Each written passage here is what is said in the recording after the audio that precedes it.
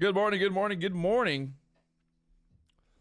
Let's go. $10. I'm already up on the day, baby. Already up $10 on the day. Might as well just go back to bed. Quickest and easiest $10 I ever made. Thank you, Garrison, for the love right there. All right, all right. Today, what do we got? Let's see. What do we got today? How's this market looking? What are you guys thinking? We going up? We going down? I want to see your ideas in the chat. I want to know. You tell me, baby. You tell me. Where are we going? We going up? We going down? What's the technical analysis that you're going to be applying to this setup here? Looking here at the 1 minute chart right now. Looks like a little bit of a trap just right there at the 37s. From the 37s down there to the 33s. Little trap, trap, trap. Little trap, trap, trap here. There shouldn't be an echo. No echoes.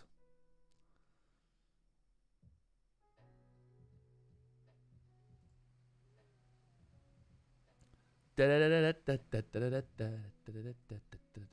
right, so we're just looking here at the morning action so far. We had a little push off of this low. We got this low from, what is that? That's the previous day low right there. Look, I'm up $20 now. I'm not trading today. I'm just gonna take my $20 and be done.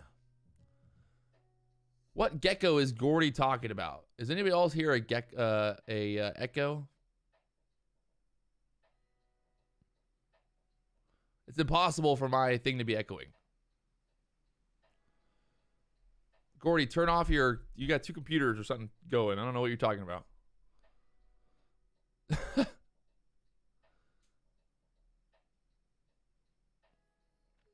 Can't. It's too early for this shit. Right now, just like I said, we're right there at that previous day low, the 32s. The overnight, we got down there to the 27s. If we're looking here, pivot point wise, we got a pivot down there at the 3,915 pivot point. We got a pivot point at the 35s here. So we zoom out, take an idea, get an idea on the bigger picture right now, what's going on. You can see right there, bouncing off that previous day low, and right now kind of trending down here on that 15-minute chart right now. We're treading lower on the 15-minute chart, testing that previous day low there. The overnight low down there at the 25s. Like I said, there's a pivot point on the ES down at the 3,915 area. On the SPY, we're below the VWAP on the ES. VWAP right now acting as a resistance there. We just got denied at the VWAP. And well, that's what we're looking at. Is this the future of my strategy, the smart money concepts? I mean, I'm still using all of it. I still got all the charts I normally use, but I'm just trying to, you know, be a little bit better, get a little bit better every day. I'm never going to stop learning, never going to stop becoming a better day trader. I mean, everyone thinks that it's like once you have one strategy, you're just never going to do anything else. I mean, my strategy stays the same. But the problem is, like we always talk about, is at the end of the day, the indicators are lagging, right? The indicators 100% are lagging the price action. So the way I look at it is, if I can figure out a way to predict the price action, figure out where the market is going before it goes, well, then I'm just that much more ahead of the curve, right? And then once I get my idea of where I think the market's going, once I get that, I can look at my indicators and be like, oh, look, the indicators also agree with me, you know? So we're trading the ES, no currencies. This is not Forex. If you guys have already hit that like button, help me out, blow up that like button. We're live on YouTube, baby. We need 500 likes here before the market opens. We got 1,100 people watching.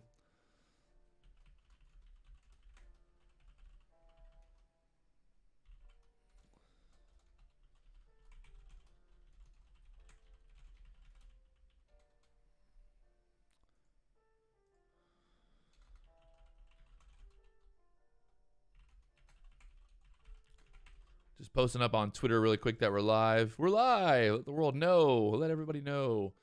So right now, like I said, we're kind of sitting here. We got that support on the 15-minute chart. We can see that support down there in the 30s right now. We got this overall downtrend to look to see if we break out of this downtrend at open. If we can kind of consolidate across that 30 area, possibly push back up. We are opening up with the gap to the downside today. The yesterday the SPY closed at that 394.70 area. Right now we're at 392.64. So about a 2-point move back to the upside to be able to fill that gap there. So there's you know, there's that to think about. The gap fill on the SPY today possible. The try to look here. Overall on the 15-minute chart, like I said, we are kind of trending lower here. If we look at go to the 5-minute now. On the 5-minute chart, got a little bit of a fair value gap showing up there. Also a bit of a fair value gap right there from the 37s to the 35s right now, sitting inside there, but we got this little implied fair value gap coming across right there as well. So we'll kind of see how this plays out at open. Give the market a little bit of time to open up here, and we'll see if we got any numbers today. Not really any numbers today. We got some Fed members speaking later on today, but not till like way later in the day. So not much going on to get a natural gas number coming out at 10:30, but I wouldn't really worry about that. Natural gas has just been getting murdered lately. But in general, it's nice to not have anybody. We don't have like numbers at 9:45, numbers at 10 o'clock, numbers at 11. There's not really anything going on today in terms of numbers. We had the numbers this morning, the initial job claims this morning already. So looks like we can just relax today. And then tomorrow we got a lot of numbers coming out. 10 a.m. tomorrow, a bunch of numbers with the manufacturing PMI numbers still. Didn't we just have those come out? Non-manufacturing PMI numbers. Services PMI coming out tomorrow morning. These PMI, WEMI, DMI, GMI numbers, always some kind of number coming out somewhere. Right now, just kind of, like I said, waiting and watching for the market to open up here. The overall 1-minute chart also kind of putting in that lower high. So thinking we'll test that 32 area again here at open. You can see the overall downtrend right now. If we're going to start to push back up, it's kind of getting tighter and tighter with that support there from yesterday, that previous day low. So we'll have to just kind of sit back here, wait and watch for the right moment, the right opportunity. Trading is all about waiting, my friends. People think that trading is all about trading, but trading is actually all about waiting. It's crazy to think. I know. Who would have thought? Patrick, why do you talk this crazy talk? You tell lies. You tell lies. I thought trading was just all about getting rich. Getting rich, baby.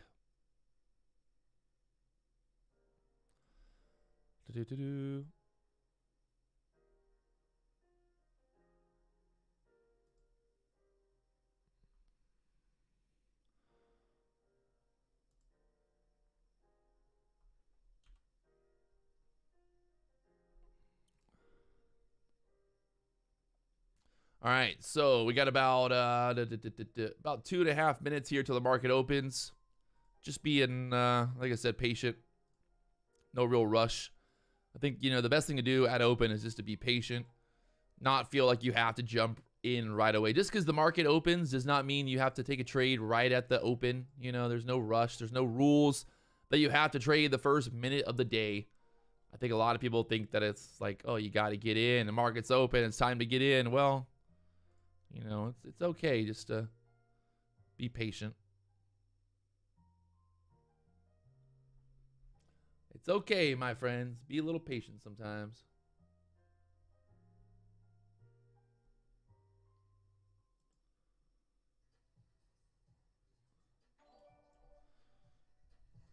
New subscriber, let's go. If you guys haven't already hit that like button, help me out. Blow up that like button. It's free to like. Free to like. Got 300 likes. We only need, what, 200 more. Come on. If you guys like, if you like it now, you don't have to like it later. Think about that, right? Oh, whew, blow your mind. Just blew your mind with that idea. What? If I like the stream now, I don't have to like it later. Wow. Right now, we got the point of control there at the 33s on the book map right now. I'm not sure how accurate that is, to be honest, but you can see there's support down there at the 30s going into open here. We got liquidity at the 38, liquidity at the 40 level, 38, 40 level, liquidity down here at the 30s right now. Liquidity sitting down there. So we're looking for 500 likes here before the market opens. Like, we're almost there, baby. We're almost there. You can't see the number of likes, really? Well, that would explain why it doesn't work then. There we go.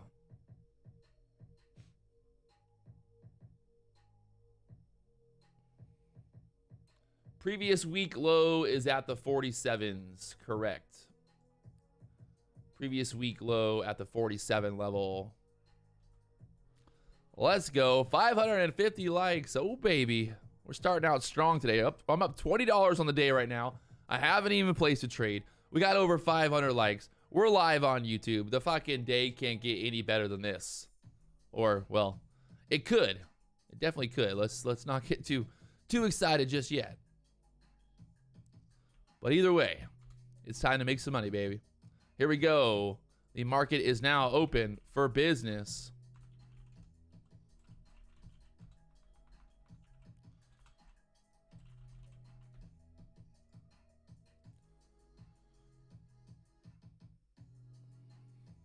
Right now, sitting here at the 30s.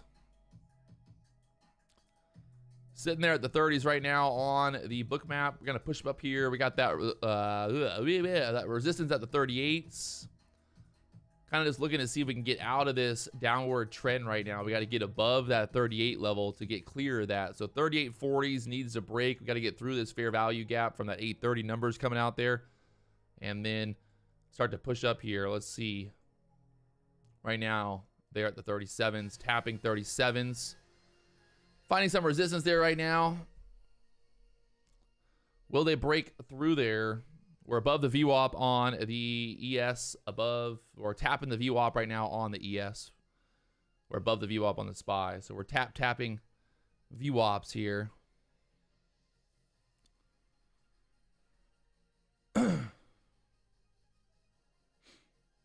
We're tapping the VWAP here.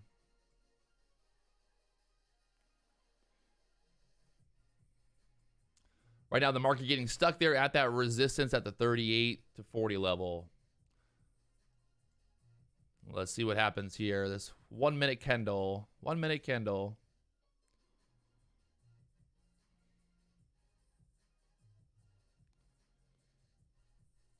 Right now, VWAP acting as a resistance here.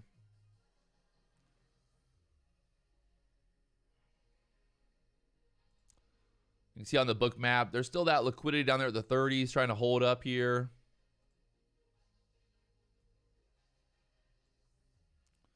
Let's see what they're going to do. They're going to try to hold this 30 level, possibly get that push back up. They put in a kind of a lower or a higher low kind of there on that 1 minute candle. So we should try to get a push back up here.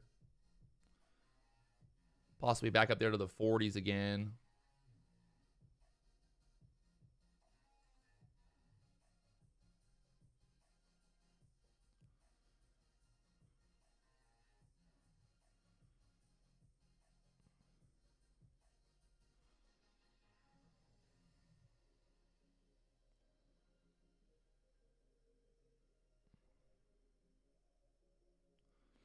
So it looks like we're going to test those lows down there again at the 30s. My 32 area still holding right now. Not going to test it all the way, but got 33 touch. Still holding right here at the 35s. Thinking that if it keeps holding here at 35s, we break over 40s, test that, possibly that weekly low, that 47 level next. Getting tighter and tighter right here at that resistance. So we're going to get a move here either way.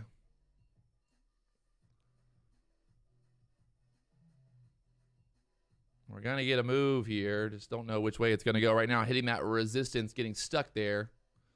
And once again, testing 37, 38s. Push it up.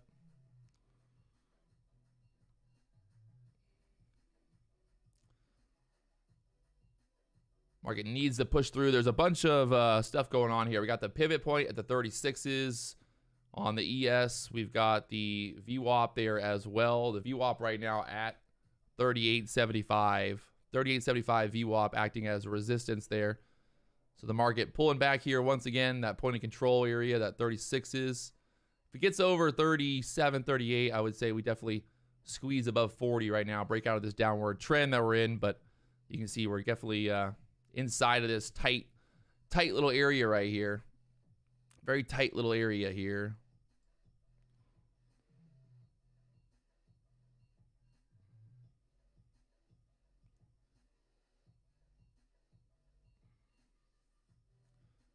And trying to push up here through this resistance there, 37s again.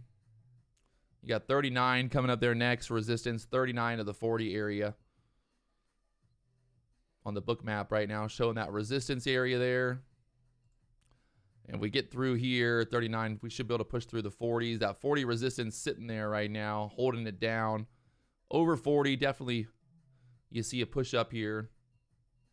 You got that next previous week low at the 47s, so this should squeeze through here. Let's see. Trying to push through the 40s, hit 39.50 so far. We broke out of this downward trend.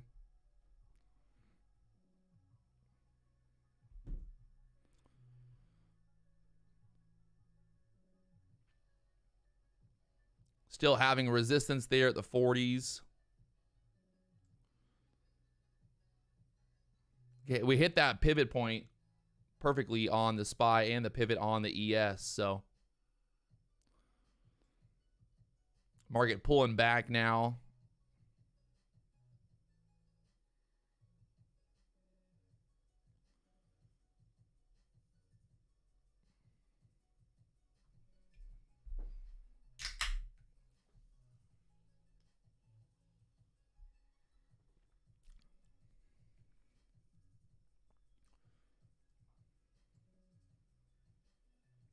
And selling down here again to that low of day at the 30s. We got that support there at the 32s. Will 32s hold here?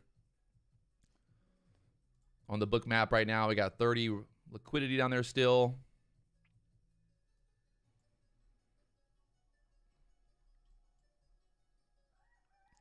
The roosters are crowing. Right now, bouncing off of the previous day low area again. They're at the 32s. Looking a little hard to read right there, Patrick.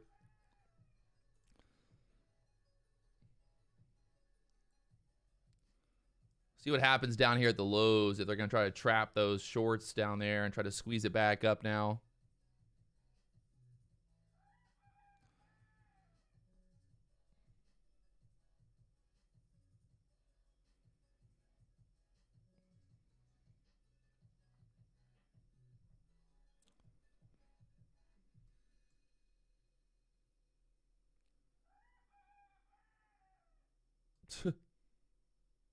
The roosters are crowing. Market just not having the power to get through that VWAP area, so pulling back right now again down to that previous day low at the 32 area.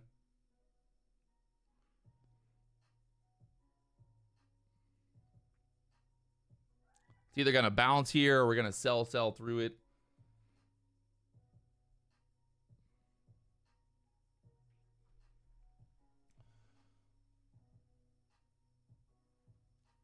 Ugh.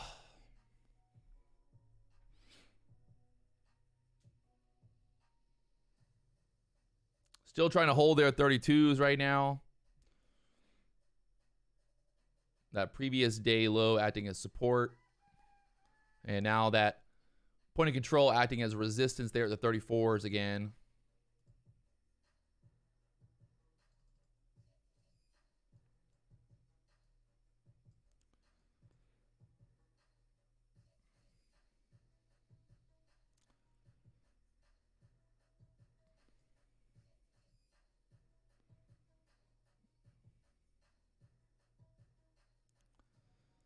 I think if we sell through previous day low, there's not much really going on in terms of support down there. So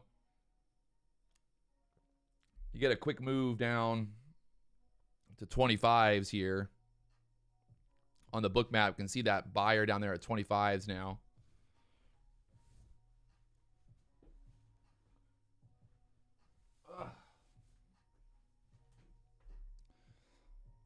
Can we get all the way down there through the 30s? 31's getting touched. So I think we see that low area 30s down there.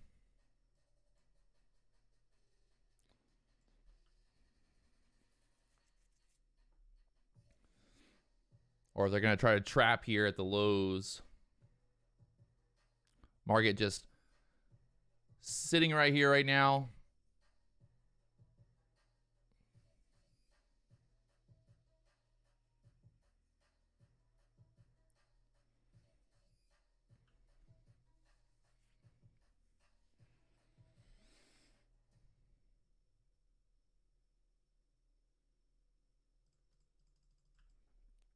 Looks like they try to hold up there at the lows now.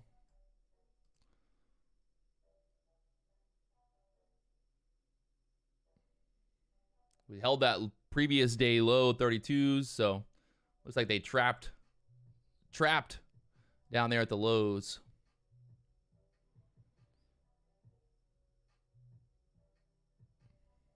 No position right now, still just waiting.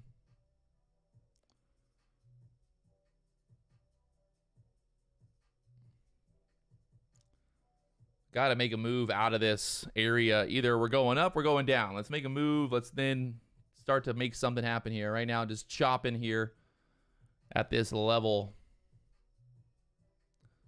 Can't push up, can't go down.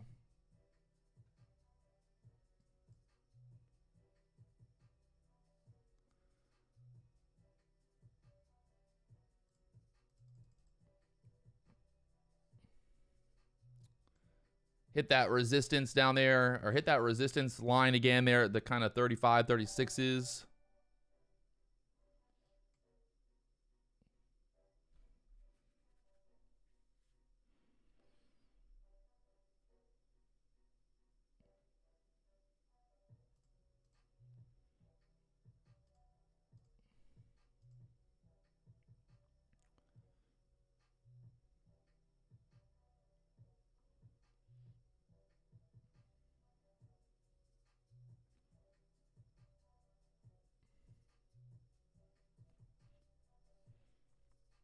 We get this break out of this downward trend, I would, you know, do something here. But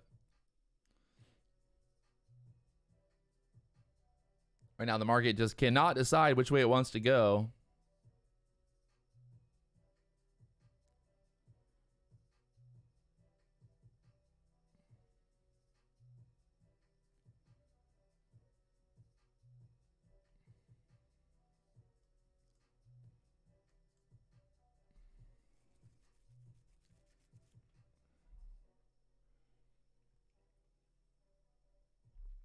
And once again, pushing up there to the VWAP area. The VWAP right now at that 38s. Got to get above that VWAP there, 38 level.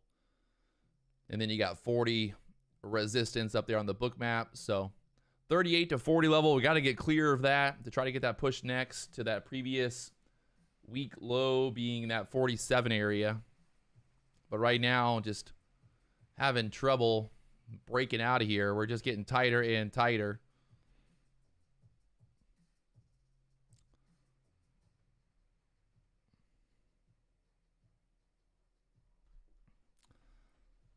The SPY obviously opening up with a gap down today, so there's always that possibility of a gap fill, but right now the market just can't decide which way it wants to go, so we're just being patient, waiting and watching.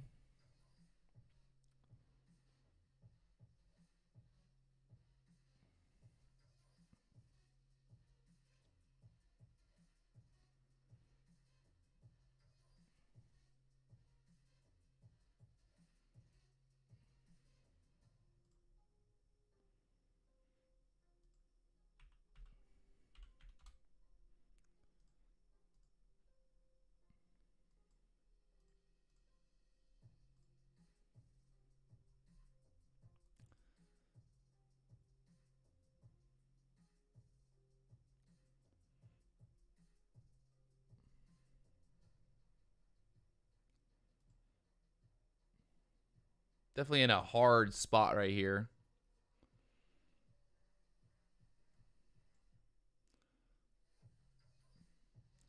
Bunch of liquidity, bunch of just support down here at the 30s right now, holding up that previous day low area. VWAP keeps acting as resistance on the ES here.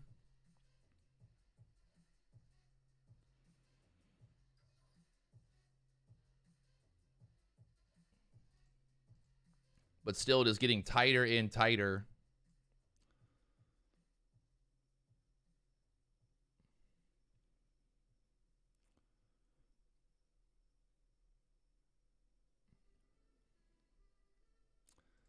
Chop Chop City. If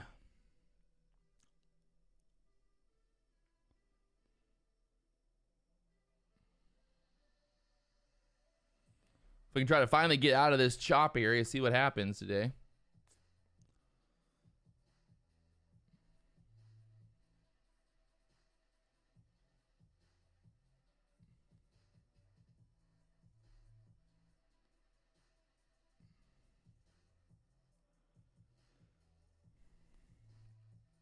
Kind of look like it wants to squeeze. It keeps doing this. Once again, trying to push up there, but just kind of getting denied at that trend line. We just keep getting denied over and over at that fucking trend line right now. So market's just stuck here.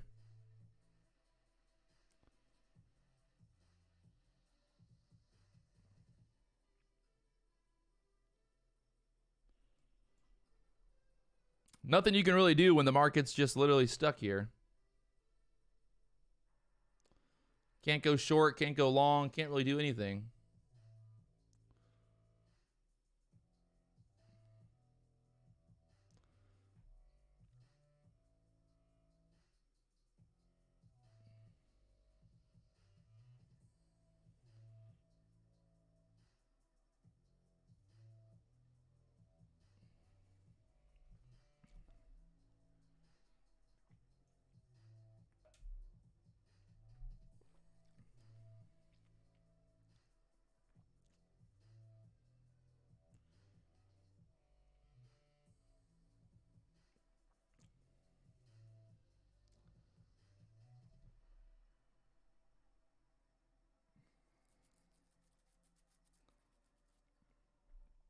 Once again, trying to push up there, test that VWAP level. We got the VWAP at the 38s right now. VWAP 38s.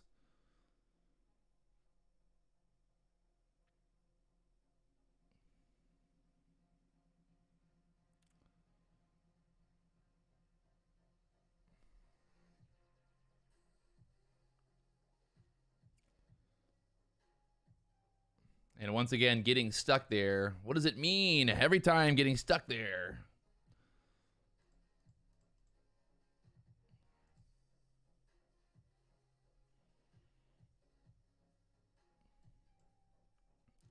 Do we finally get this to sell down now? That 32 area, get that breakthrough 32, go to the 25s.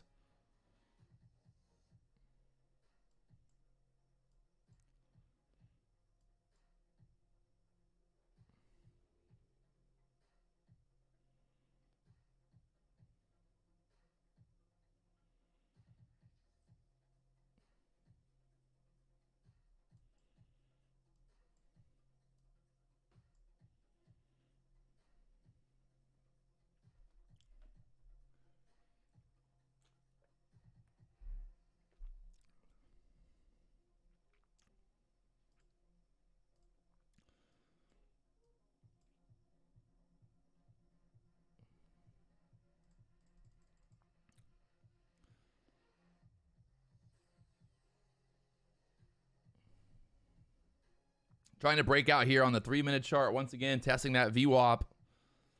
Will she squeeze over 40s here?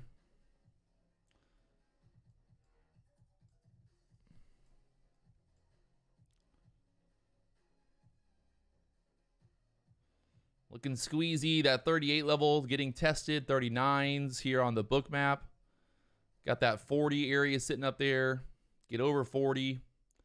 There's a pivot right there. 36 is the pivot on the ES. That next pivot's all the way up at 63 on the ES here.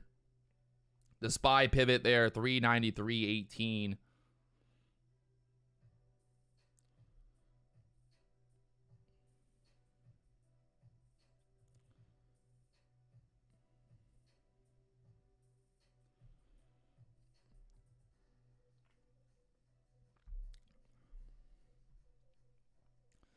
And the market just stuck here right now.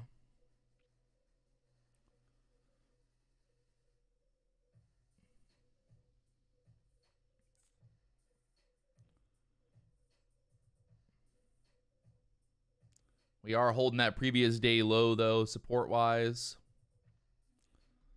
But just can't seem to get out of here. We're pretty much got that resistance from that downtrend. We got that pivot point. We got the VWAP, 37, 38 area once again at that VWAP. Got to get above 40s here to break out. That 40 area just holding us down right now.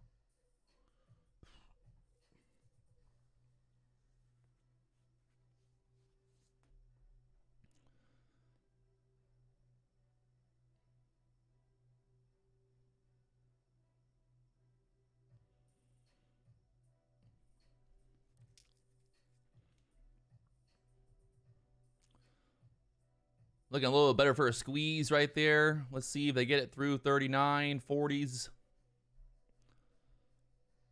Needs to squeeze right here, right now. We don't want to get tested that 40 area and not break through it once again. And then you got that move possible up there, the 46s, 48s.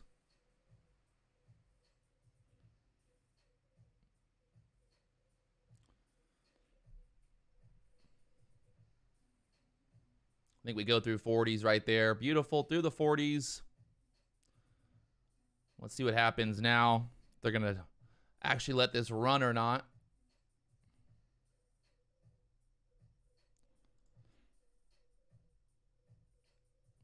Finally breaking out of that 40 area above the VWAP. Again, they keep pushing it. Oh, yeah, baby. They're going to keep pushing it here.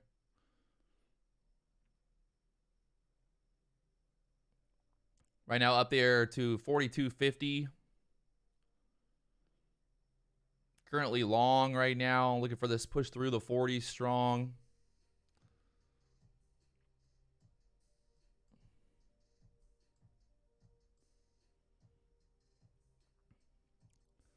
I like that idea of kind of pushing up there to the 47s, that previous week low area through here now.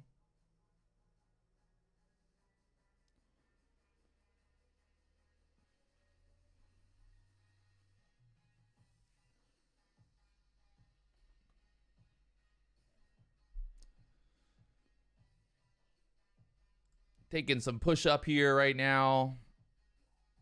Looking for more through the 44s. Got long at the 36.75 area. I'll kind of talk about why I did that here in a second. But right now, looking for this push up there, 44s. And then I got my another target up there, 46s.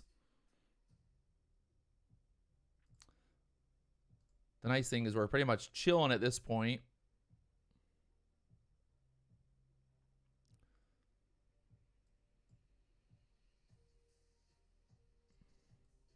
Keeping my stops there, 37 area, just to guarantee we don't lose on this trade, but we want to see if we can keep pushing through the 40s here after all that consolidation.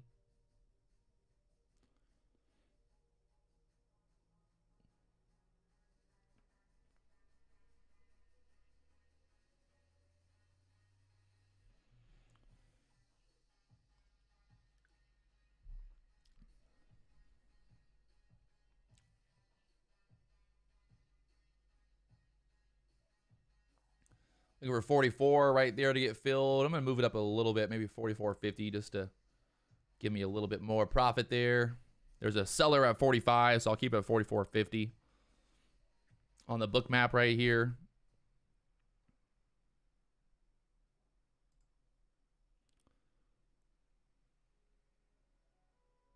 Can we go 44.50s here?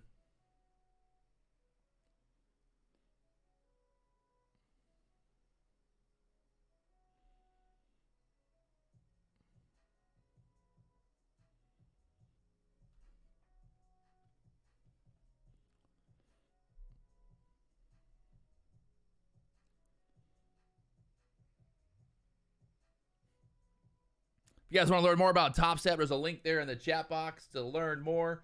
We got 2,000 people watching. Let's go.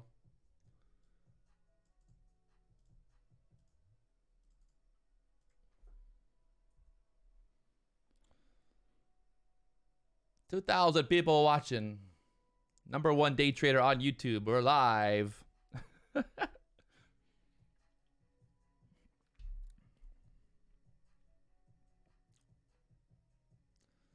Need to get this push, baby. Come on. Give me all the way to the 44s. I'm going to keep my one stop right below the 40s there.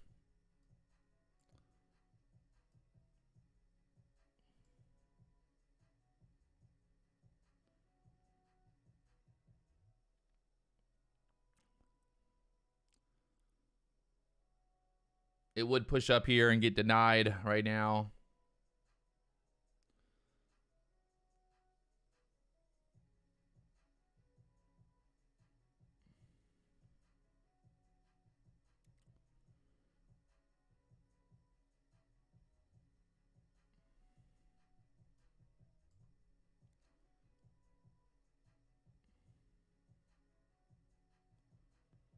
Might get stopped out here at the 40s. Guarantee I'll at least lock in 350 on that trade for those last two contracts. But leaving them on there just in case this wants to pop a little higher first.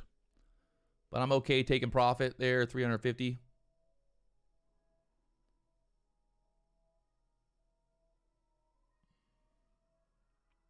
And 40, getting stopped out there. Well, let's reevaluate here now.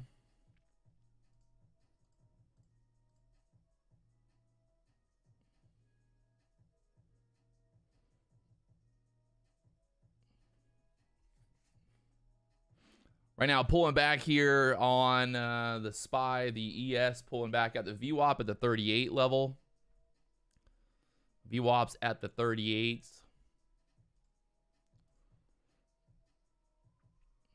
We broke out here on the 15-minute chart, but running into that resistance there right now.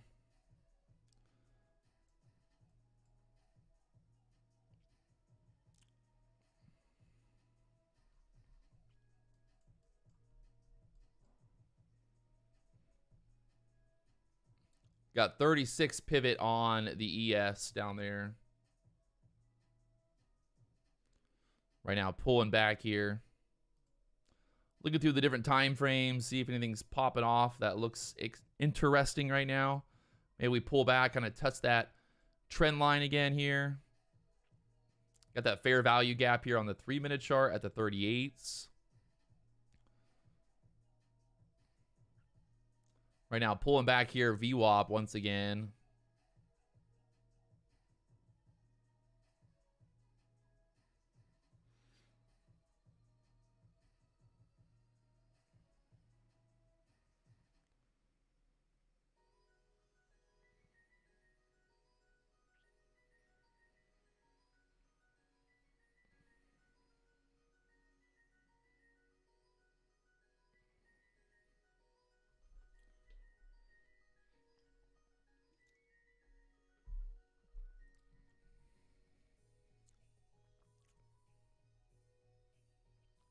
Right now, dumping here. Wow. Pulling a lot of that liquidity away. Not much going on liquidity. Look at all that liquidity just got pulled away. Almost like there's news or something here.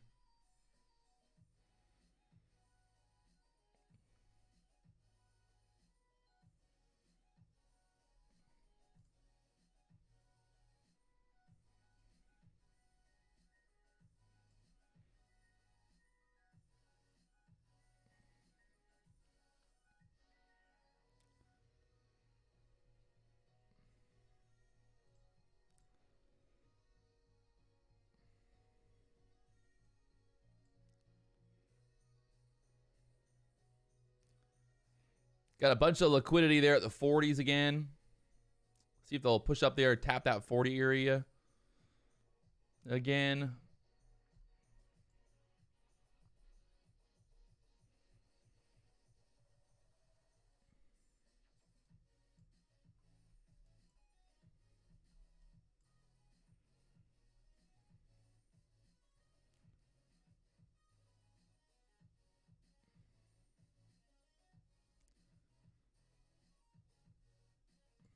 There's that push back up to the 40s.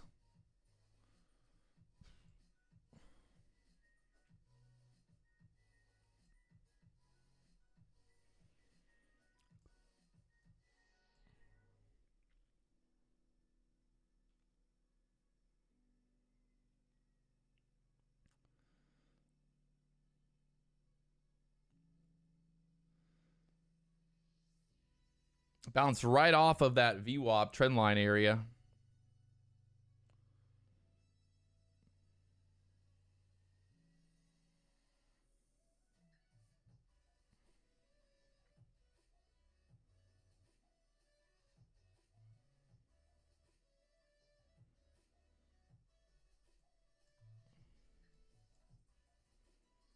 See what happens here at the 40s now, if we're going to be able to get through that 40 area again.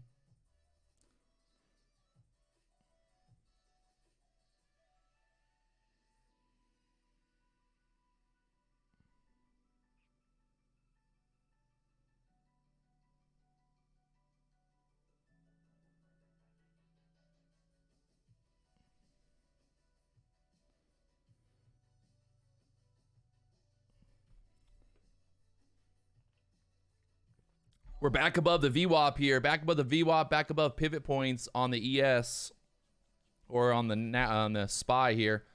Right up there with the 42s. Beautiful move right now.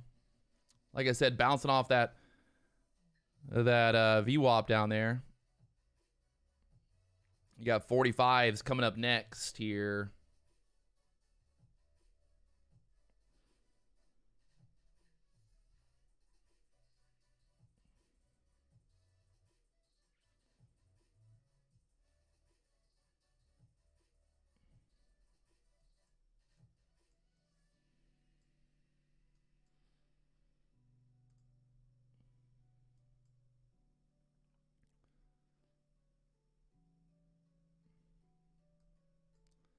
And ripping back up here, wowzers. Going off the chart right now. We got that previous day low there at the 47s.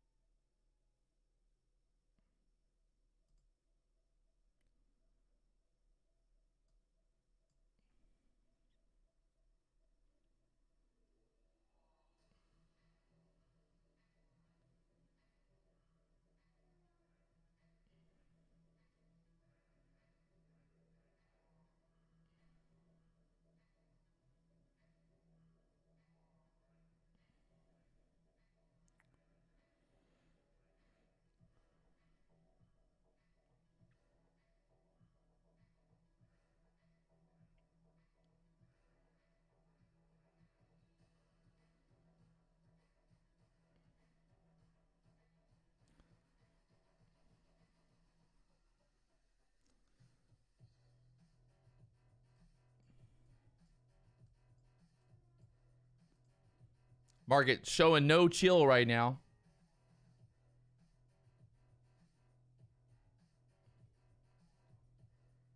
The SPY wanting that gap fill here. The SPY going straight up right now.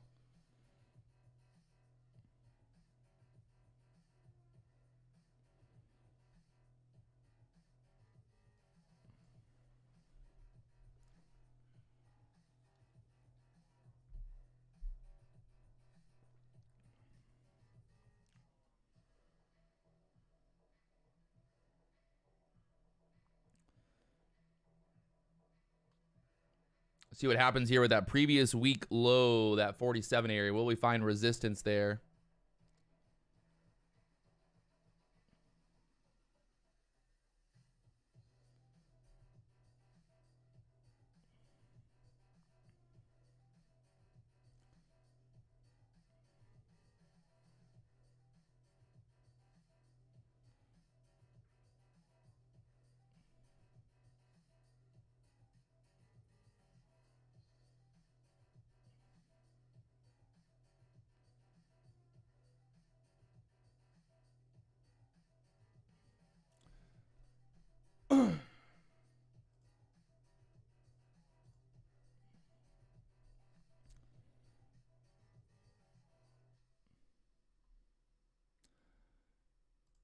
Market's got some liquidity there at the 48, right there at that previous week low. They're trying to hold it down now, so let's see what happens here. We start turning back down after hitting that previous week low, that 48 level. Get the turn down for what?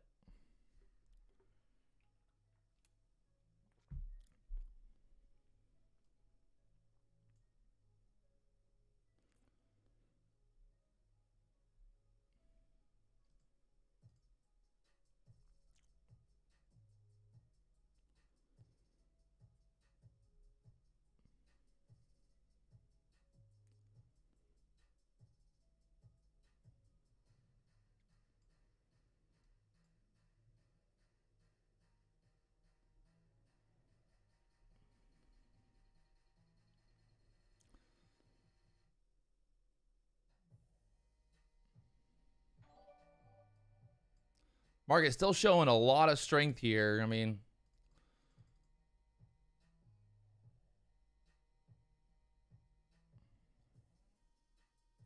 that gap fill on the SPY, very, very likely now. Get over that 50 level next, and then you got to push up there 56, 57s quickly.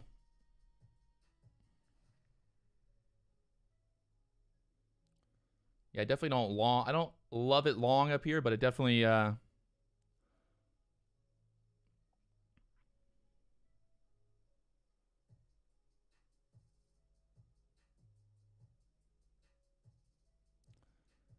has potential to keep squeezing, get that gap fill all the way. You're thinking 395 level for that gap fill on the SPY here.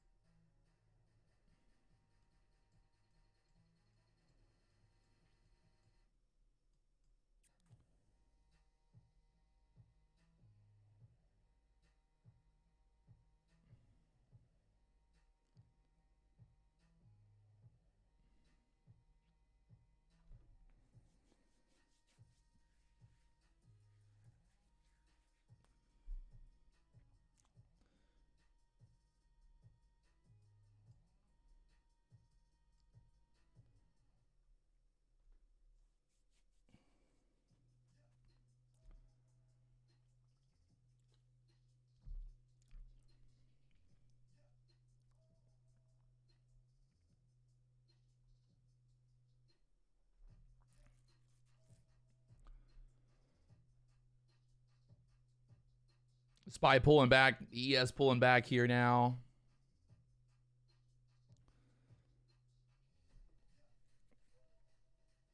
See if they'll take this back down there to the 40s again.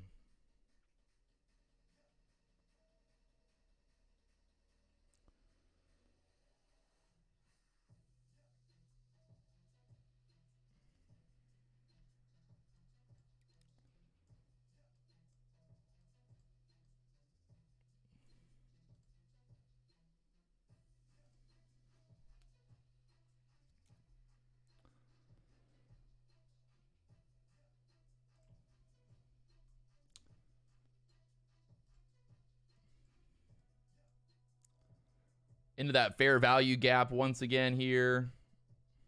That low, that fair value gap's 41.75.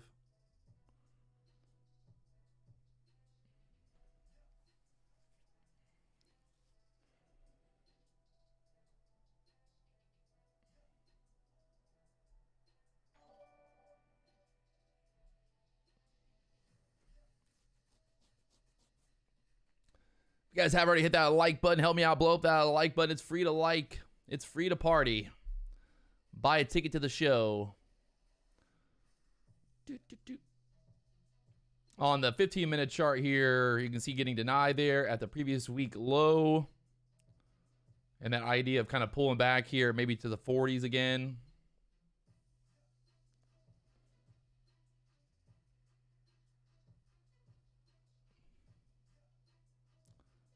Obviously, that previous day low down there at the 32s.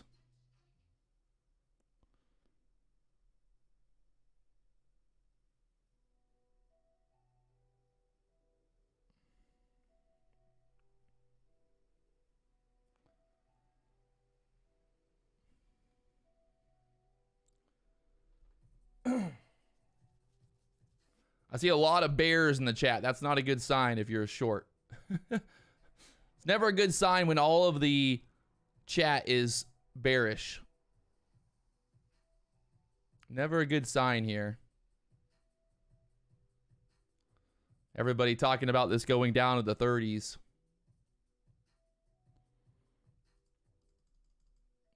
If everyone thinks the market's going to 30s, we're going to 50s. The chat is never wrong. There's a reason that 90% of day traders lose money.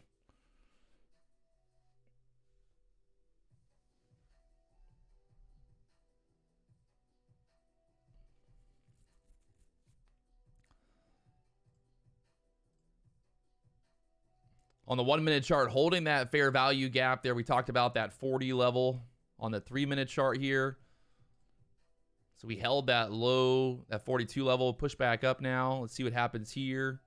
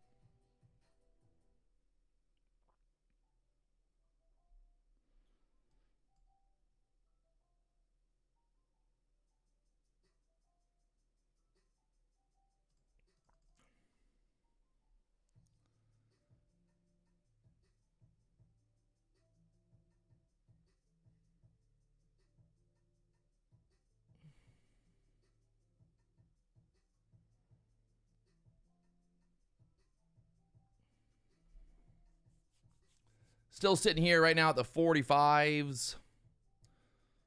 Will they be able to push up through here next on the 3-minute chart? Getting tighter and tighter at that 47 level. We push through the 47s. I think definitely push up there quickly to the 55s. Got to get above 50s, obviously.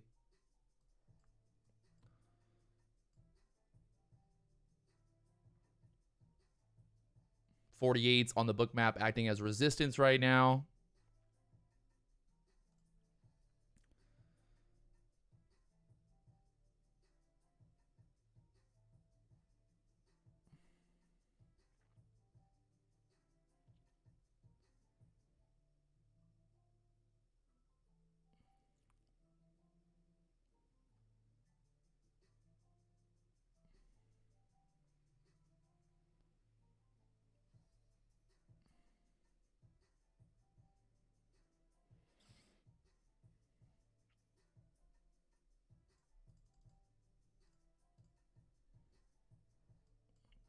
And once again, getting stuck there at the 47s. So now we just chop there.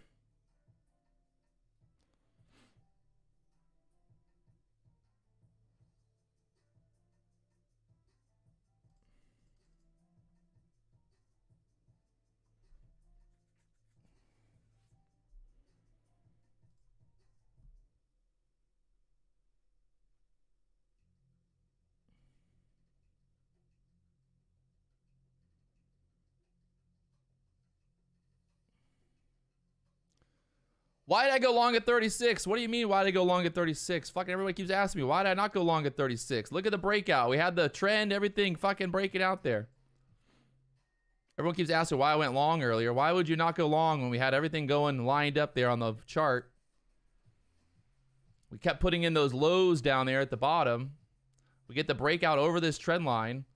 Right there, 36 pullback. There you go. Sorry.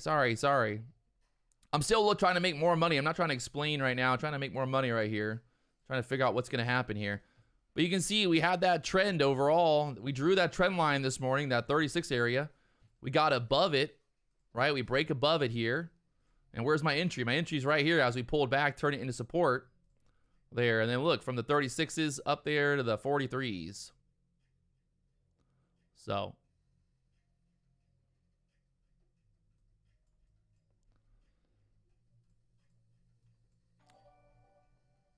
I don't know what to say. I saw some other people in the chat said they took the same trade as me, so I think great minds think alike. I don't know.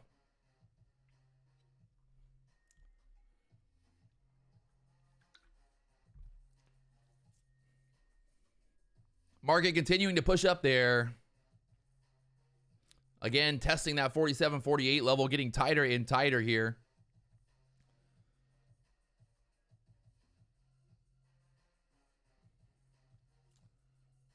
I mean, that VWAP, this VWAP pullback right here on this push right here on the, let's get rid of this for a second.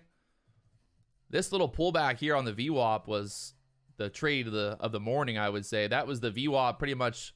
The VWAP was right here, and you had that pullback. I mean, that was pretty much the trade of the morning in terms of overall risk to reward from the 36s up there to the 46, 47 levels. So again, that VWAP, you know, you got to keep an eye on that VWAP, my friends. Keep an eye on that VWAP here.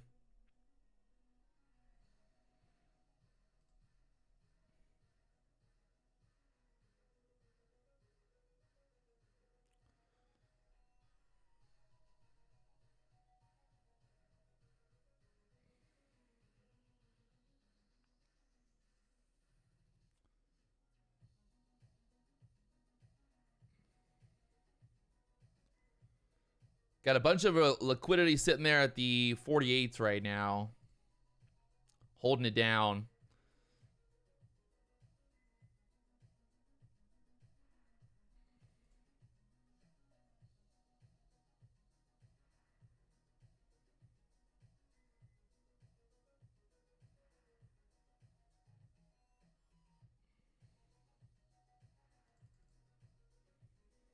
I think we can just eat right through that 47 here. and then try to push up there. Took out that 47, 48 seller for a second.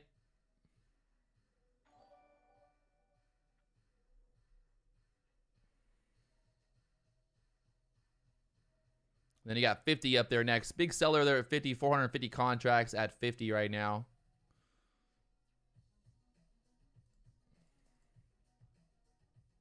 Overall market just having trouble getting above that resistance there.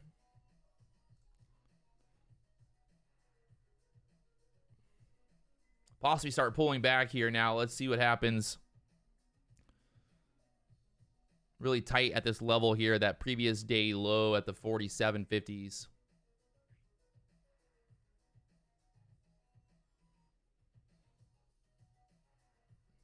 Got the VWAP there at the 38s. VWAP at the 38s now.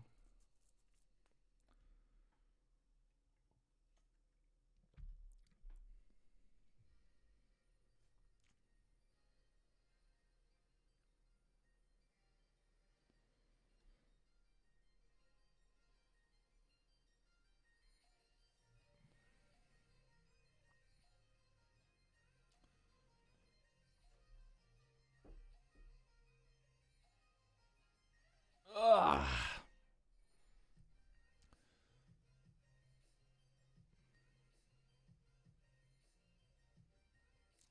Market just cannot decide which way it wants to go. Once again, just chopping around. We've went sideways here at this level for the last fucking 15 minutes now.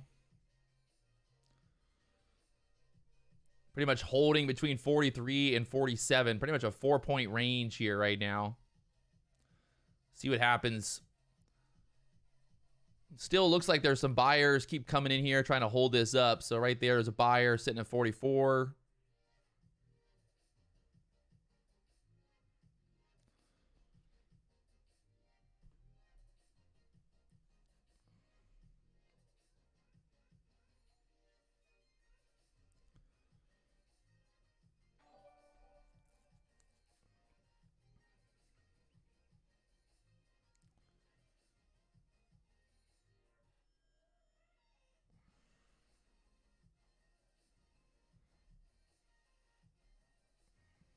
Market pulling back here. 42s again.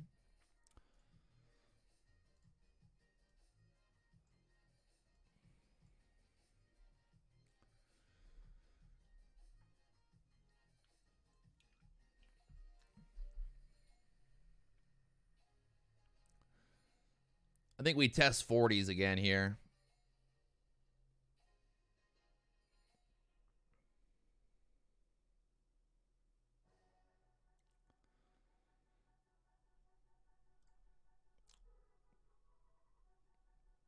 $41.75 so far.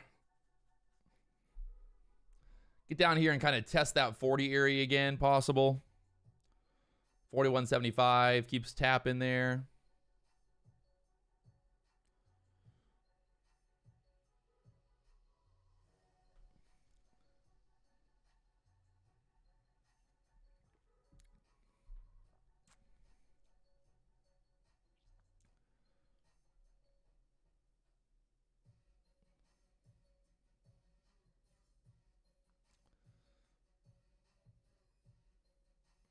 Buyer coming in there. Big buyer just came in at 43. Massive buyer on the book map just popped up. 43s. They're holding it up there. Look at the book map here. He got sold into. That was a big buyer there. 392 contracts. He gone.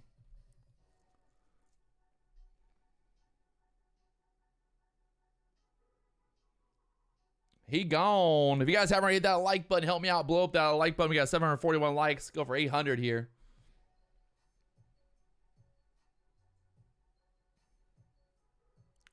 Like I said, testing that 40 area here again.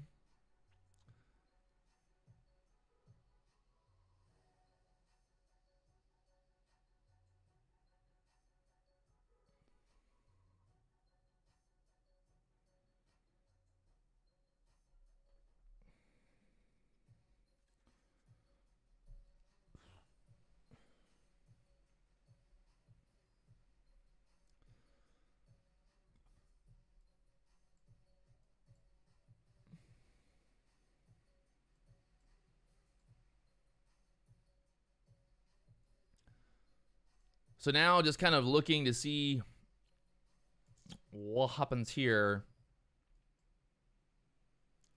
If we can get this to kind of do some traps on the way down, give us a short entry right now, just dumping. Oh gosh, through the 36s now. She's dumping.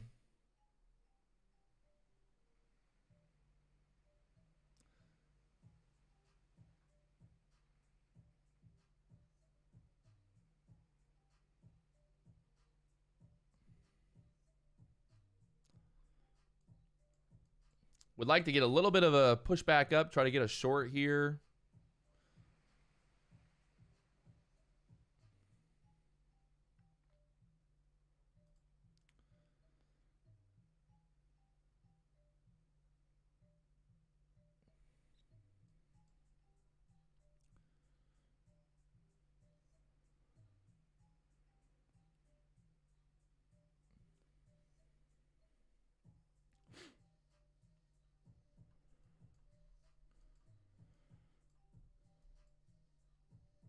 We can turn that 40 area into resistance. We got the VWAP right now, 39 VWAP area. We're sitting right there at the VWAP again. Remember earlier, this turned into support.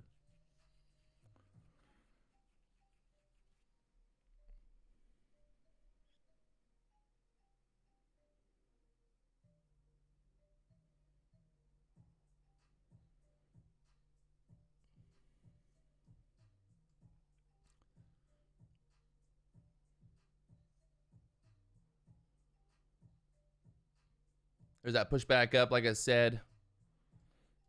Bouncing off the VWAP now.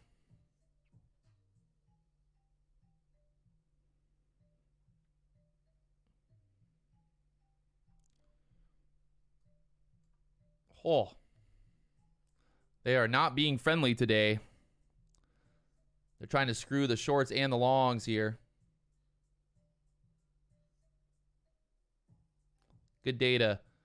Get chopped up here. That VWAP acting as support. That fucking VWAP just popped it right back up there off the 38s, like I said.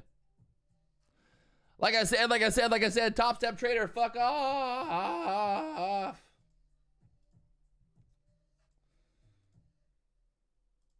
I can't even ban the guy right now because of my computer's too slow to ban. Fuck. I don't even mean to say it. I just think it happens. I just say it sometimes.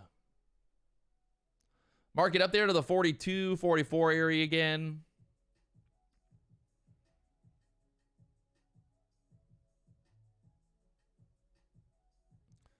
What do you mean I'm just taking guesses? God fucking damn it.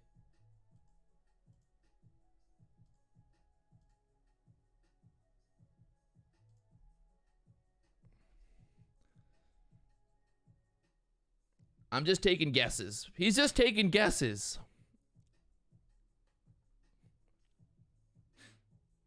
Sounds good, bro. Keep living in your fucking fantasy world.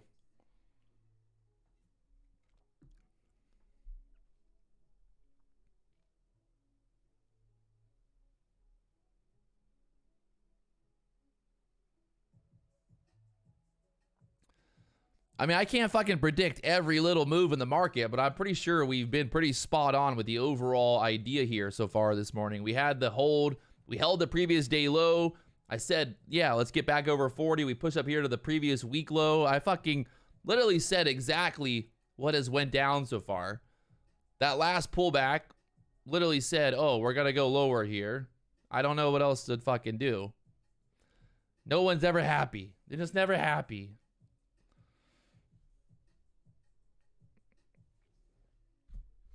Would you rather me just sit here and not even talk? Would that be better for you? I'll do that. I'll just sit here and just fucking stare at the chart.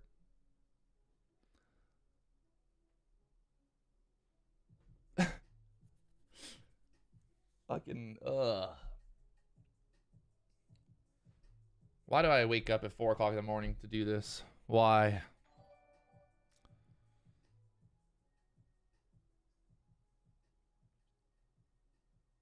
Why do I wake up in the morning to do this? There's that pop back up we talked about off of the VWAP from the 38s back up there to the 43s. Can we continue to sell through now? We got that VWAP at the 39.50 level right there, holding up support right now. Kind of putting in a little bit of a higher low here.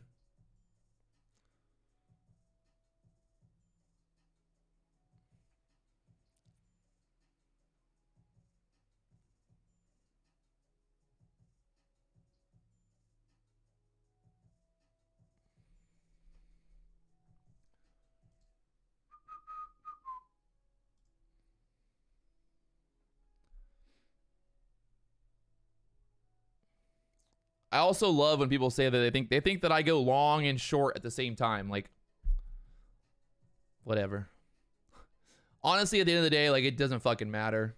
Like,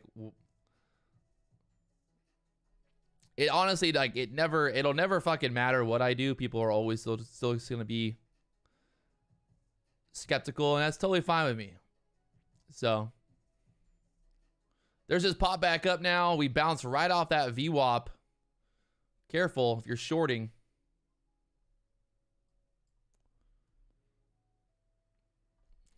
Market just moved out all that liquidity here. Up there to the 50s, so.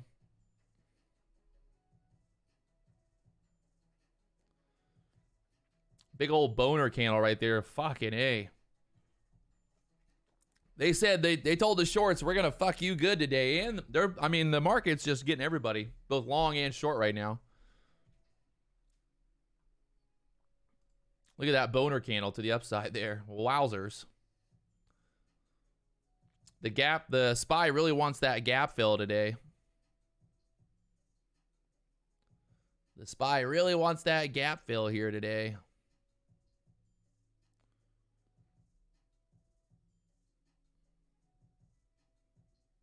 Got to get above 50 next.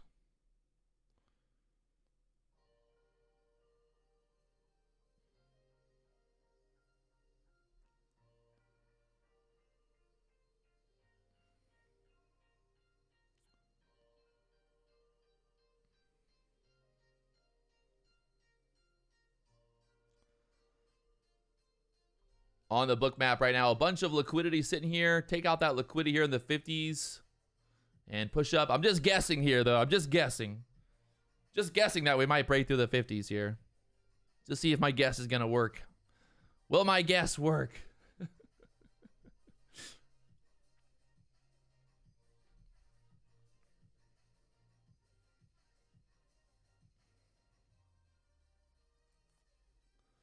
Hold on. Let me get short and long at the same time here. Just hold on a second. Don't go yet, market. I need to get short first and long at the same time here. Hold on.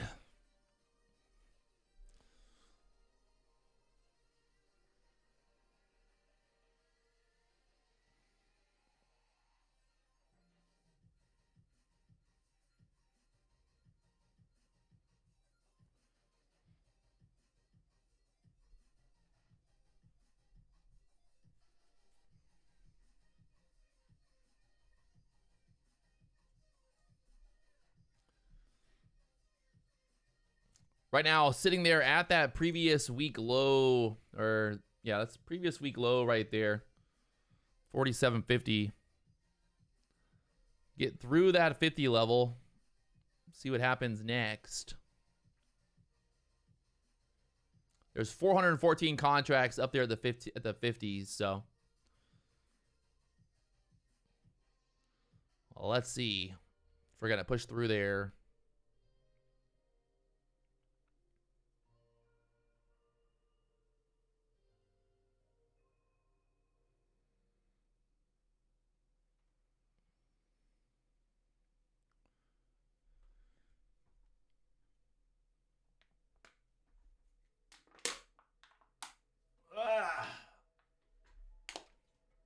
Just crushing the cans over here. Energy drinks, baby. Yeah. Energy.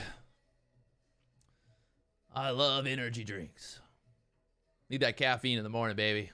Get pumped up. Pumped up to deal with all the trolls. I got to get pumped up to get fucking ready for the day here. It's hard. It's a hard life, but someone's got to do it. Market right now pulling back here 45, 46s.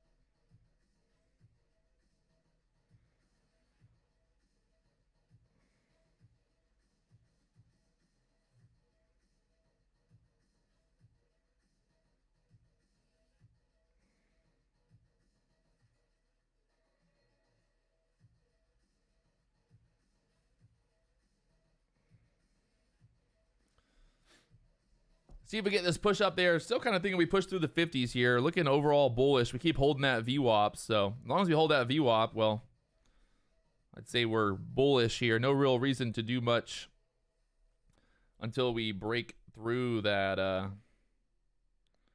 that area there.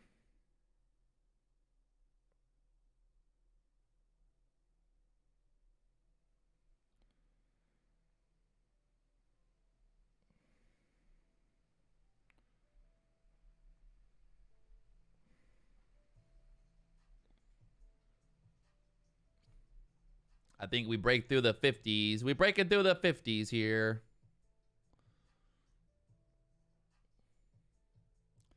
Just got one contract long from the 43s. See if we get this break through the 50s. There we go. Getting filled. 51s. Hold on a second. I gotta change the screen back to my other account where I was short just there. Oh, hold on.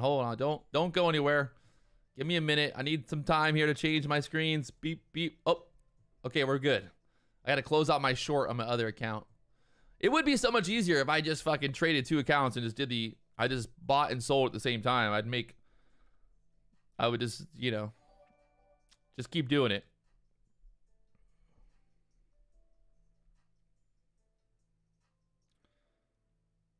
Just need to keep doing it.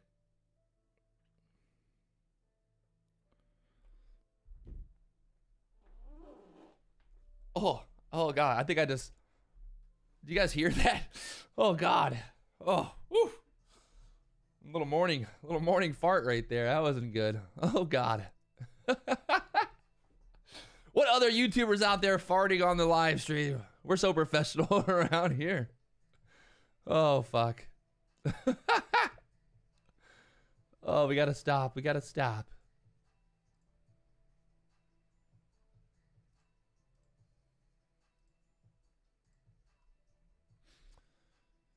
Whew.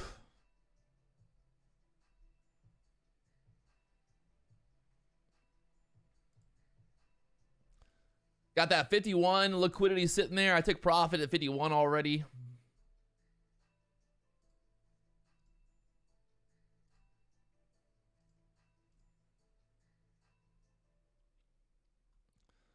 The fuck do I get to the thing? Get to the thing. How do I get to the thing here? Trying to figure out. I'm trying to set up the new quant tower with Topstep. So right now, there's a new platform with Topstep called Quant Tower. They got a 25% discount going on right now. If you want to sign up, the discount code there in the chat, Quant Tower 25. The market just kind of going sideways right now, so I'm just kind of trying to figure out how the fuck do I open this up. Quant Tower. Anybody? How do I get the Quant Tower platform? The fuck? What kind of scam is this? Do I have to go to the website to download it? I can't find it on the website.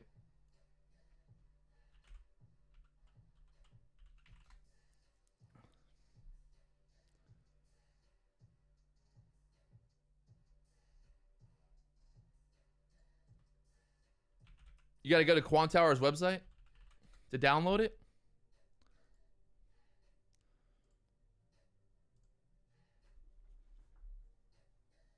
I wonder if I can install it while I'm live streaming right now.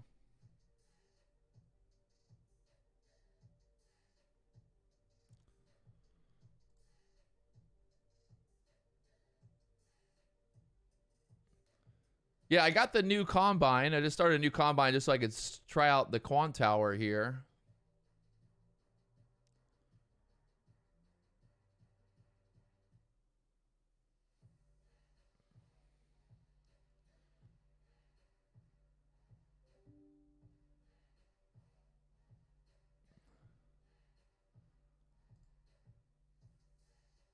Oh, this is going to be bad. Downloading all this stuff right here.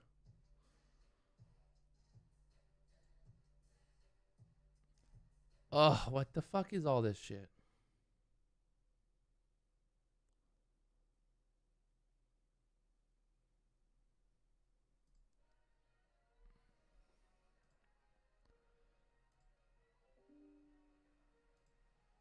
Probably shouldn't be installing a new platform during a live stream, but hey, let's do something fun, you know? Let's live on the edge, baby.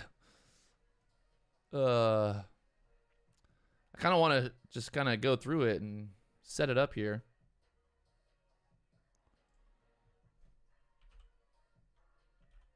I have actually used Quantower in the past when I was trading through Infinity. Infinity Brokers has a very similar platform.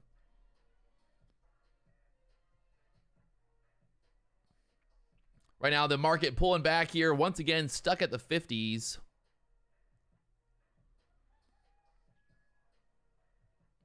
Dude, what the fuck?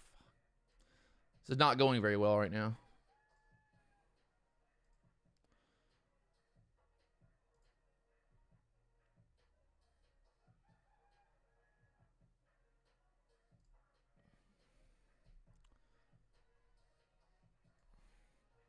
It's not going very well right now.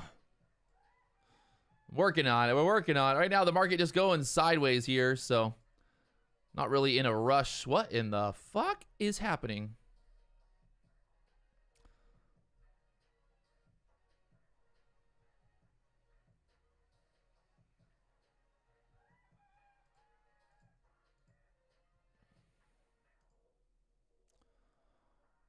Quantower.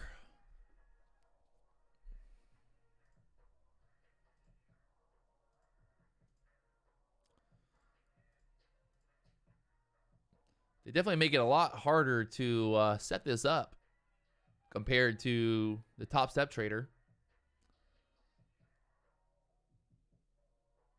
I swear, I'm still trading. I'm still just waiting to see.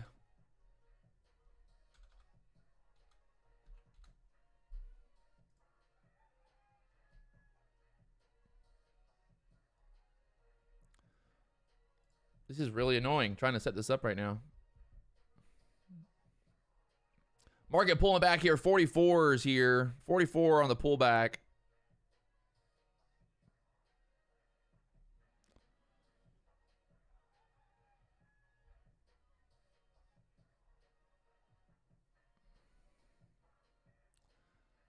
All right, I'm trying to log into Quantower here. Trying to log in here. Let me see if I can do it.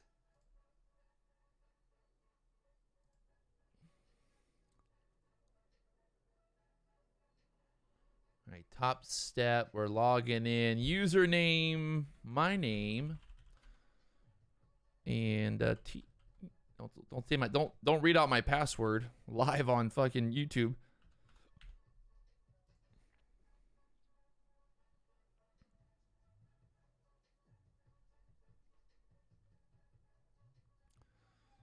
All right, we're connected. I think we're live now. I think we can finally maybe do something here.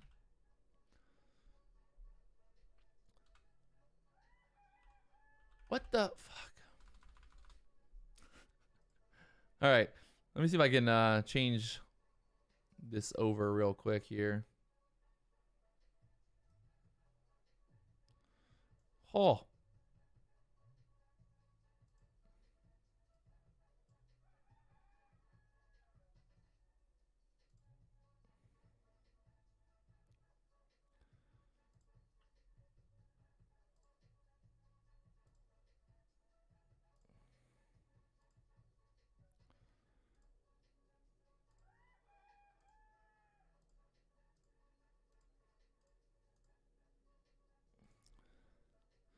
You guys see that now?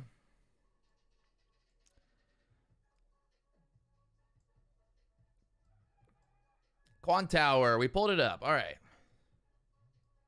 Oh, God.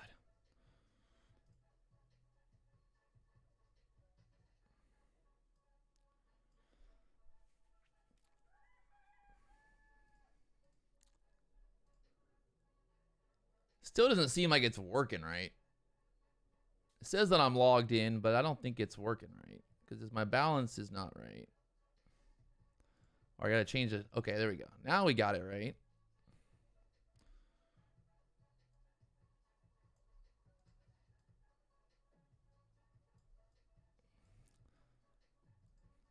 Almost like got like a little book map feature down there. Looking very much like book map. This is actually the NASDAQ here. I need to pull up the ES. Why can't I not pull up the... What the fuck is... I keep... All right.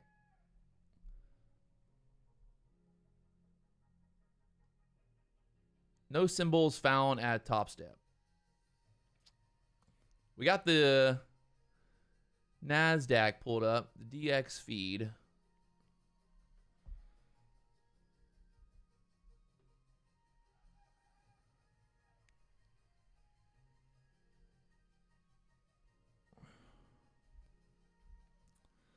How do I get the fucking ES pulled up?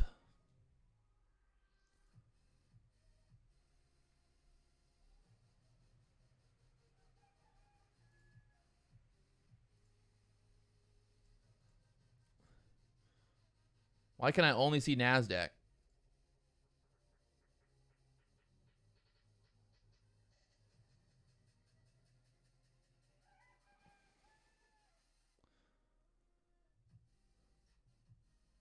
In the search bar. I'm searching in the bar. You guys probably can't see it, but I'm searching. I type in ES. It says no symbols found. The fuck? We gotta get rid of all this shit. We don't need any of this shit.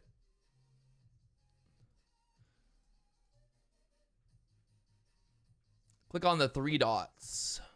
I'm clicking on the 3 dots. What's 3 dots?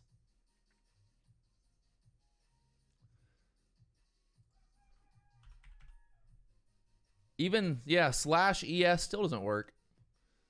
Oh, this platform is just really doing a great job right now. How do you get rid of the fucking...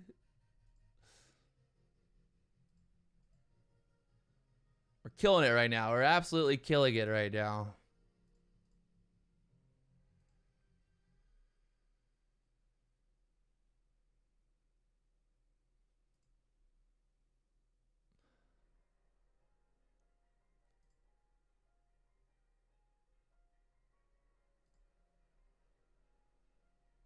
It says I'm connected to the Topstep feed.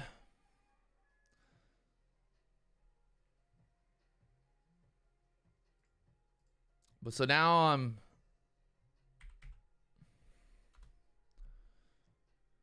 Oh, this is fun.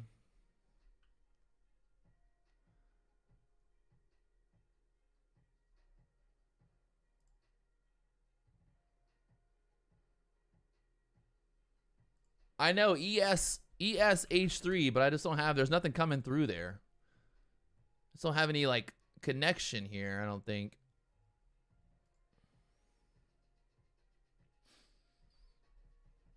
Well, I'll have to do this another time, I guess, because this is not working right now. I thought I could just do this live on YouTube, but probably not the best idea. Like, do I need to be connected to the DX feed or what?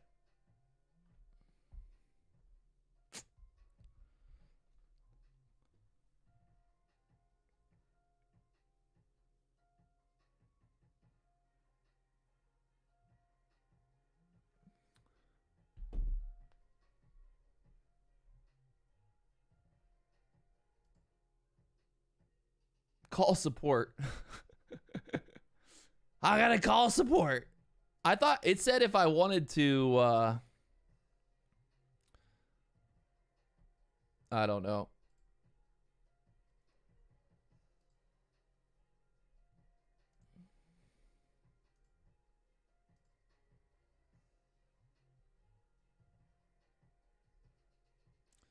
I mean, I'm not going to trade this right now either way, so I'm totally waiting. I mean, the market's literally just going sideways. Like, what am I going to do? So anybody who's worried about what I'm going to do, I mean, there's just nothing to do right now. I mean, look at this. This is the 1 minute chart. I'm just staying out of it. I don't really feel like there's any reason to take a trade here. So just being patient. I don't really have any reason to take a trade right now.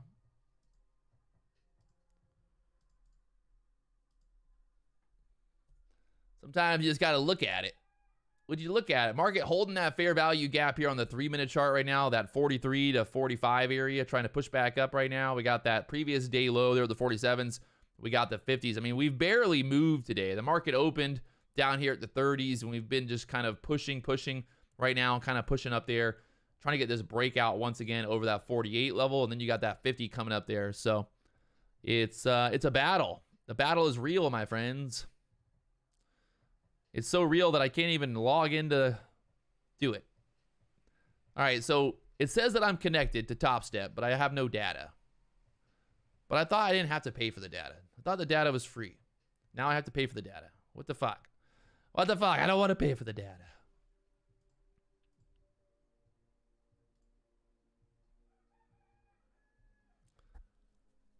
Yeah, it says top of the book level 1 is free. Problem is I can't log into the Rhythmic. I need to log into Rhythmic, but I don't have any Rhythmic info. Is the Rhythmic info the same as my Topstep info?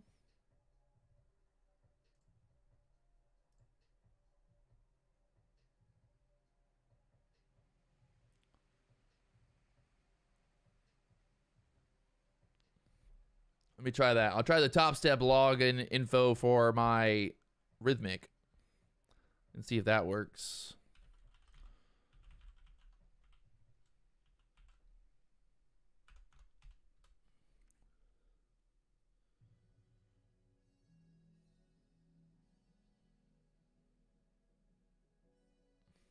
Yeah, it doesn't work.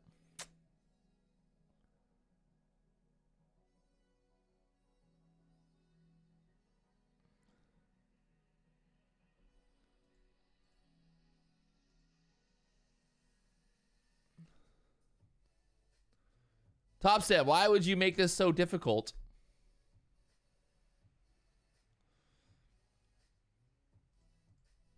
Why would you make this so difficult, Topstep? Why?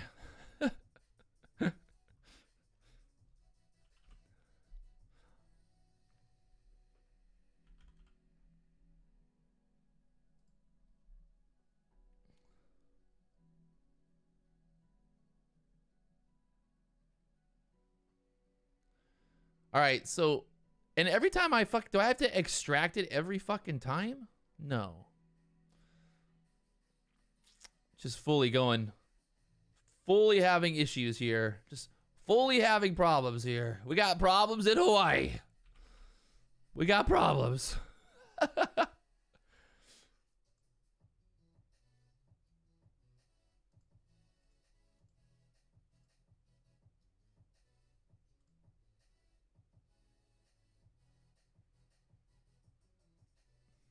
Market pushing back up there to the 47s right now. Like I said, just kind of waiting for something to actually happen here. We're barely moving right now, so I don't really have any interest to take any trades or do anything crazy. So let's just be patient. Are there any EVs on the island, electric vehicles? I mean, it is Hawaii. I mean, we're not like fucking living in Stone Age. All right, so my platform's pulled up here again. I pulled up the platform. Pull up the platform here. And what the fuck?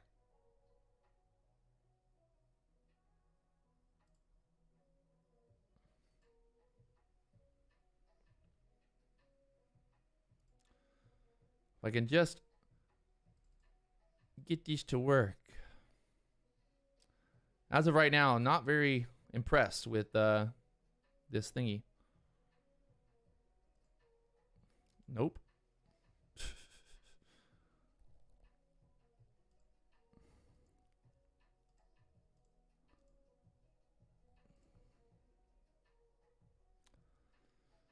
All right, we got it pulled back up there now.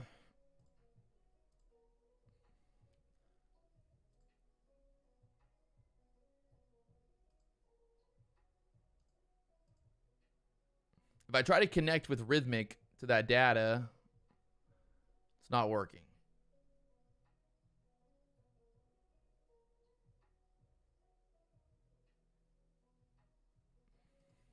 If I connect to Topstep, it works, but if I connect to Rhythmic, it doesn't work. Need to enable add-ons before connecting our trader to Rhythmic. How do I fucking enable add-ons?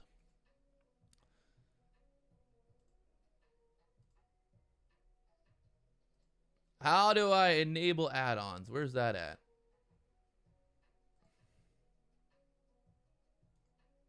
Market pushing up there through the 50s now, squeezing up here.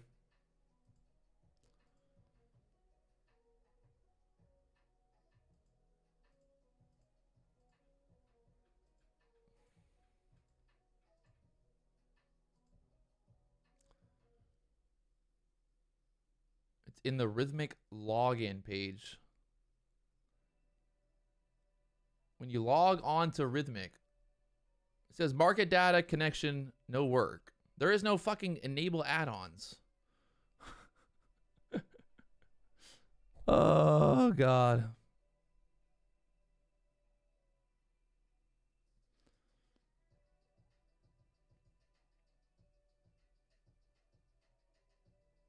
All right, hold on a second. Hold on a second, people. Let me see if I can do this thing like this.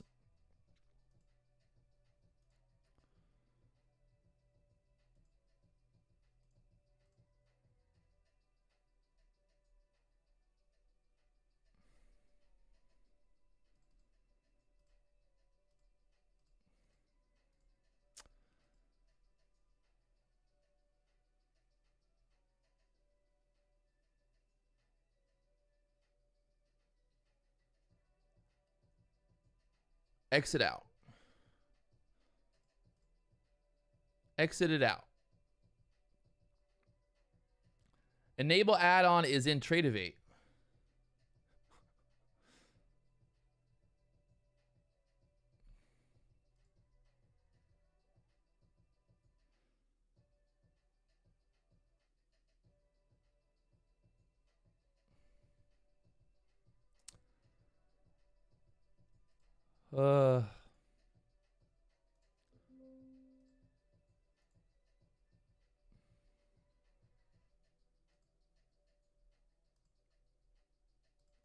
It says that I'm connected to Topstep, right? I'm connected to Topstep.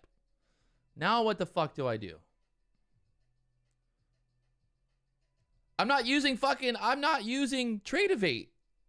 Do I have to enable add-ons through Tradeovate to fucking to make Quant Tower work? That makes no sense.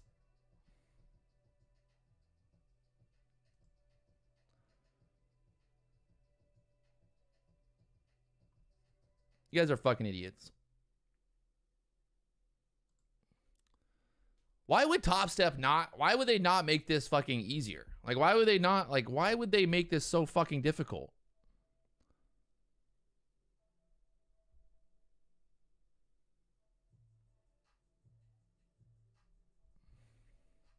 Why is this so fucking difficult right now?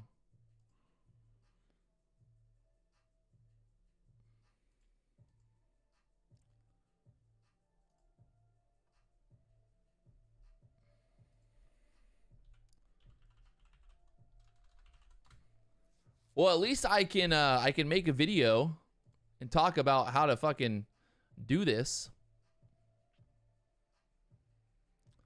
once I figure it out.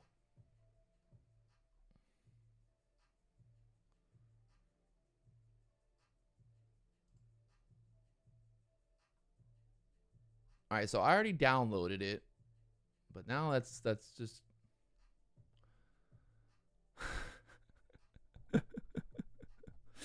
What the fuck? What? You got if you're watching this Top Step, you got to do a fucking instructions on how to do this shit, bro.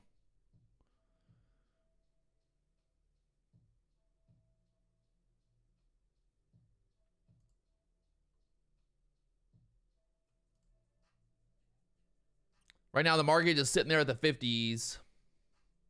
We're experiencing some technical difficulties here.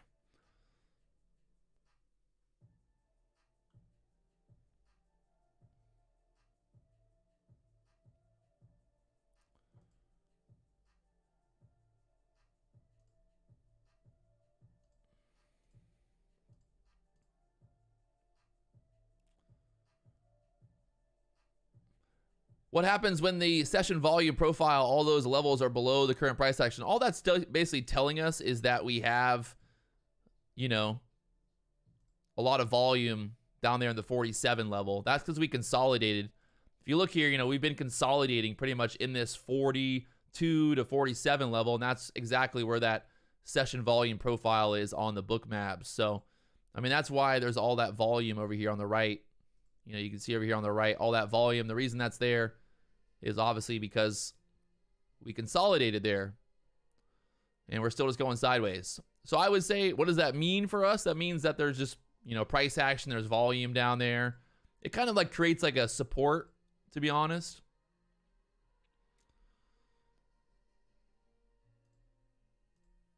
All right, so we got the RTrader Pro, right? We got that logged on. Now what do we do?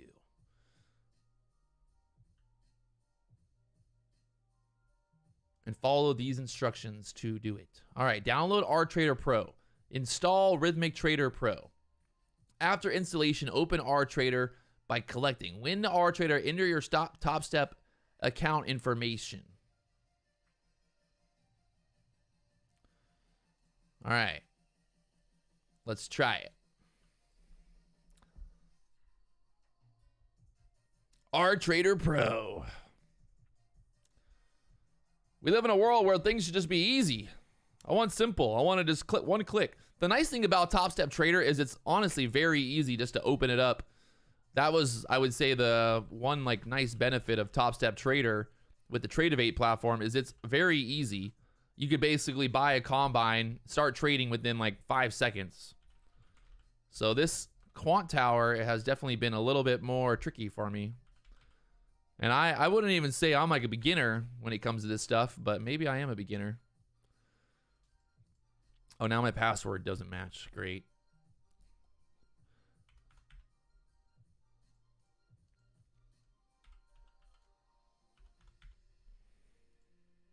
So I can, like someone who had no idea what they're doing at all would have a very difficult time.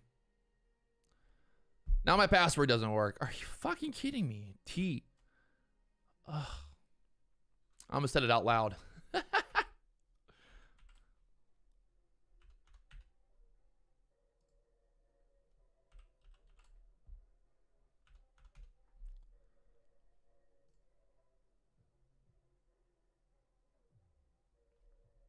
Yeah, now it doesn't even fucking work.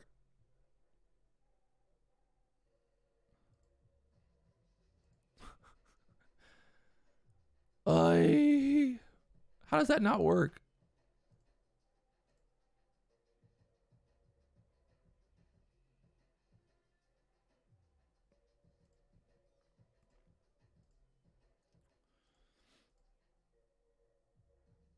You can see all that support right now on the book map here at the 50s. Market trying to hold up here.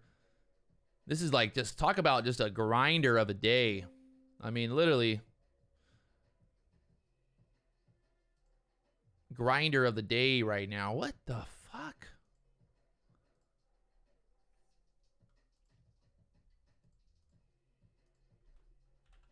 We're gonna make it happen. At some point, this is gonna fucking finally work.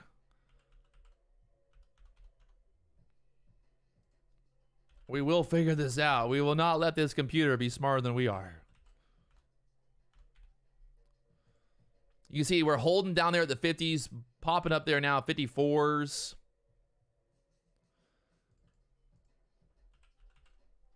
How to get more and more frustrated. trying to log into this fucking thing and then your password doesn't work.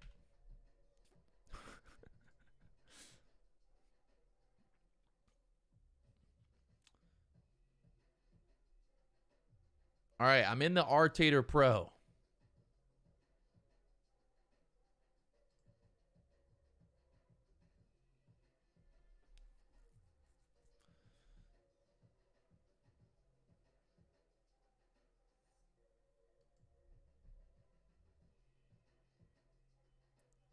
Where do I see the allow plugins at?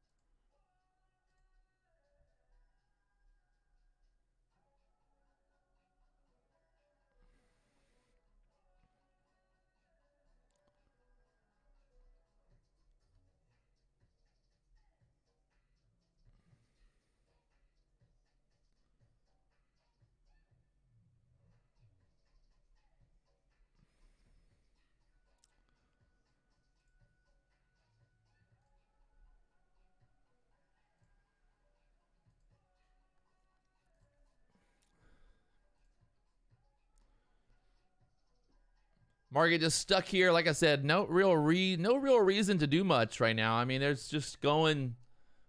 You got what, 3 or 4 points to the upside, and then just pulling back there. So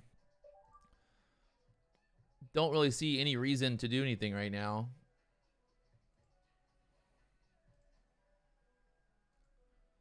All right, so we got this thing logged. Got this back up. When I logged into the fucking, oh my God. I quit.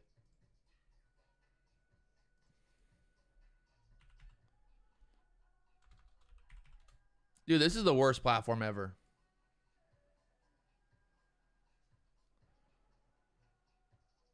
Literally, this is the worst platform ever. It's impossible. It's impossible to fucking use. It's literally fucking impossible.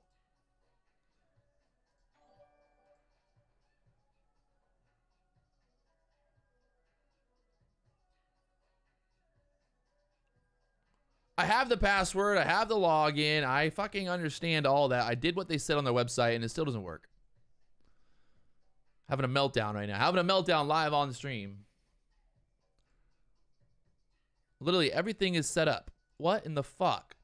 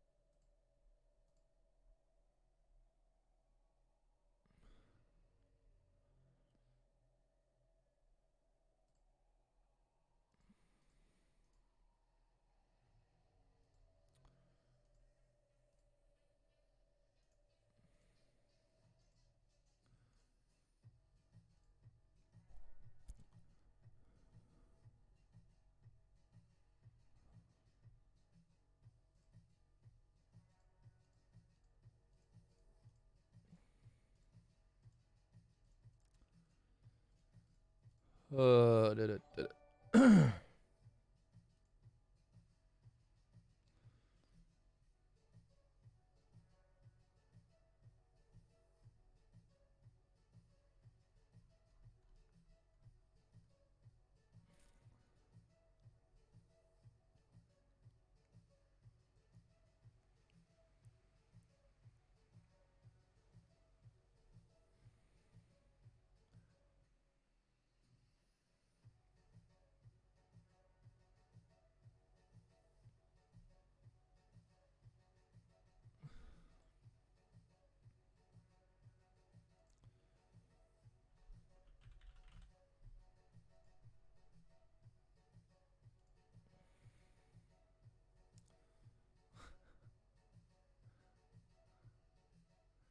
I literally can't win right now.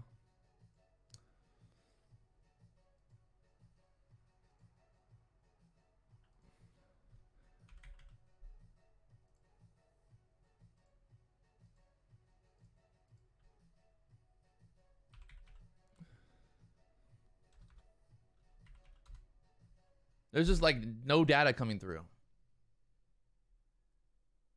It says I'm connected. Everything's set up. There's no data.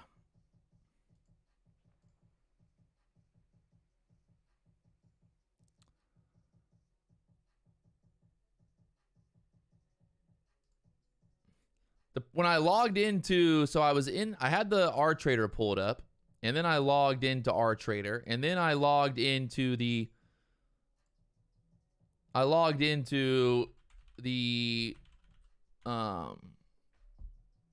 Quant Tower. When I logged into Quant Tower, then the R Trader disconnected.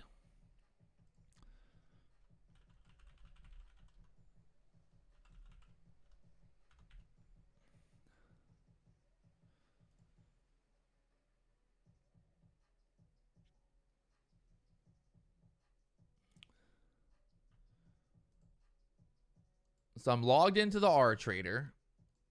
And then if I open Quant Tower, let's see what happens now.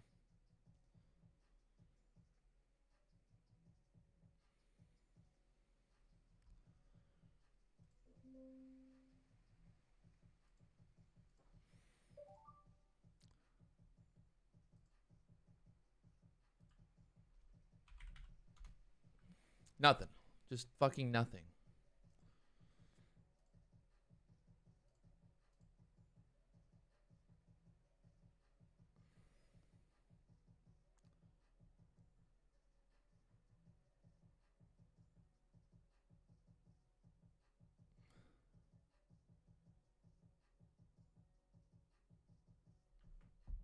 Check the rhythmic terms of service. I've already fucking...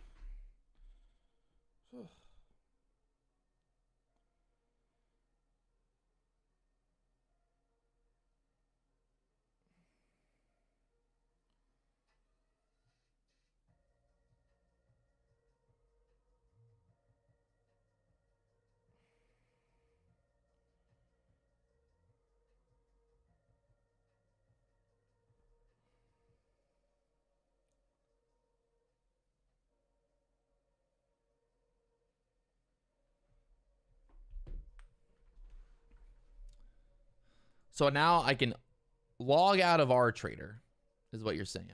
Log out of R Trader. I mean, either way, I've logged in and now I can't do anything. It says I'm connected. I am connected, it says. But I can't pull up anything. No symbols found.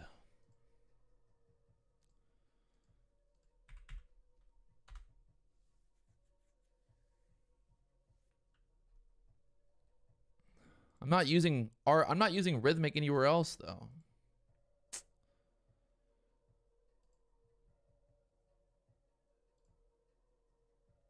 Fucking over it. I'm over it right now. This is literally the biggest fucking joke.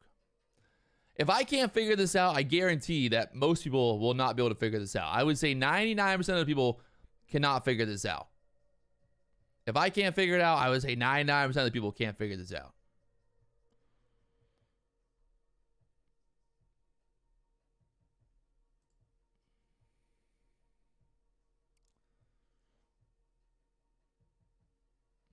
I don't have the R Trader. I fucking logged out of it. I'm a Virgo.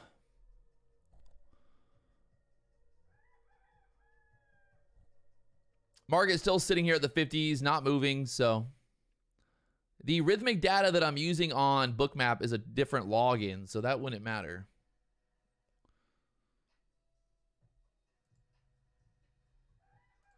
Dude, why? Why is this such a joke right now?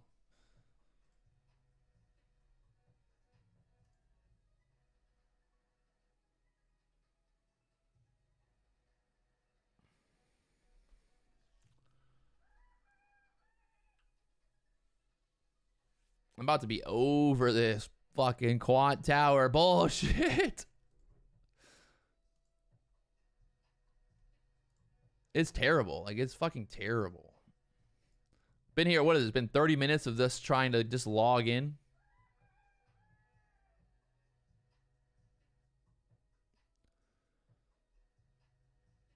Try using RTrader in plugin mode and connect Quant Tower through plugin.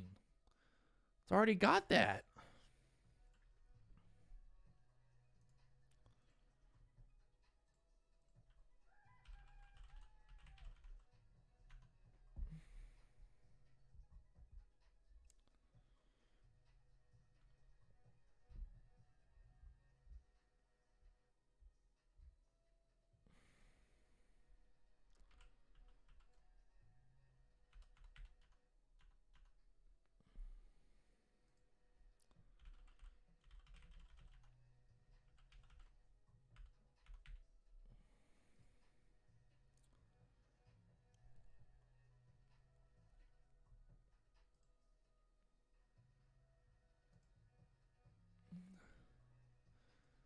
It's fucking 19, what year is it? Fucking 2023, and this fucking shit is happening.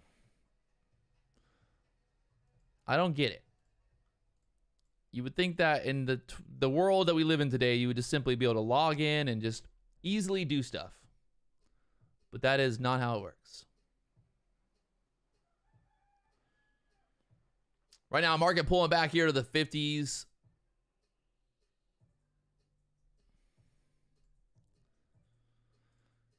All right, so I have the RTrader opened up right now. I logged into RTrader. All right, I have nothing else opened. Like, why is this so hard?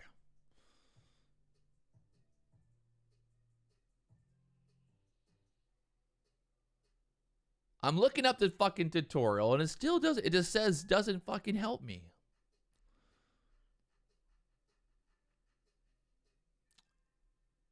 Installation and getting started.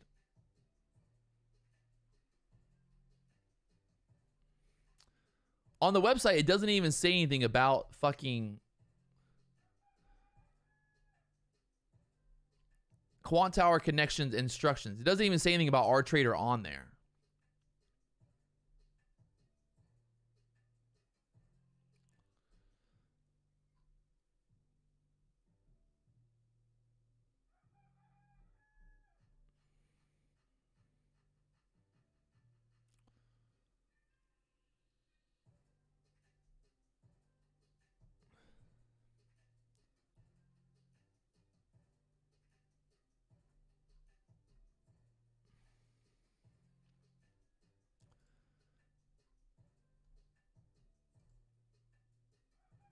Like, if you go on Topstep's website, it doesn't even say anything about that. So, like, I don't.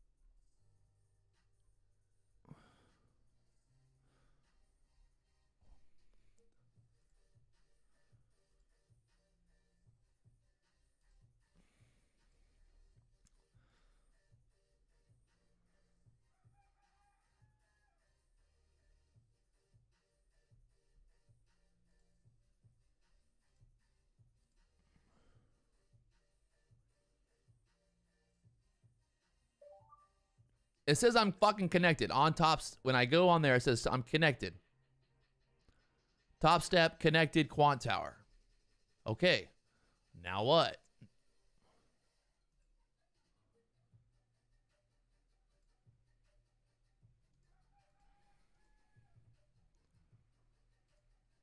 Now what do I do? What do you do now? I type in the symbol. Yes, I understand that. Nothing comes up when I type in the symbol. There's nothing. If you type in the symbol, there's nothing showing up. There's nothing there.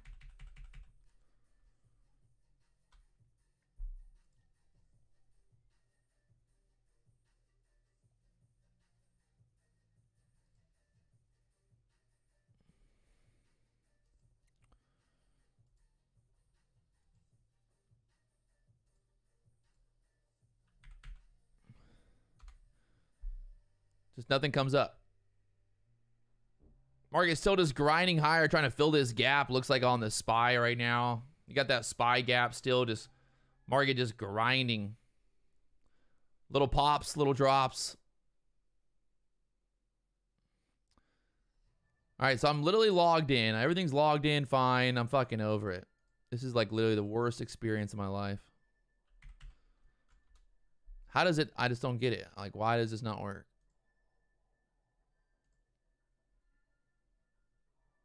You literally can't make this up. It's that bad right now.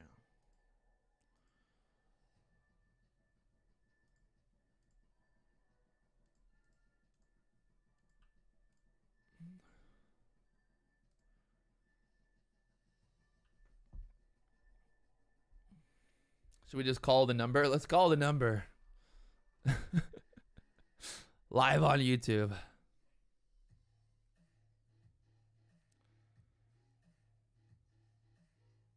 All right, we're going to call the number.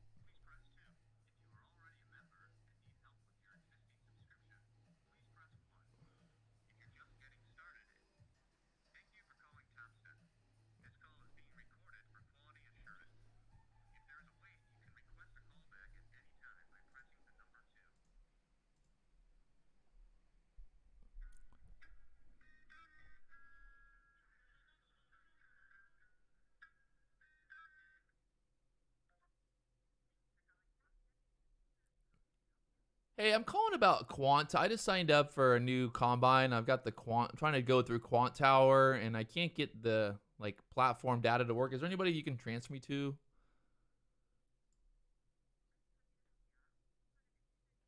So when I go to log into Quant Tower, I put my info in, everything, and the problem is like I just get no data. I have no feed.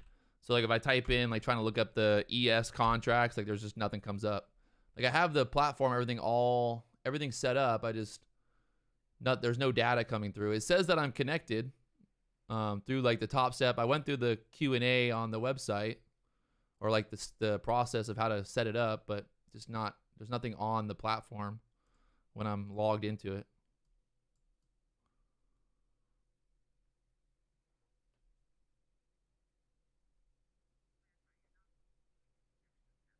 No, I do see the green connection, but I don't like once it's there, I can't like if I go to type in like to look up ES contracts, like in the, search for the thingamajiggy, there's nothing there.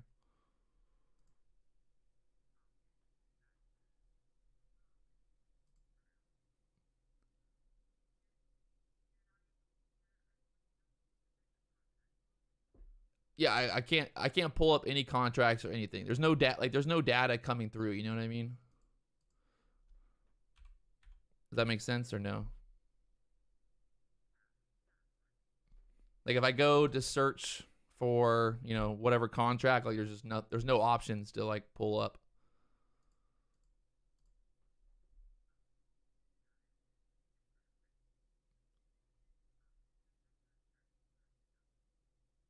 Sorry.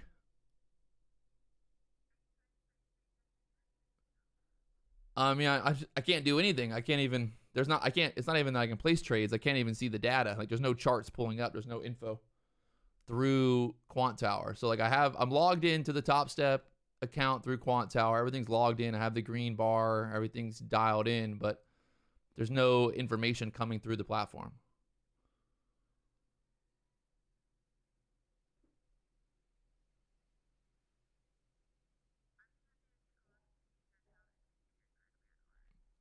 Is there any? Can I just trade? Can I just change back to the Topstep trader instead of? I'm just over Quant Tower already. I spent like an hour going through this, and I thought it would be fun to try a new platform, but it's just been terrible. Call failed. Oh my god.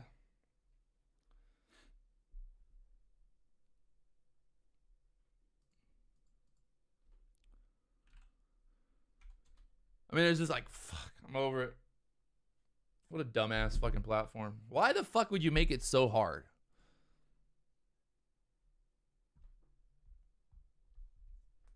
Hello? Yeah, no problem. Can you talk a little louder? I just can't hear you barely. Yeah. Is there any way, can I just change from Quant Tower back to Topstep Trader? I haven't placed any trades in it. I literally just started a new combine today.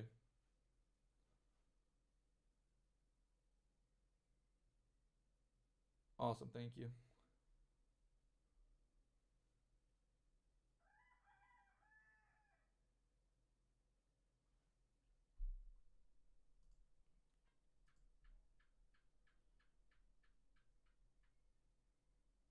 Sorry?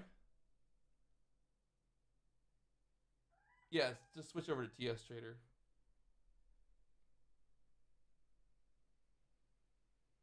Awesome.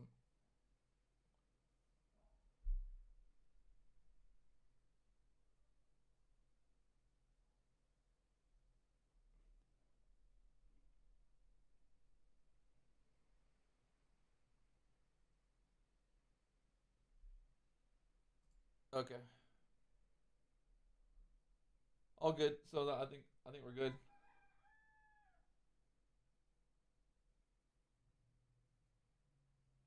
That's all. Thank you. Dude, like what the fuck? Why do people talk like whisper on the phone? I just can't hear. I'm fucking deaf. Literally could not like can't fucking hear anything she says. I'm over it. Fuck Quant Tower. What a shitty platform. Like you can't have a platform that takes fucking an hour to even log into it. Like just I quit. I give up. Fuck that thing. Fuck that thing.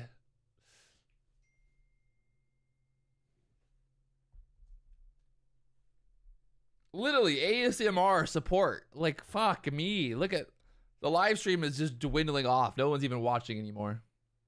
I don't know if it's because of me being on here playing around with this fucking with the account or if it's just because the market's going sideways. We'll find out. TST Trader, look at this. So much easier. It's just simply just launch, go, baby. Just launch and go. Instantly ready to go. Bam, in the fucking account. No problem. Oh, that's fucking I literally look at that. I'm already back. I'm already in the account like instantly just by one phone call. And everything works. Like how does that happen? Took me one phone call in the market and I got the fucking thing that I wanted. So yeah. Big problem with Quant Trader. You got to work on that thing. They got to work on that thing, that's for sure.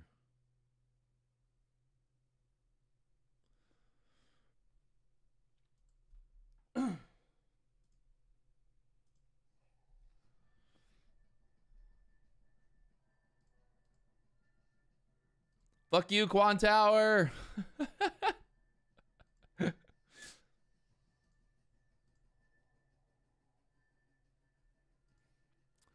Fuck you.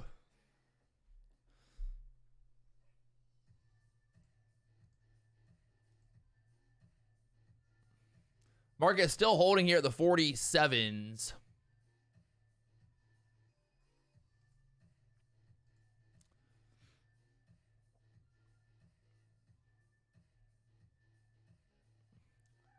I don't know about you guys, but this is like, this is like, it's not even, I don't even know what you call this. It's not even chop. It's just like,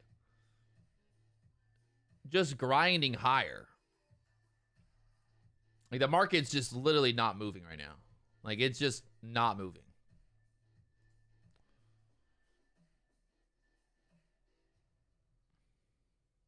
This market is just not moving.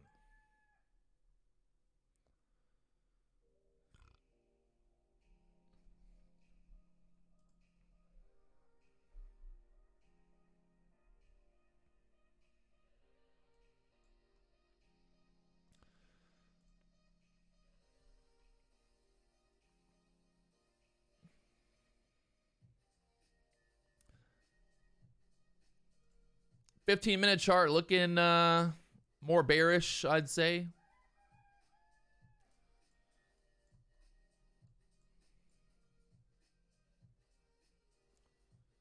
Got the VWAP down there at the 41s now.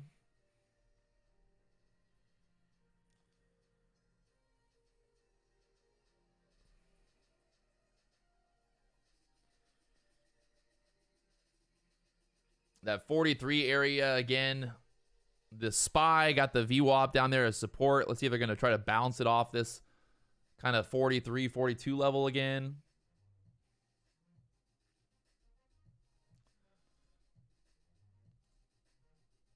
Got that fair value gap here at the 42, 44s.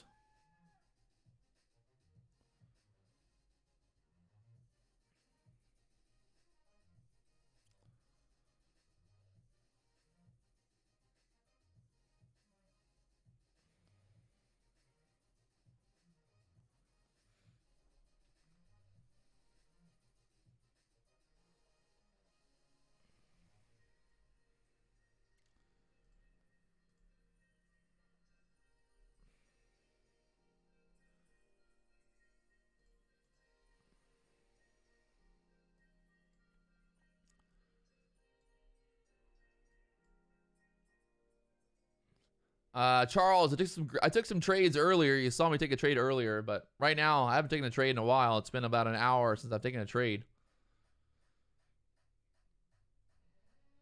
Nothing really going on right now.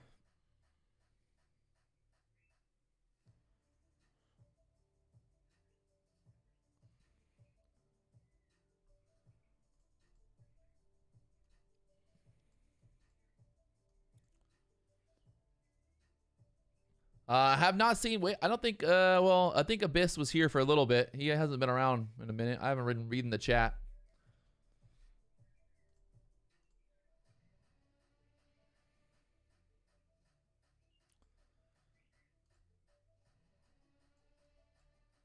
Still just kind of holding that 44. This is where we consolidated at earlier, that 44 area.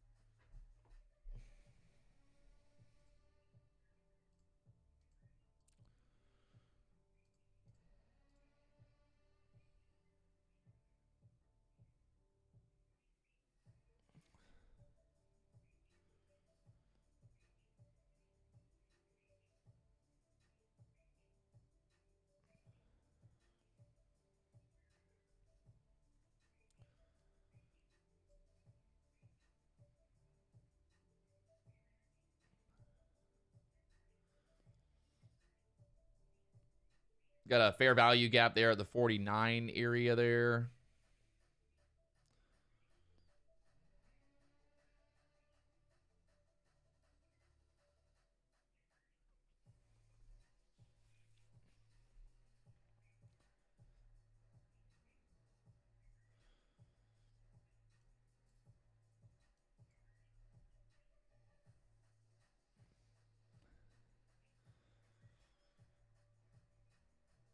Once again, getting stuck there at that previous day low, previous week low there at the 47 area.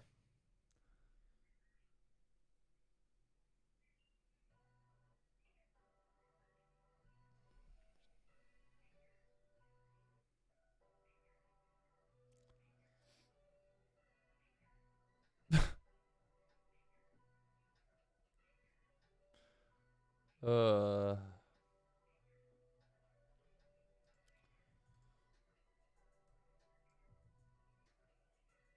don't know. If they can get this back over, I'd say back over 49, 48s here. They're going to pop this back up, try to push over there to the 50s again.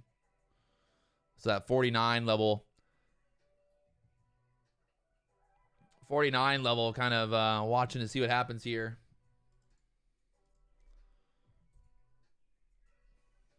The nice thing about Topstep, I will say, is I called Topstep. They answered the phone right away.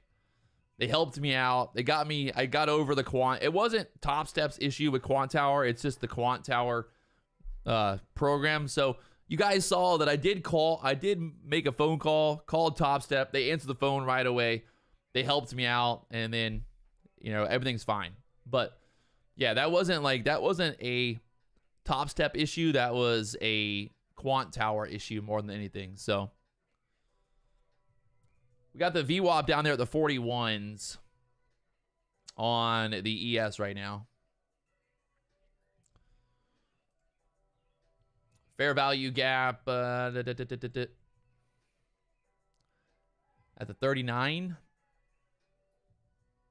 39s. This is the 5-minute chart now.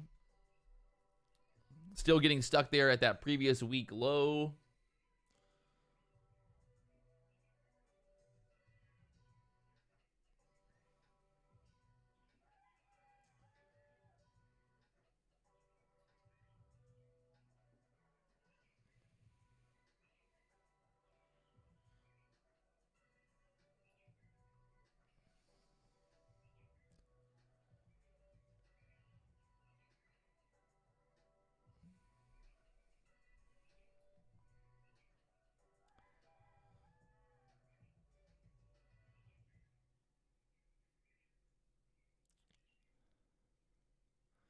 Man, it's crazy. The overnight sessions have just been a lot better in terms of price action wise. They're a little slower, but the trends overnight have just been 20, 30 point moves just trending. And then you get this action during the day where the market just gets stuck. Sometimes I feel like it's funny because I feel like every time I try to trade the overnight session, it's always like the worst, like it never moves. And then whenever I don't trade the overnight session, then the market moves like 50 points in one direction, like for an hour straight. So it's just every fucking time, I'm always like, all right, tonight I'm going to trade the overnight session or like trade the, you know, Asian time. And then literally every fucking time I just get stuck and the market just like goes sideways for like an hour.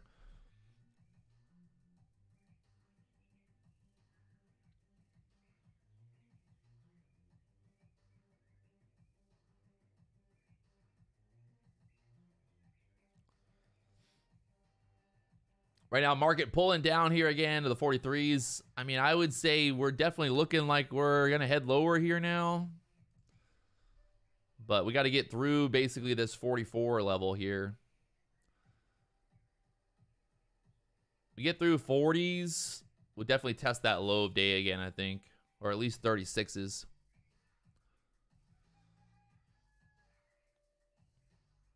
Yeah, it's definitely hard looking at the charts for 4 hours and like getting 1 point moves every 5 minutes.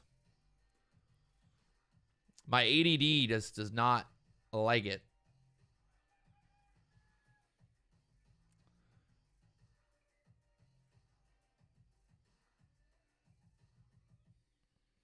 Somebody said that Monday, Wednesdays, and Fridays are better trading days than Tuesdays and Thursdays. I don't know if that's true or not, but maybe it has something to do with maybe the options expiring. You get options expiring Monday, Wednesday, Friday, so maybe that's why there's a little bit more volatility on.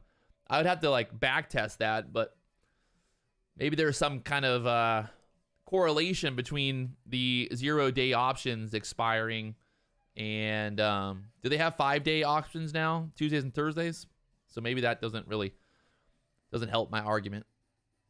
Every day now, never mind. Oh, what if I just caught, like, what if I just, my house, like, I'm sitting here playing with a lighter and all of a sudden just everything catches on fire? I would literally just leave. I'd leave the stream going as the house is on fire. You just see me running around. Ah!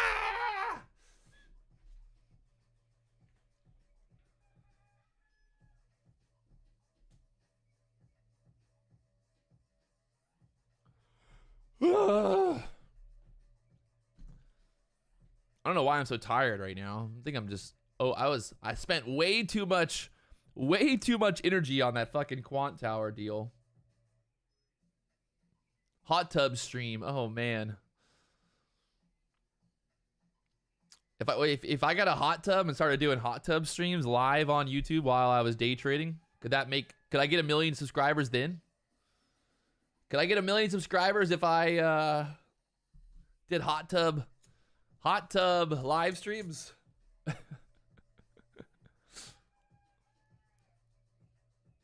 It obviously wouldn't just be me in the hot tub, you know?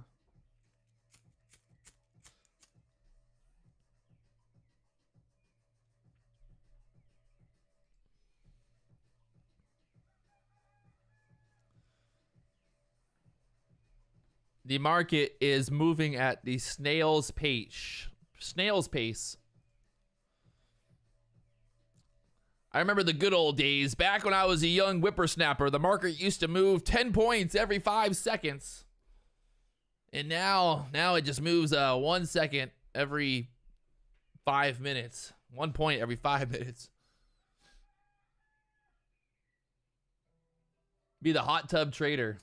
Sabrina she's about it. Uh-oh. I gotta do something. I gotta do something to get more people watching the stream. What can I do? What can I do to get more viewers? We gotta get 3,000 people watching consistently. We got, normally in the morning, we got over 2,000. We gotta get to a point where we're hitting 3,000 every day. How do I get more viewers?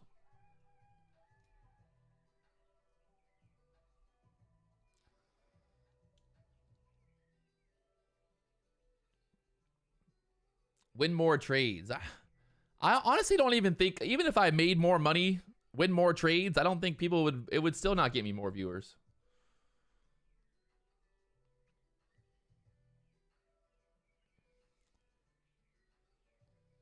Why is 3,000 the magical number? Well, 3,000 is not a magical number. It's just the fact that 3,000 is 1,000 more than 2,000. So I would like to, you know, get more. Still holding here at the 43 to 40 level. We just cannot get through there right now. Daniel Lee, don't ban people with a simple question. He's banned. Get him out of here, Daniel. You're fucking gone. Oh, that would be funny. I'm just kidding. You're not banned, Daniel, but don't ever ask, don't ever comment again. You gotta remember, guys, I get frustrated because people ask the stupidest fucking questions, and I'm like, I'm over here losing money or making money, whatever it is. Like, it's like real emotions, you know? We're trading. It's very fucking annoying when you're like literally over here trying to make money and someone's asking a question like, what mouse do you use? What time frame is that? What chart is that? Are you trading Forex? Are you trading cryptocurrency?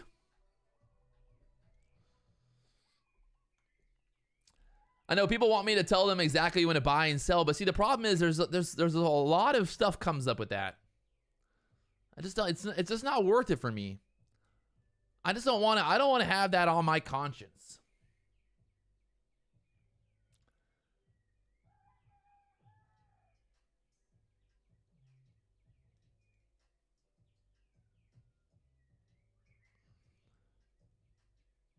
It's one thing for me to lose money. It's another thing for me to tell people to buy and then for them to lose money, you know? I don't know. I'd rather not do that.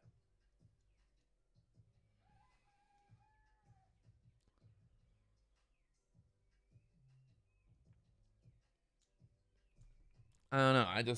Personally, I'm not sure. That's just not where I want to go in life. But maybe it's the only way.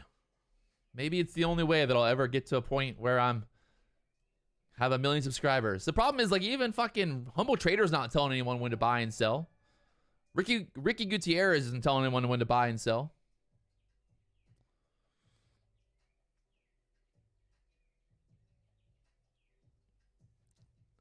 And yeah, the problem is it definitely opens me up for, if I start giving signals on buying and selling live on YouTube, it definitely opens me up to a pretty nice lawsuit.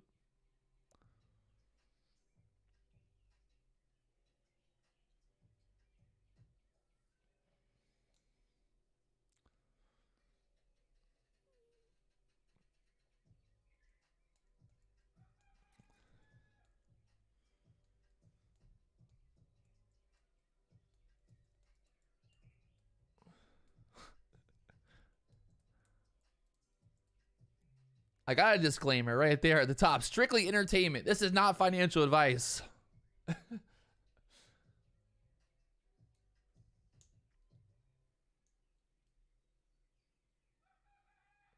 I've had a few lawsuits over my YouTube career, to be honest. I got sued a couple times. They all got dropped. Every lawsuit got dropped, but I've had almost 3 lawsuits in the 6 years of doing YouTube. Mostly by people that didn't like me talking about them. How funny is that? That literally I've gotten sued because I talked about people on YouTube. Isn't that funny? And every single one of them was dismissed. So I'm 3 for 3 right now, baby. 3 for 3. Fucking 3 for 3. Come at me. Who wants to sue me next? I told one of the people that sent me a letter about defamation that I would take that letter of about defamation and I wipe my ass with it. They didn't like that response. Their attorney did not like that response when I told their attorney to wipe my ass with that letter of defamation. I was like, well, you know what? I think about your defamation clause. I think I'm gonna wipe my ass with that one. If you ever tell an attorney that you're gonna wipe your ass with whatever they sent you, it normally they don't like that. They don't like that. The best is I had this one attorney one time. This guy, he called me on a Sunday, right? This is when you know you're dealing with a peasant. I'll tell you right now. I'll give you guys a little advice on getting sued. If you ever have an attorney call you on a Sunday, you know right then and there that they are a peasant. There is no quality attorney out there who's going to call somebody on a Sunday to make a threat, right? Because number one, like if they actually have a case, they actually have something, they're not going to call you and make a threat. They're going to just sue you, right? Like you're going to get a letter, you're going to go to court, like it's going to happen. But if they don't actually have anything, they're going to call you and try to intimidate you. So I had this attorney, he called me on a Sunday. I answered the phone, I'm like, who is it? He's like, I'm so-and-so, I represent, so-and-so, I got your number, blah, blah, blah. My client, he just wants you to delete the video on YouTube, blah, blah, blah. Like that's literally he was calling me on a Sunday to basically tell me to delete the video on YouTube. And I was just laughing. I'm like, wait. It's fucking Sunday right now. I'm like, what day is it? Is it Sunday right now? And he's like, yeah, it's Sunday. I'm like, well, why the fuck are you calling me on a Sunday? Because there is no reason to call anyone on a Sunday to make threats. Because number one, like you can't do anything on a Sunday. Like every courtroom's closed. There's not like you can't do anything on a Sunday. That's the Lord's day. That is the day for the rest and the rehabilitation, right? So the guy calls me on Sunday. I start kind of making fun of him.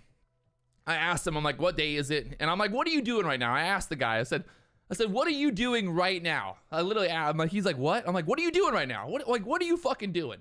Because I was on the boat at the time. And I told him, I was like, I'm on the boat right now drinking a beer. But what are you doing? And he's like, well, I'm at my house. I'm cleaning he told me he was cleaning his garage. This is what I fucking was like dying laughing because he's like, well, I'm cleaning my garage. And I'm like, oh. I'm like, you're fucking telling me that you're this high profile attorney and you're cleaning your garage on a Sunday in Miami? Get the fuck out of here. He's like, then he told me that he has a book. He's like, I wrote a book. And I'm like, I don't give a fuck about your book. I'm like, because number one, it's Sunday. And why the fuck are you calling me on a Sunday? Because if you actually had something, you wouldn't fucking call me on a Sunday. You would file it in court on a Monday and we go to fucking court. You wouldn't be calling me on a fucking Sunday wasting my fucking time. And that was the end of it. No more threats. Right then and there. Done. So. Got him. You know? Little tip. Anyone out there. Don't call people on a Sunday if you're going to make threats. Don't do it.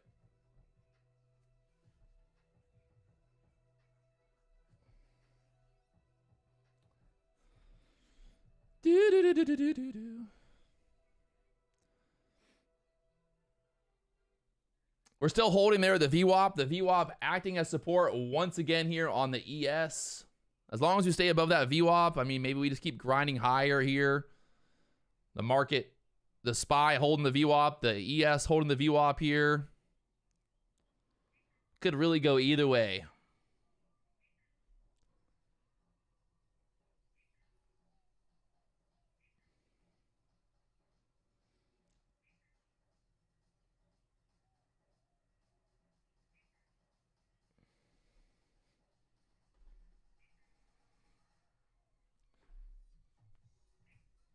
The problem is if we break through the VWAP, we're going down.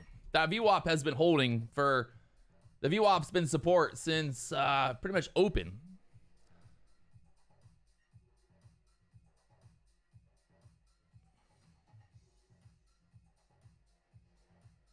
Will Matt win the World Series?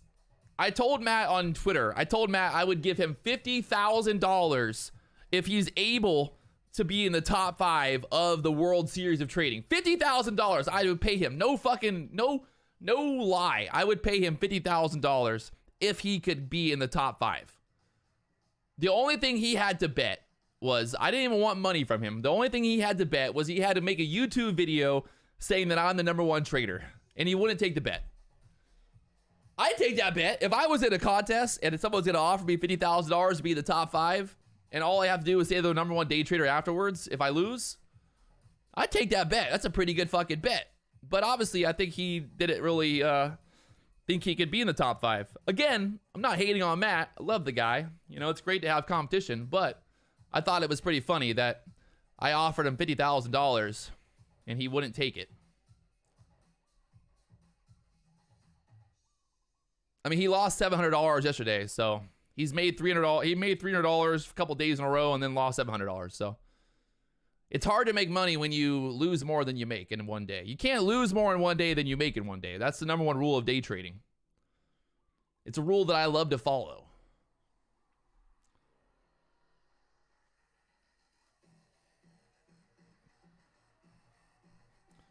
Market pushing back up. We're still holding there at the VWAP.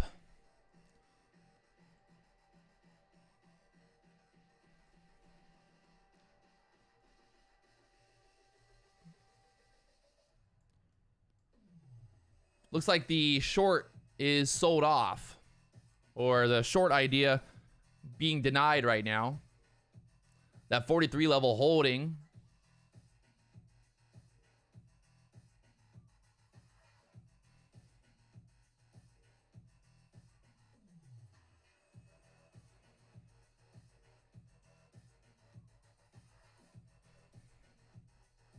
On the 1 minute chart, we got that fair value gap pushing back above that 47 low there.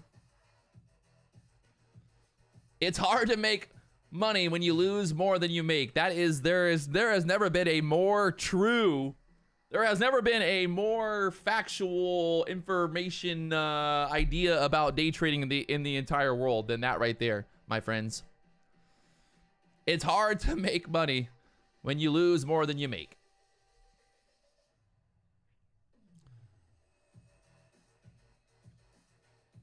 Market moved up 4 points and then moved down 2 points.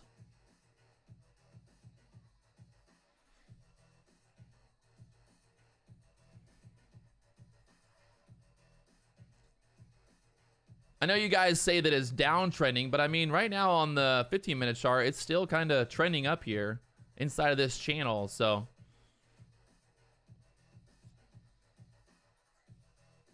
I would say it's more of a overall consolidation than anything here now.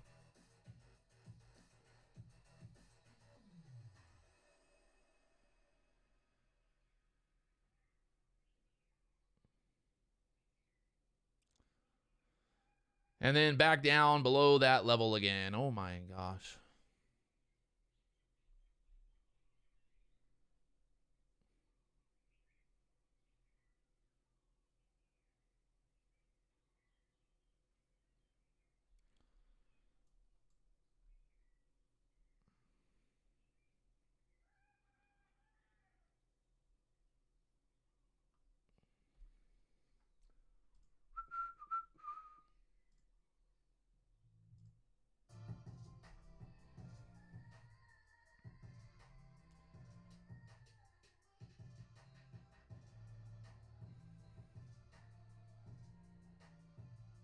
Today is just a good day to lose money if you're trying to play this action right now.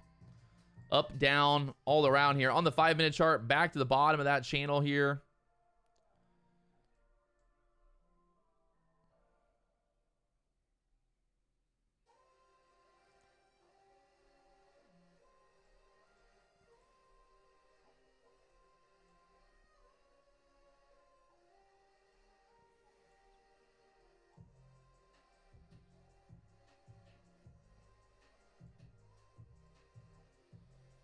See what happens right here. Once again, testing that channel on the 1-minute chart.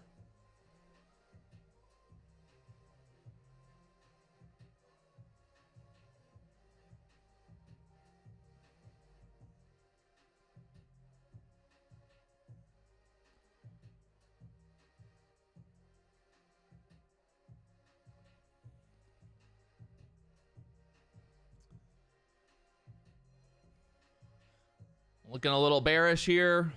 Will they break it through here? Finally, that 43 level. We were holding there for the last, what, fucking 15 minutes or so. Looks like they ran that liquidity back up there. Took out all those shorts that had their stops. Got people FOMO'd into it. Created more liquidity for that move down here. Now we got to get through 43s.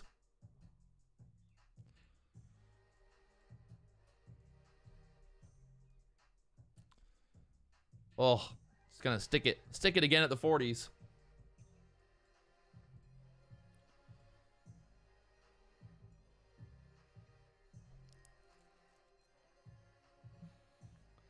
Some painful price action here. Painful.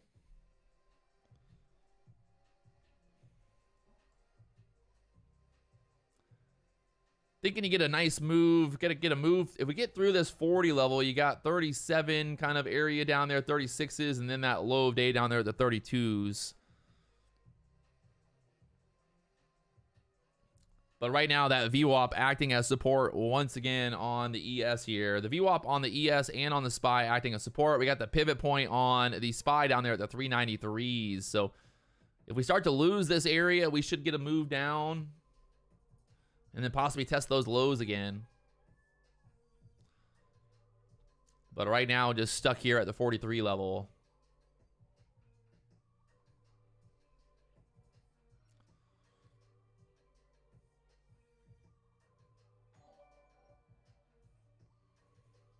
We got that pivot on the ES down there at the 36s. Pivot at the 36s. And once again, holding VWAP here.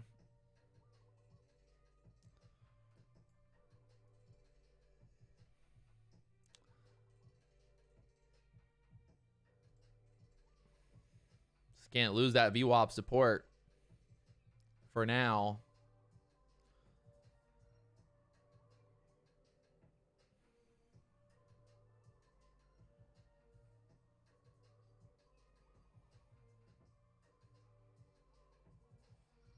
If you guys haven't already hit that like button, help me out. Blow up that like button. Let's get 1,000 likes here on the stream. We got almost 900 likes. And once again, market pushing back up here, bouncing off the VWAP. Both the SPY and the ES using the VWAP as support right here.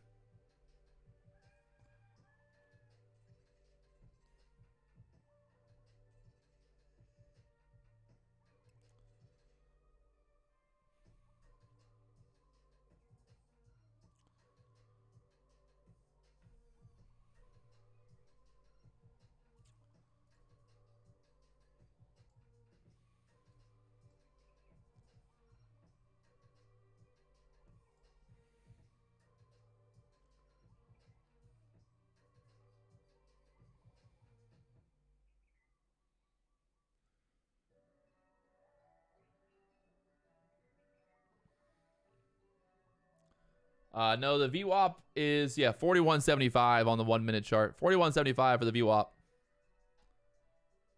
The gap did not fill all the way earlier on the SPY. No, we still got some more push up on the SPY. 395 area to fill that gap.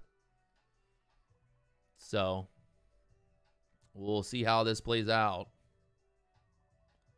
The VWAP stands for the volume weighted average price. Volume weighted average price. It's basically like a moving average that's weighted with the volume. And a lot of big institutional traders use the VWAP. When I was at the New York Stock Exchange, some of the floor brokers actually showed me that they were using an algorithm that was trying, they had to buy 100,000 shares. I think it was like CVS or something, some company. And they had an algorithm that was basically trying to buy.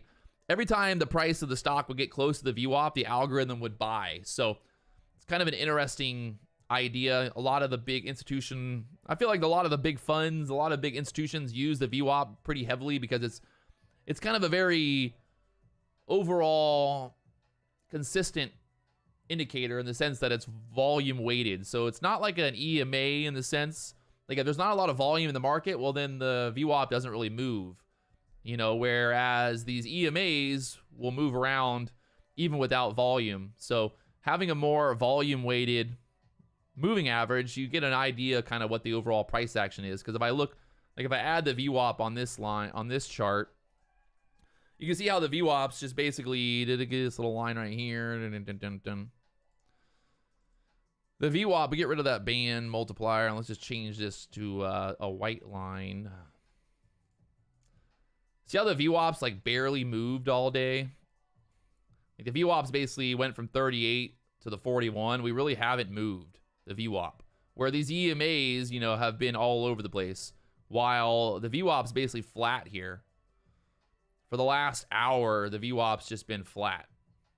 So that volume weighted fact is, yeah, I think I would say if I had to use one indicator in the entire world and I could only use one indicator, I would definitely use the VWAP. If I had to have one indicator and no other indicator, I'd have the VWAP on the chart.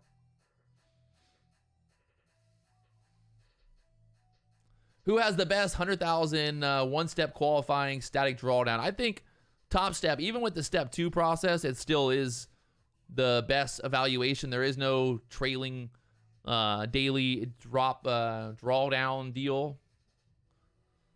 Because like some brokers, some funded accounts, they make it so, like let's say you're up $1,000 and you don't take profit on that $1,000, well then your drawdown moves up $1,000. So now you have less drawdown even if you don't take profit. And that's a way they do that to basically force you to kind of blow it up easily.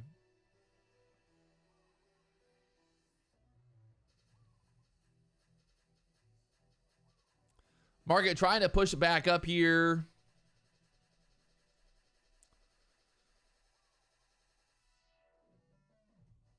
The idea kind of push up there to that 50 area again.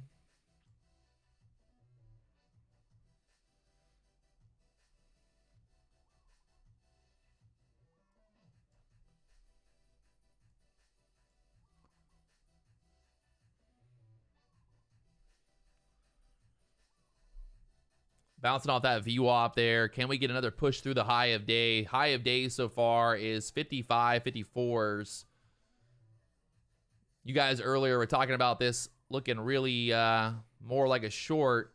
And we talked about why we thought by looking more at this picture, why it was not a short just yet. As long as it was holding that 40 area with the VWAP. I mean, as long as we're basically above the VWAP today, I don't really see a short until we get below VWAP here.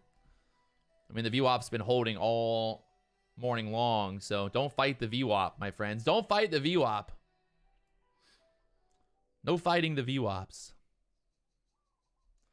Well, let's see what happens here now. They're trying to push this back above that previous week low there at the 47s.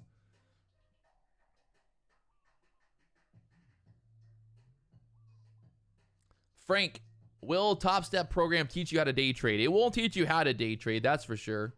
The nice thing is that there's obviously a lot less a lot less risk trading through the combine versus trading actual, your own account when you first start out. But I wouldn't say there's, it's, you definitely want to spend some time learning how to trade before going crazy with that.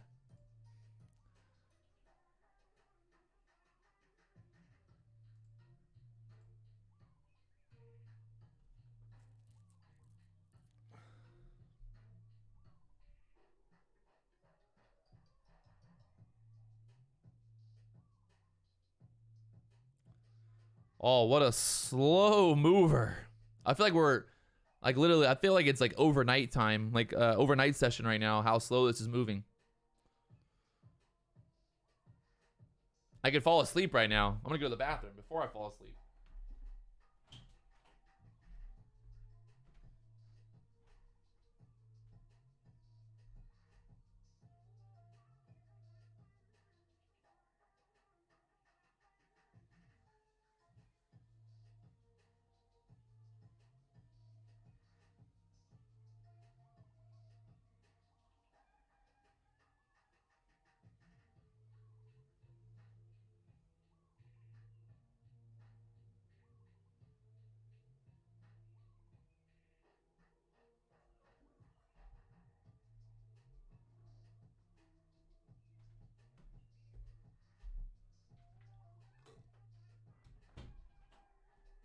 Oh, I was hoping that the market would move when I was gone, but it didn't.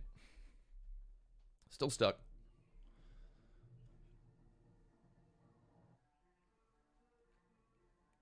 I don't know, the SPY really kind of looking like it wants to push up there to the 395 level. Right now at the 394s.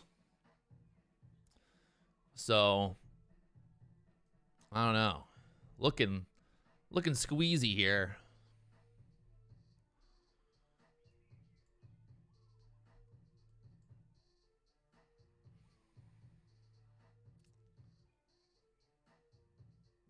Why would I wash my own hands in my own bathroom in my own house?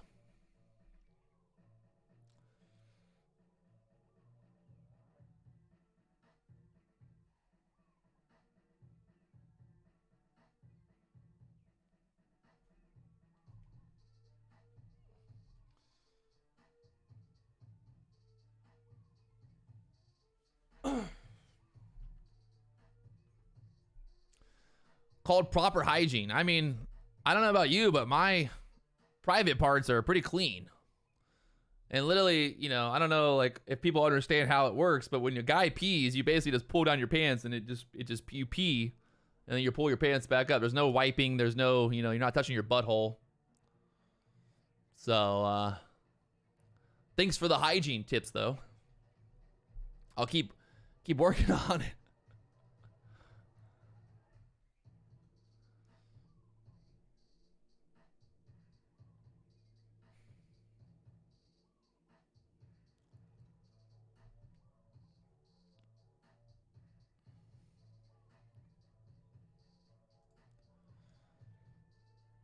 Right now, that 47, 48 level, fuck. This is painful.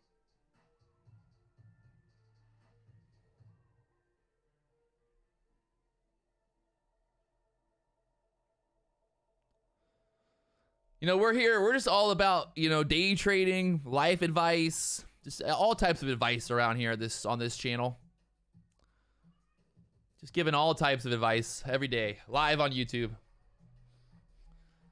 Do I pull the crust off of sandwiches? I don't eat sandwiches, number one. Only steak and eggs. But if I was, I do actually think the crust is normally pretty good on the sandwiches.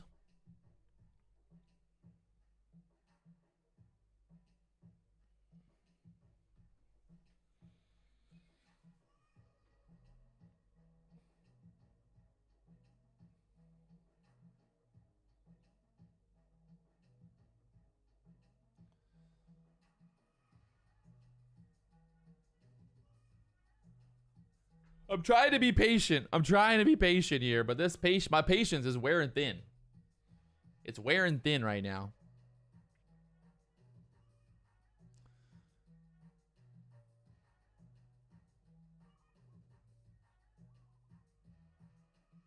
Could a vegan ever be a good day trader? I mean, maybe.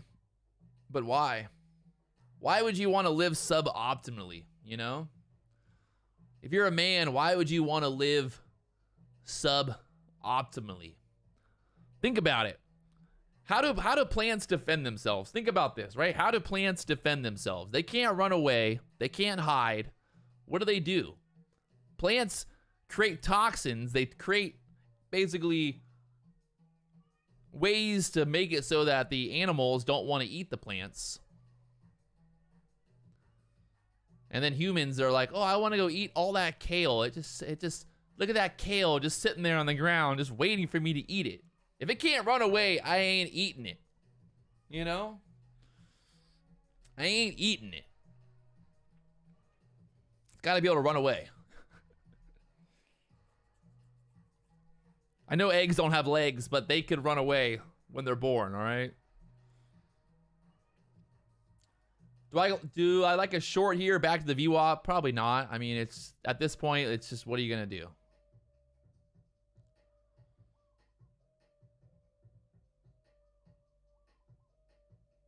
Enjoy my future health problems. Enjoy your fucking future health problems. I will challenge anyone. Call me when you're fucking 50 years old. Me and you, when I'm 50, we'll go do a little fucking health exam. See who's healthier. I guarantee I will be healthier than anyone in this chat when we're 50 years old. No offense to anyone who's in the chat, but if you think you're a genius because you eat plants, call me when you're 50. I guarantee I will be. Look at these. You can't get these. You can't get these.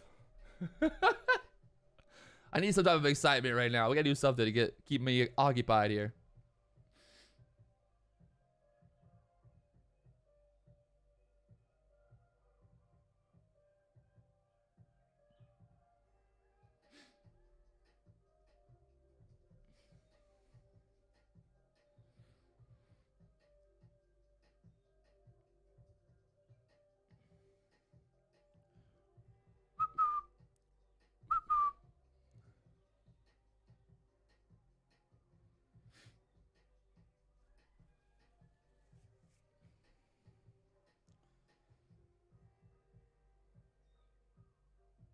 I'm amazed, right? I mean, literally, it's been a while. I feel like, has it been a while since the market's moved this slowly? I don't know. I feel like we're back in the old days of back when the market just didn't really move much. This is how futures used to be, you know, like fucking 5 years ago, back before COVID and all that. The market used to only move, you know, like a small percentage per day.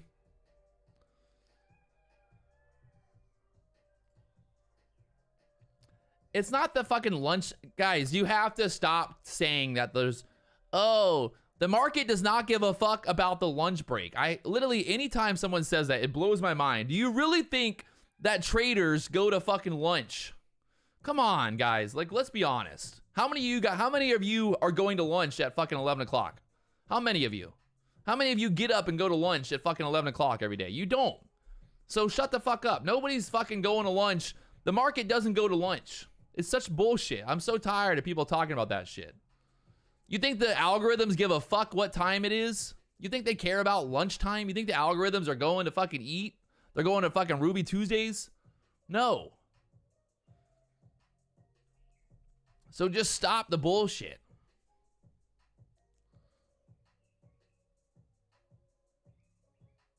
People just don't go to lunch anymore.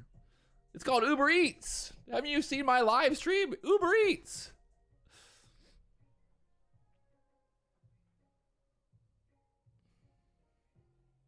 Right now, market pulling back here. 45s again.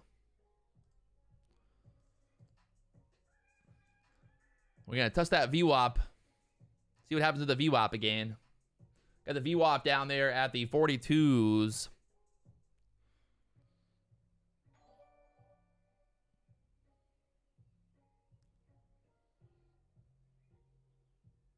Inner Circle Trader, do people go to lunch anymore, or is it all just an algorithm? I'm pretty sure it's just one big algorithm moving this market. I started trading back in 1975, boys. Back when I was a trader, you had to write your trade down on a piece of paper, and then you had to mail it to the exchange, and you didn't even know what time it would get there. You just go, I want to buy, and you had to put it in the mailbox and wait to get confirmation 3 weeks later.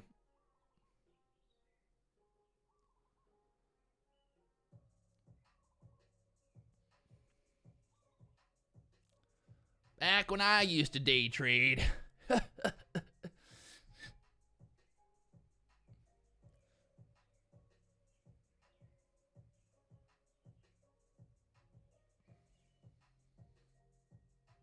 I know a guy who used to trade back in the day, and he said that you would literally, like, you had no idea what the price was sometimes. You'd have to just call your broker and be like, hey, what's the price? And they'd be like, all right, I want to get long. And you would get long over the phone, and then you'd wait till the end of the day to find out where the market ended up at. Like, imagine, like, literally you're placing your trades, and you're just waiting, waiting to find out at the end of the day if you made money or not.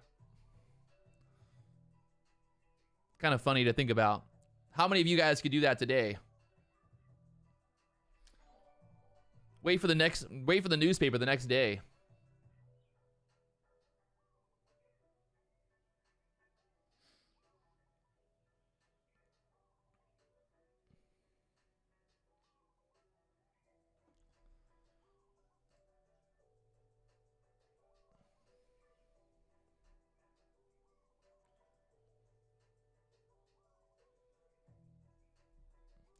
How was my day so far? Inner circle trader.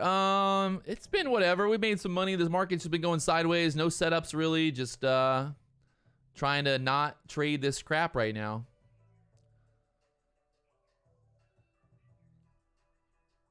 Just trying to stay alive. If the market don't want to give me setups, I'm not gonna force setups. That's for sure. I mean, you could scalp the fucking 1-point moves, maybe. So start scalping 1-point moves over here.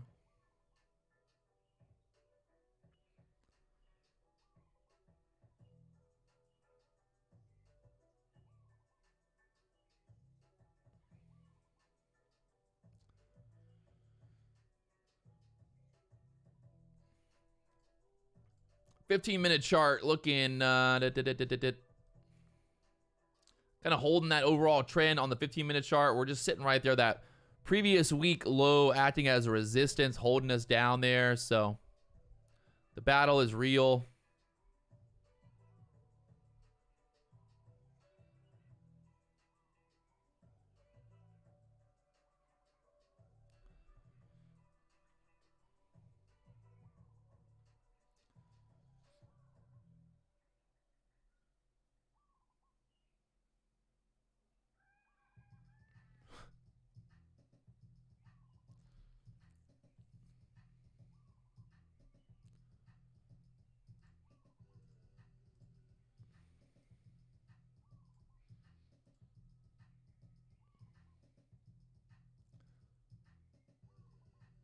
What's the most money I've ever made in one trade? Probably like $9,000, $10,000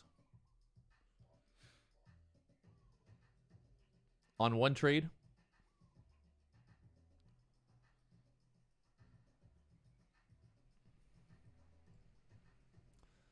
The dollar ripping up there. Look at the dollar right now from this low ripping up there.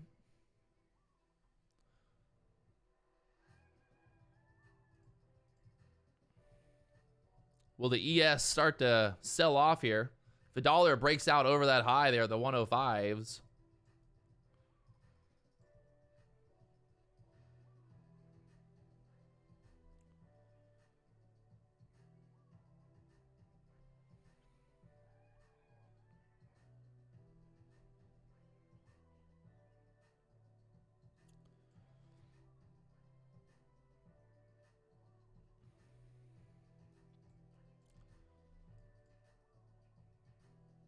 Look at that trend on the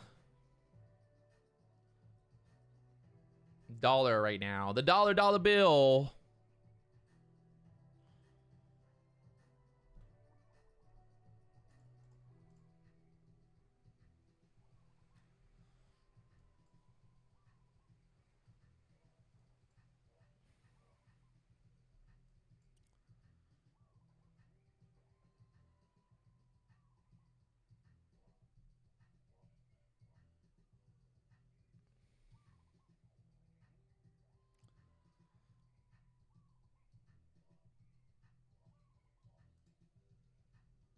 And we got that VWAP. If we get below, we got to get below that VWAP. It's just been holding up support all day. So until we get below that VWAP, it's just a lot of fuckery going on.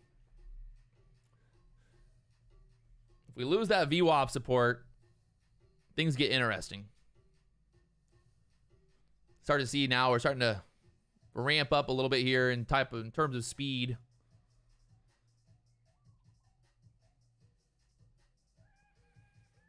I'm short right now. See if we get this move down here to into the 30s next.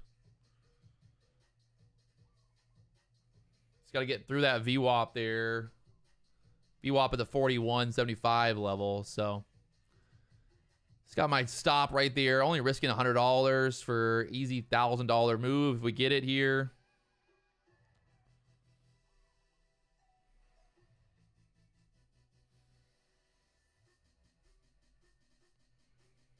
I think possibly 35s is doable here if we get this, well, 36 area. If we break through 40s, I think 36s would be a good target.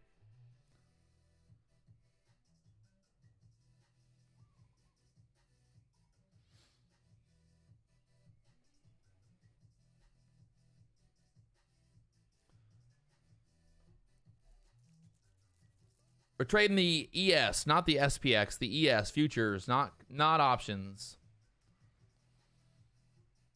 Is E-Trade good for futures? No.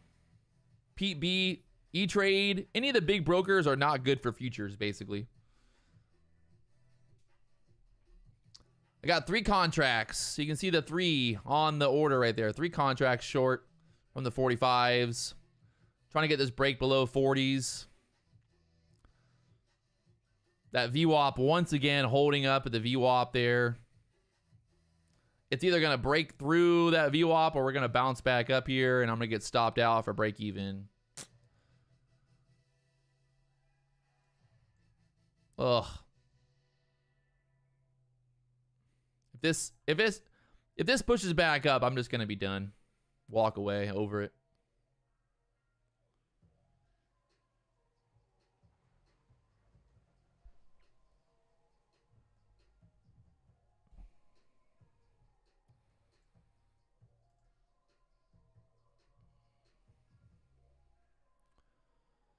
And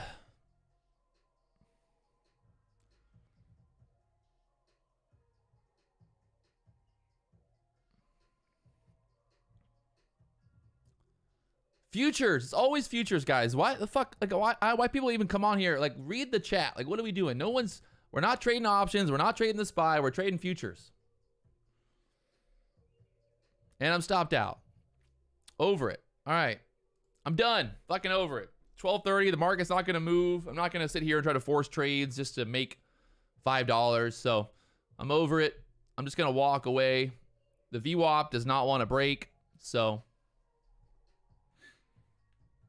it is what it is. You know? I'm done. I give up. You know what's going to happen? The minute that I fucking stop streaming, the market's going to get murdered.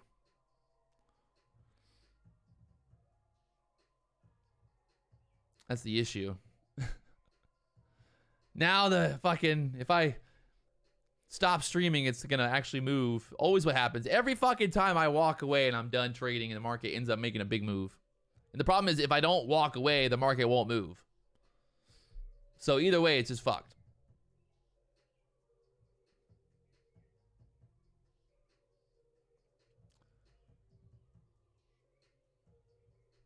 Either way, I'm fucked.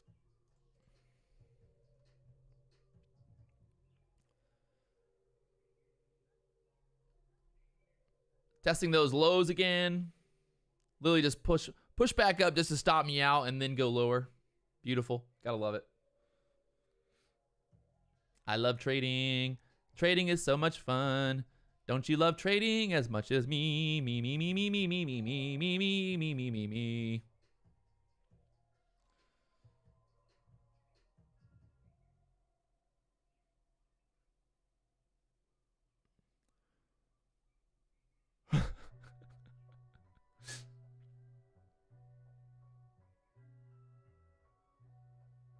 What's my strategy? I like to buy low, sell high. You know, normally I like to try to do that strategy. It seems to be the best strategy out there. You know, I've tried a lot of strategies. I've tried the whole buy high, sell low strategy. It doesn't work. And yeah, I think the best strategy that I've found so far in the last 6 years of day trading, it's a very simple strategy. You buy low, you sell high. That's how you make money. So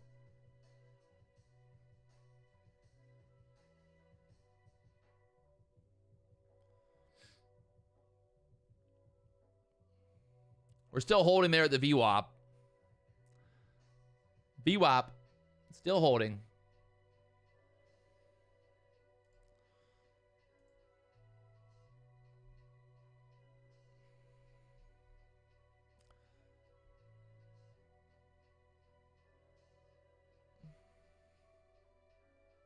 So good thing I got stopped out when I did, as now the market would push back up here.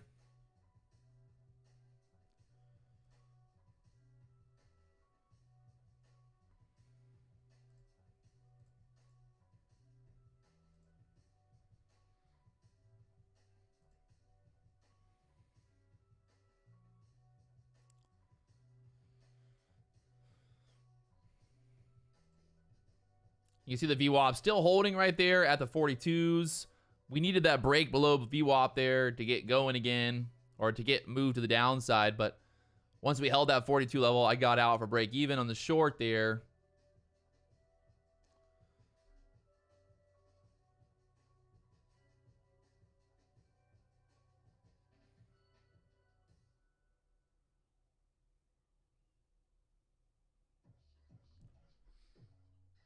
No trend, no friends. No friend, no trends.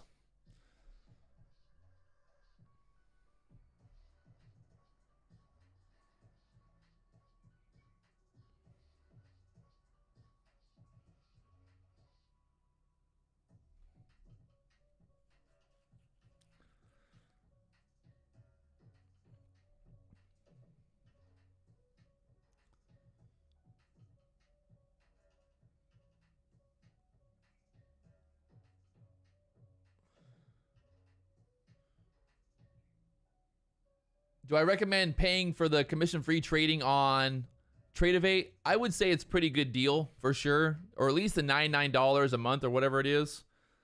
Because if you look at how much, I mean, it just depends on what you're spending. If you're spending a lot on commissions, then the deal with Tradeovate to buy that membership or whatever is a better deal, right?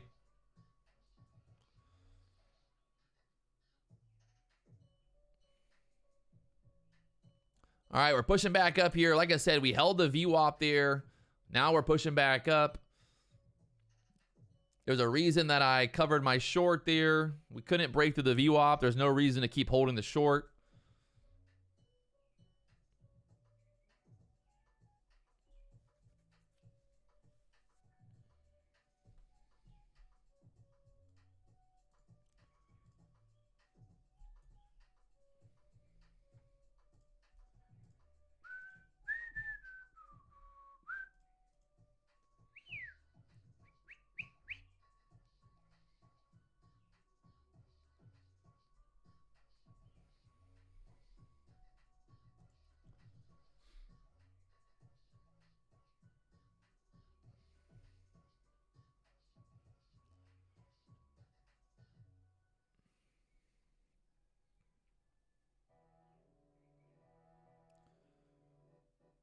The SPY still holding the VWAP. The ES holding the VWAP. Everybody holding VWAP here. So until we get below VWAP, there's no shorts really.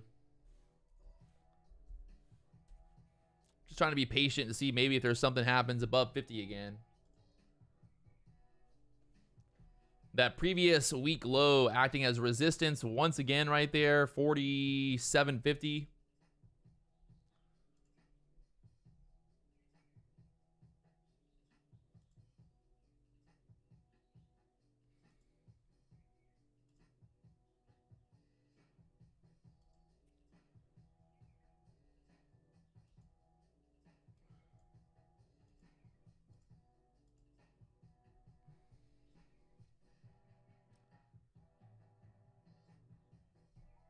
Market trying to push up here again. Get through that 50 level. Try to test that high again.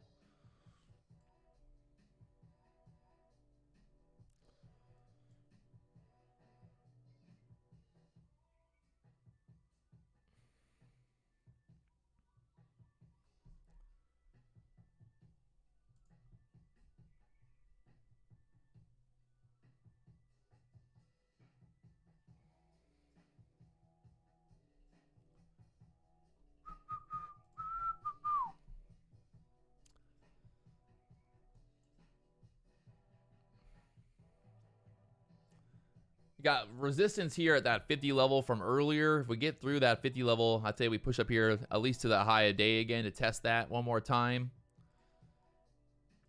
You can see here on the 15-minute chart, that consolidation zone, putting in that higher low right here. So you're kind of like, all right, thinking that we push up through here. As long as we hold that VWAP, I would definitely keep more so to the bull side than the bear side.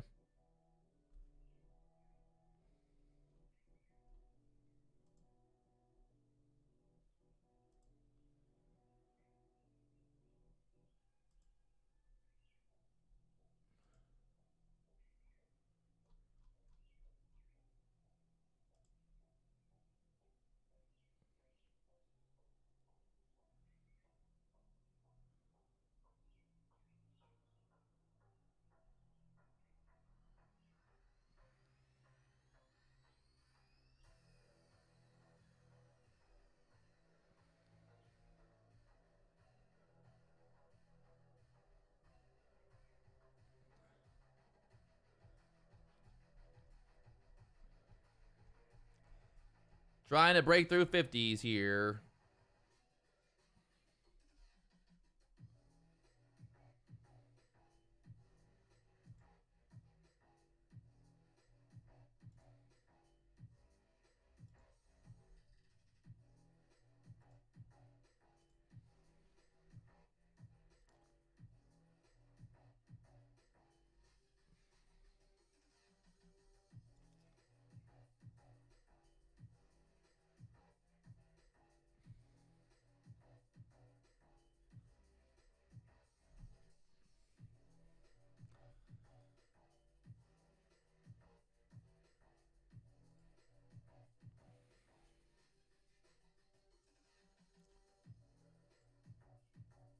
Got a pivot point on the ES up at the 64 level here. So right now, still pushing. Currently long from the 44s. Let's see if we get this push up to the highs again. I'm just going to fucking let it ride here. Oh, got filled. That worked out nicely. You can see my entry there from the 44s. I got covered on that short right there. I got covered that short. And then I was like, all right, fuck you. I'm going to get long here. So I got covered at 44.75 for a small profit. And then was like, well, I'm jumping in fucking long on this. We kept holding the VWAP. We just could not break below the VWAP. So that was a nice little, 6 handle move there. Wait, no, 8 handles.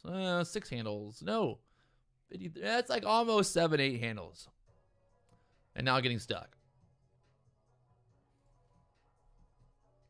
VWAP held. Like I said, no reason to get short at that VWAP area, that's for sure. You can see earlier that VWAP double bottom there. I mean, there's just like, why would you get short right here knowing that that VWAPs were right there? I mean, I got short trying to get that break below the VWAP, but once we turn that VWAP into support there, there's that breakout we were kind of looking for. And you can see here on the 15-minute chart getting that breakout back up there. So let's go.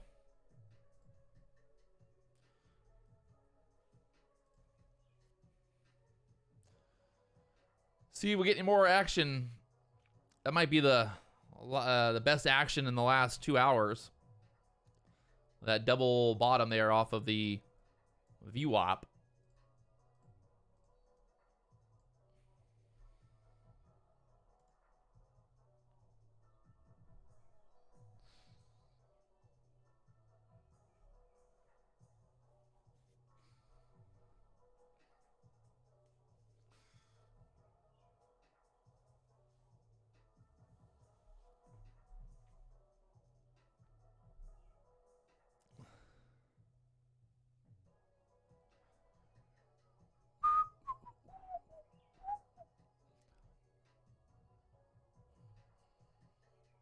Put on a seconds chart.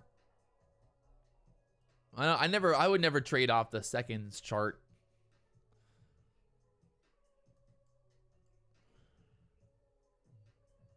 I don't even have the option anyway.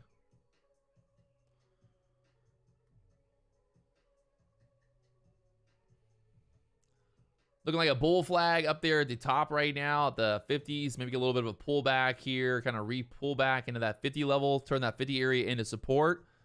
And then be another opportunity to get long if we kind of get this pullback and then get that breakout here. We got the MACD curling up. We got all the EMAs starting to curl up here as well. So you kind of want that little bit of a pullback here. I'll go to the 3-minute chart. We want this little pullback. Basically like pullback in this 47 level one more time. And then possibly get that breakout through there. We got that resistance there at the 54s now. So we'll see what happens here. We just want a little bit more of a pullback for a long opportunity.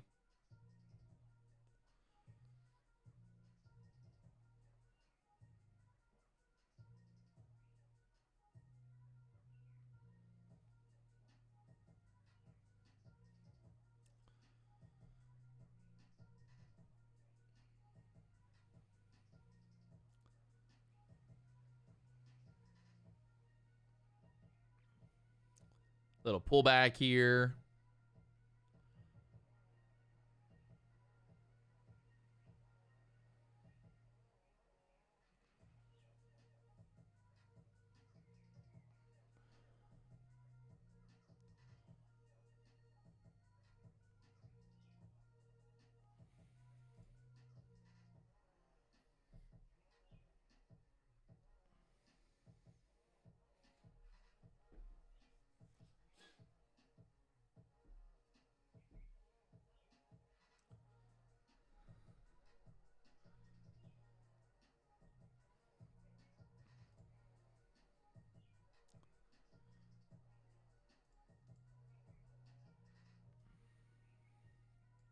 All right. 3-minute chart. Will we get the breakout here? We needed a little bit more of a pullback there. Let's see if we can still get a little bit more pullback. Or if we're just going to ramp up here again.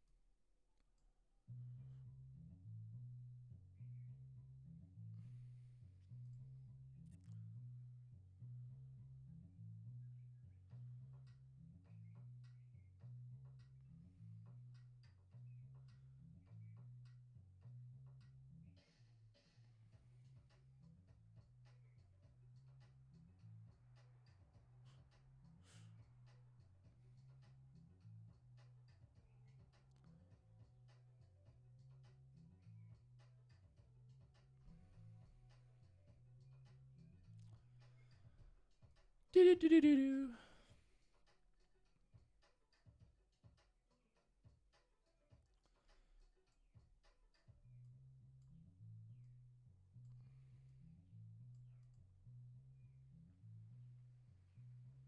MACD is bullish. The EMAs all kind of stacked up nicely here.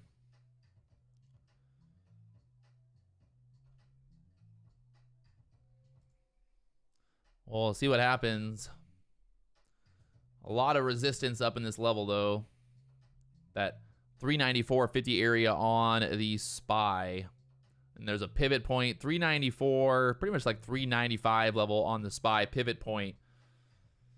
Kind of looking like it wants to push up there. We'll find out. Market just really not moving right now.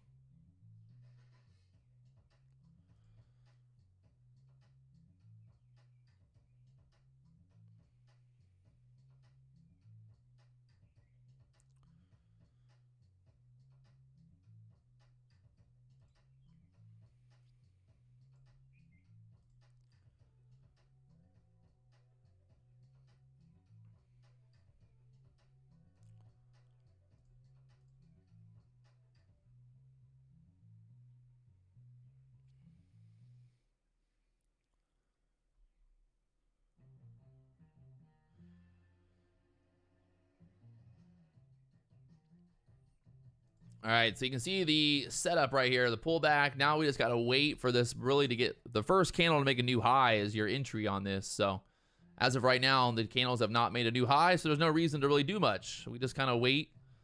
And once we get that breakout, then we know that the market wants to push higher. So until then, all we do is just sit back and wait. We got all the EMAs lined up. We got the VWAP down there, 42. We got the MACD bullish. So now we're just waiting. We got a lot of resistance here in this level at the 54s. So you're really going to need that momentum to get through there. And right now, touching that 80 EMA again. We got the 21 EMA at the 47s. The VWAP down there at the 42s.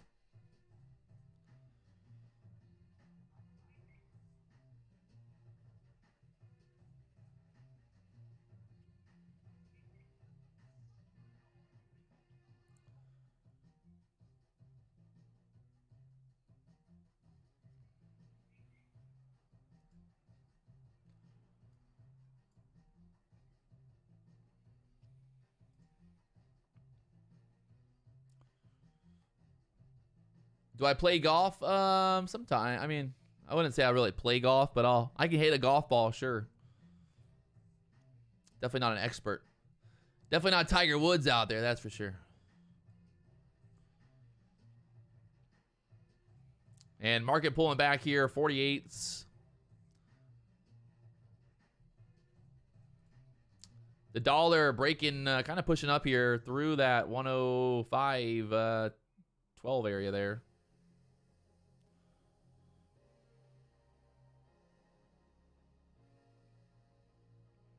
The dollar can double top here, then the ES should push.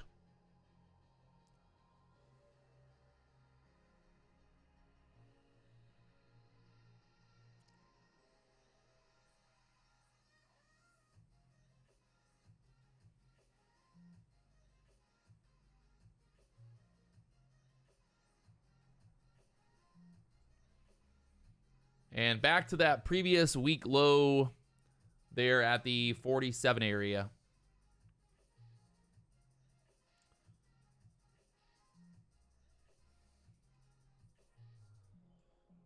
So now, like I said, we're just waiting on that 3-minute chart here for the first candle to make a new high. And then you basically know that there's momentum. We can push higher from here. So that's what you're looking for.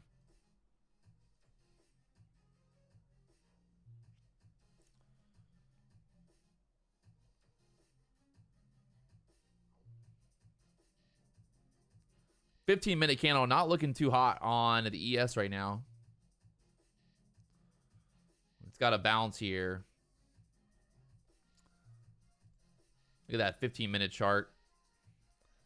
That 15-minute candle just got totally denied. Pulled right back down there to that 47 level. We got wicks up. We got wicks down. We got wicks all around today.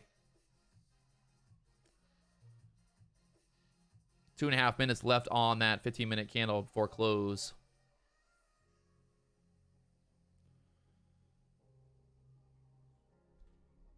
Do I watch the series Billions? Yes.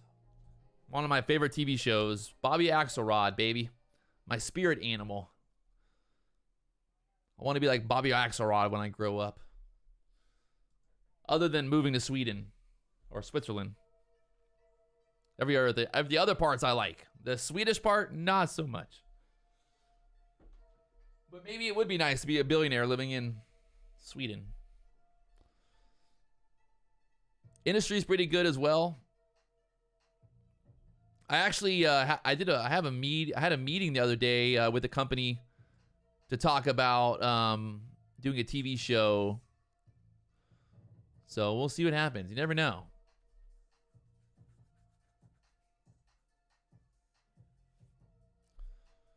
Have I been to the Philippines? I have been to the Philippines.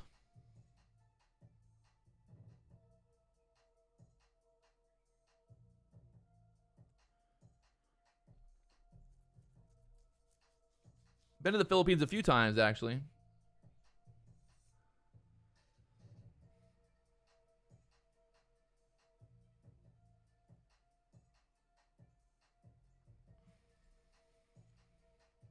So either we got a bounce right here, like literally in the next minute, it got a bounce, or that 15-minute candle is just going to be one big gravestone doji.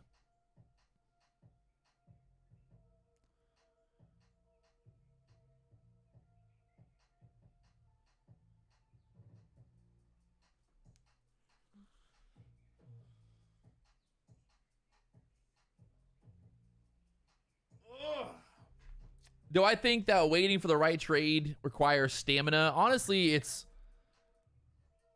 I would say that it definitely gets harder and harder. The longer that I'm sitting here, the more I just like, I don't know, I end up just fucking getting over it at a certain point. I mean, in the morning when the market first opened, you're all like, everything's good. Like, you're starting out strong. Like, I definitely I'd make a lot more money when the market's, you know, good.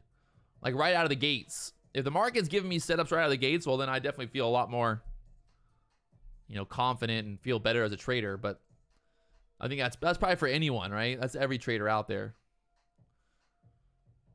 But I would say that if the market opens up choppy and we get shitty price action right out of the start, I would say 9 out of 10 times, like, that's going to be a difficult day for me, because it's just like trying to avoid that chop at open when you're all like, all right, let's fucking go. And then you try to avoid the chop, and then you get chopped up. And then all that emotion starts pouring in. And then by the time that the market actually gives you a good setup, you're finally like, you're just bent out of shape, right? So right now, looking to see if we can push back up above that 50 level, this kind of breakout idea to push back up. The MACD is still bullish. We're holding right now at the 21 EMA. So we would basically need to start pushing back above this 50 area, like pretty much like sooner than later.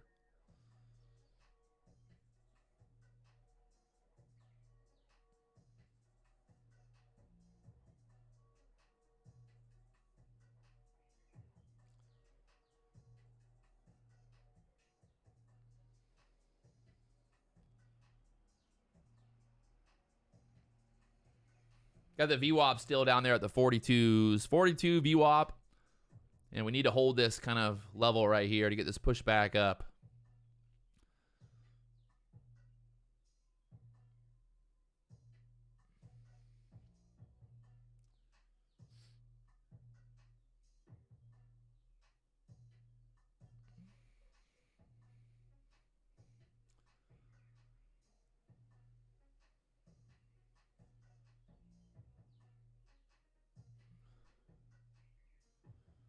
Will we test the VWAP here again? The $1 million question.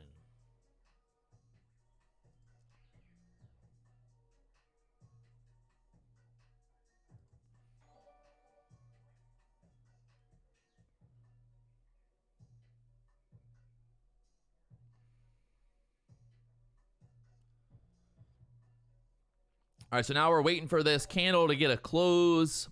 Try to get this push back up, get this breakout, and then you get that move above the high of day.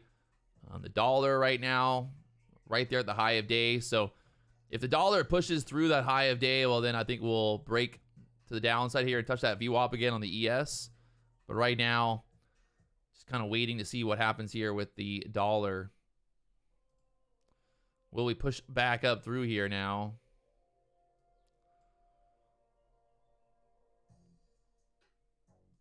Definitely want that dollar to crack there.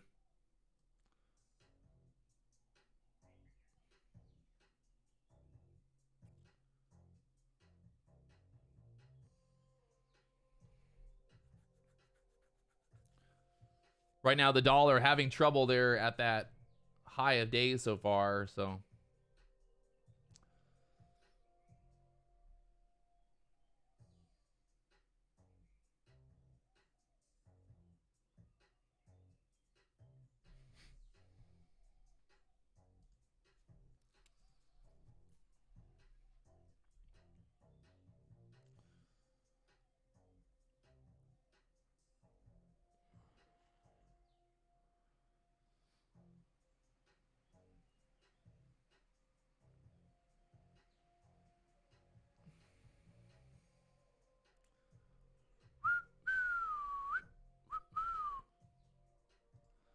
So right now, trying to hold there. Looking at the 15-minute chart, you can see we kind of just pulled right back down there into that support that previous week low. That was resistance earlier. We need to hold this area if we're going to go. The dollar needs to pull back. If the dollar starts pulling back, I think we'll get that push.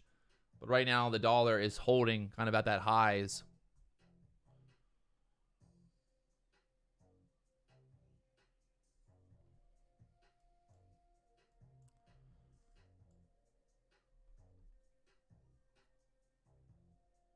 Fortnite God, no, probably not.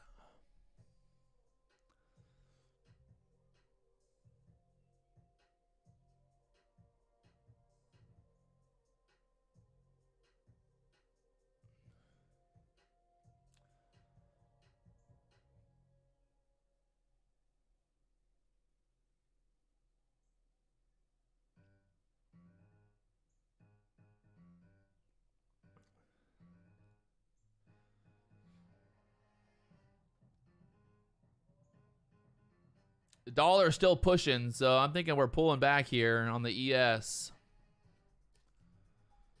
Touch that VWAP again. If the dollar makes a new high right here, we're going to definitely touch that VWAP again.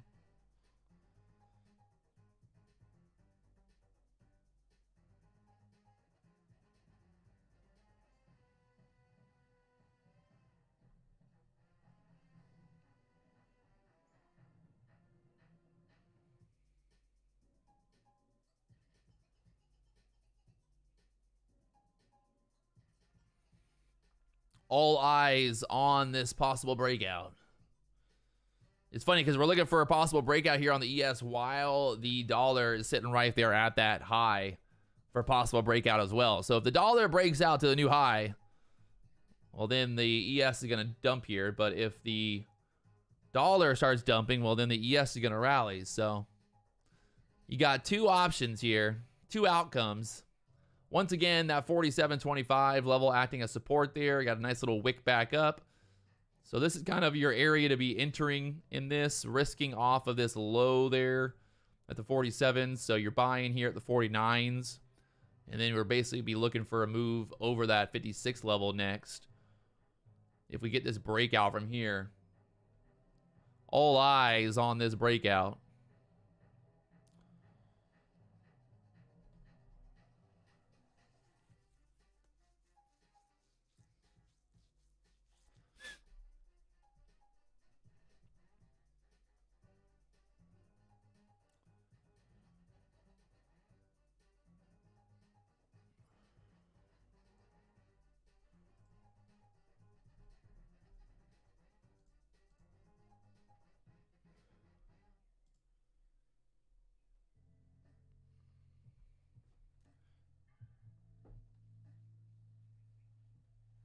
Oh, God.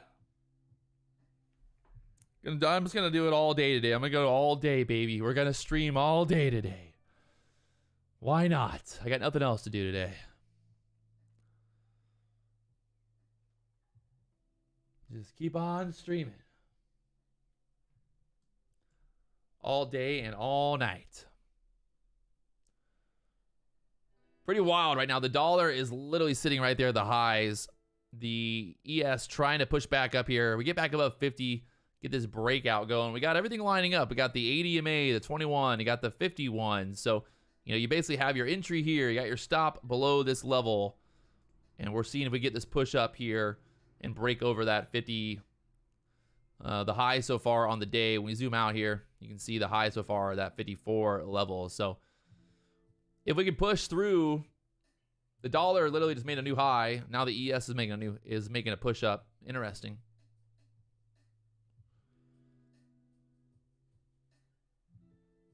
Is that a deviation or a correlation or a ripplation?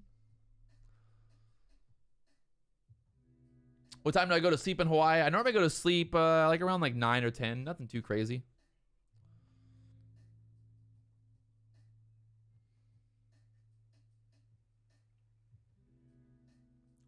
There we go. Getting the breakout right now. Everything looking beautiful. Lining up here. Let's see if we can test those highs again.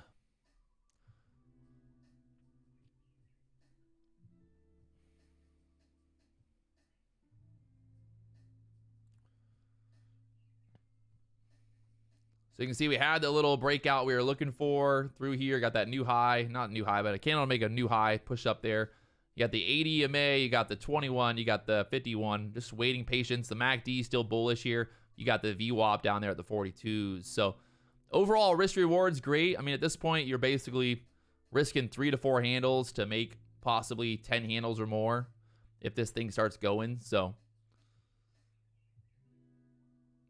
definitely not terrible in terms of risk reward on this setup. 3-minute chart, everything lining up. You can see how we're starting to go. It's all about patience. You don't want to be buying these big boner candles to the upside. You're waiting for those pullbacks. You can see this is what, 1, 2, 3, 4, 5, 6, 7, 10. Nah, what is that? Almost 30 minutes of kind of waiting, being patient for that setup there to play out. And there's that breakout. So you're in there at the 49s right now, and then pushing up here 40, looking for 50s or more. I told you buy the dip. Well, guess what, fuckers? I bought the dip. Get out of here, Ninja Ape, telling me what to do.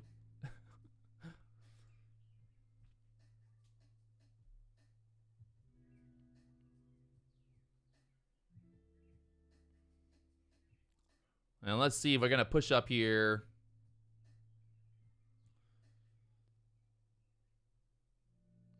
It's so crazy on a day like today when the market's moving like literally 2 or 3 handles, and you're like on a volatile day. I mean, fuck, the market moves 20, 30, 40 handles sometimes in a matter of minutes.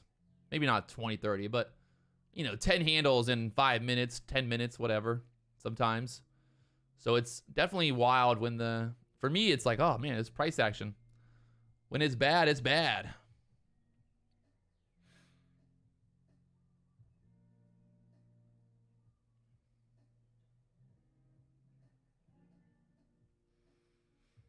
The dollar is still just pushing. Dollar pushing on the dollar right now. Dollar bills.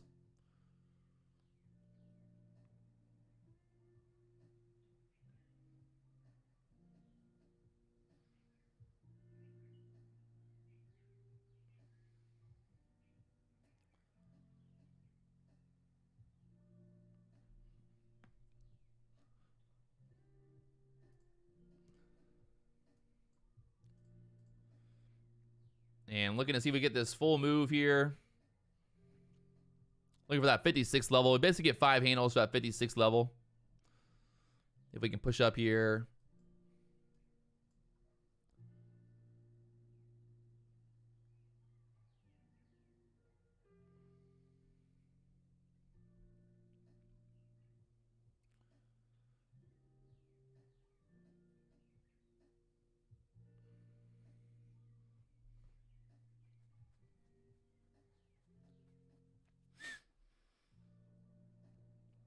And right now, 52s.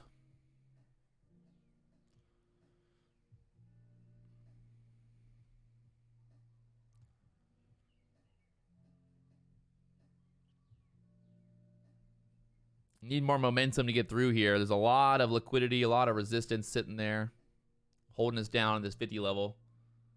I'm pretty impressed on how the dollar is rallying right now, and the ES is also rallying.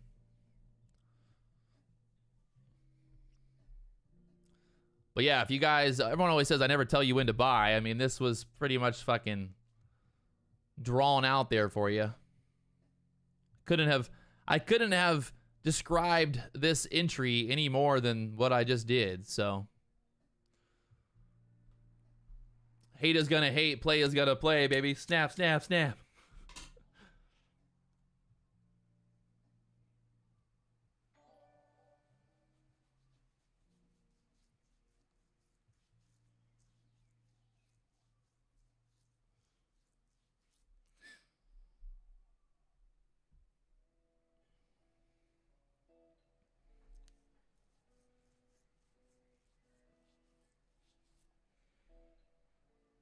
I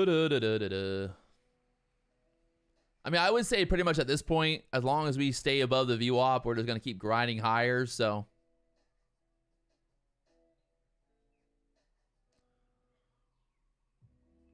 I'm long from the 47s here. Only 2 contracts. Was just not in love. I'm not going to put on a bunch of size when the market's not moving. I'm not getting a good read on it, but here's this little push up. It's funny because I feel like, honestly, like when the market's slow, it's almost like you should size up more. And then when the market's hot or when the market's moving fast, then you size down. But I honestly feel the opposite. When the market's not moving, I feel like I'm sizing down and slowing down. So how did I get into futures? I've traded everything. I've traded stocks. I've traded cryptocurrency. I've traded options. I've traded the ETFs. I've done every possible thing you could do when it comes to trading. So for me, the futures were really where I found the most success. I think futures, at the end of the day, if you're going to trade a instrument, if you're going to be a day trader, there is no better way to trade than trade futures. That really comes down to it, you know?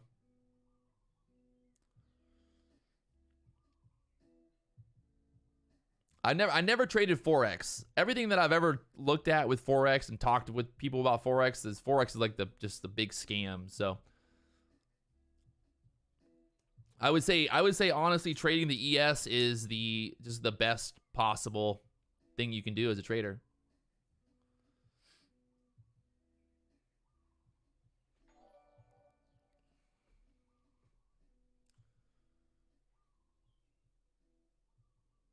The dollar pulling back right now, and how the ES is pulling back.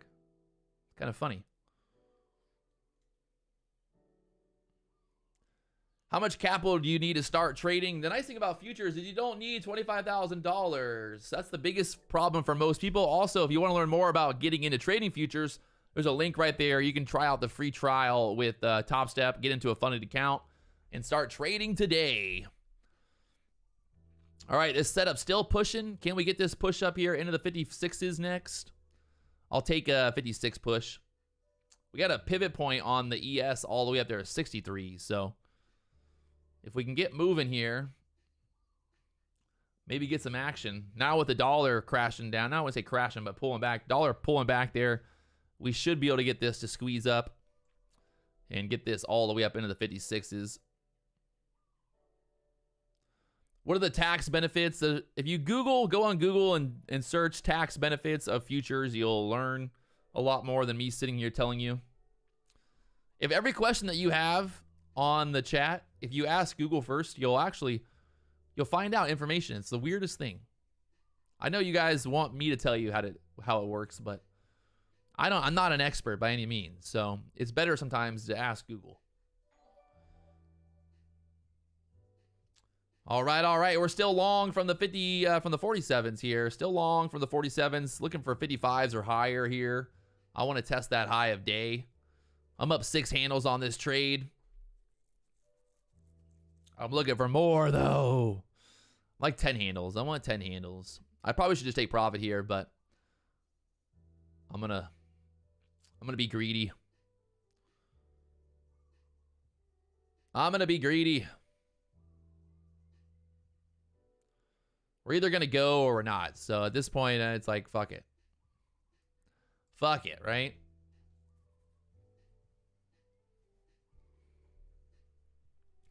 Fuck it. Right now, you can see a little bit of a doji having a little bit of trouble. We had that previous resistance right here, right? So we got all this resistance in this area here. We got to get above this resistance. If you're in the trade right now and you're thinking about, like, maybe I should take profit or not, never a bad idea to take profit. Maybe take 1 or 2 off, but as of right now, we just got all that resistance, so we're getting tight. We had the little breakout. We got the breakout from the 49s up there to the 53s. So now your goal is to kind of get above this triple top. We got to get above that triple top, obviously, to go higher. So right now, let's see what happens. The dollar pushing up here again.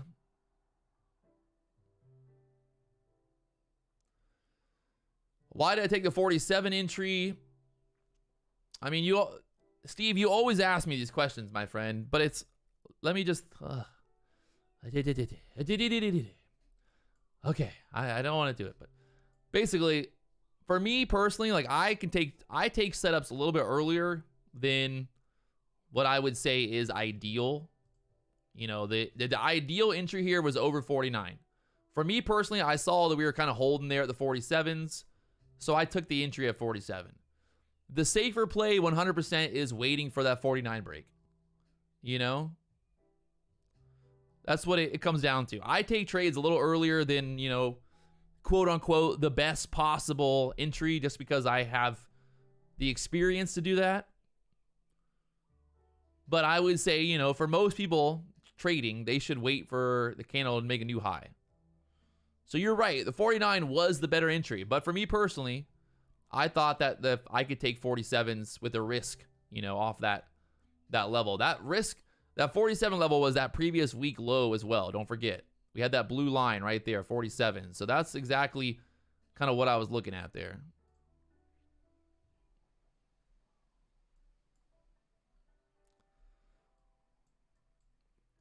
And once again, having trouble here.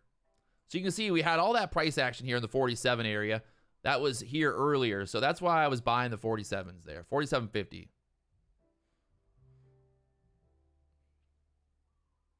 And looking like we're going to work our way back down. The dollar squeezing back up here. I probably should have taken my 5 handles, but I was being greedy. I was being greedy there. So that was your target right there, kind of up into that previous area of resistance. We were either going to break above there. You had your entry down here. About 5 handles in profit. And yeah, there's a pullback now.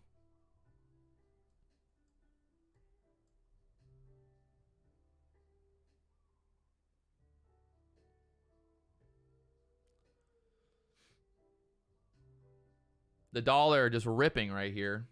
Fucking A. Why don't I take partials? Guys, I don't fucking know. Why doesn't anyone do anything? You know, like, fuck, everybody always, like, wants to, like, give me shit when I don't do stuff. But it's like, also, you gotta think, like, my risk to reward, my risk, like, it's totally different than what your guys is. If you're happy to make fucking $20, $30, go for it. Like, me making $500 in this trade does not change my fucking life. Making $1,000 doesn't change my life. So my thing is, like, I want to look, I'm trying to get some bigger moves here, especially like this type of action. Just, it's almost like, it's not even that I care about the money. I want to get like the reinforcement that I'm taking these trades and seeing the moves, you know? Do I have a daily goal? No. No daily goals. I mean, I want to make money. That's all it comes down to. I try not to put like a fucking, like, I don't want to be like, oh, I want to make $5,000 a day. Like, it's just too much pressure on yourself.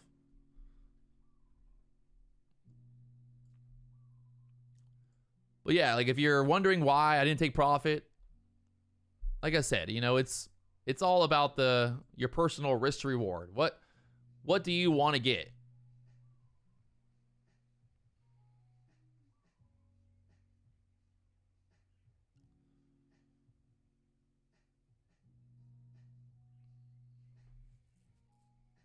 So it really comes down to, you know, what your, like I said, what your personal fucking goals are.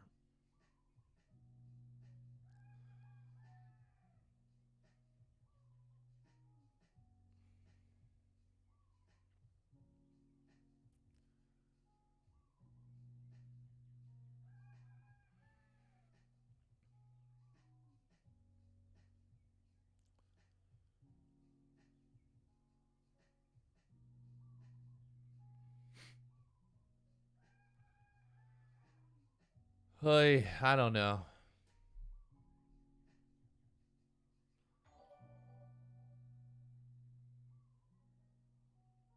So right now, market pulling back. Why did we not go higher? I mean, it's fucking, you know, triple top area there. The dollar started ripping up. Kind of just is what it is. So now we're just chopping around once again. Get that push up there to the 54s. Pull back 48s here. We'll see what happens once again at this area, that 47. We're still got plenty of room down to that VWAP at the 43s. You know, I'm not saying this is going to zero just because we pulled back from hitting that triple top. Let's just stay in it. Stay focused. The roosters are crowing.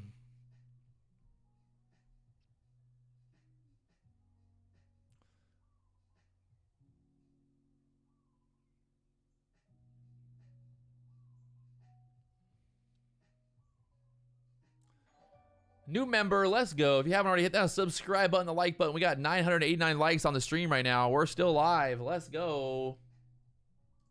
Let's go, let's go, let's go.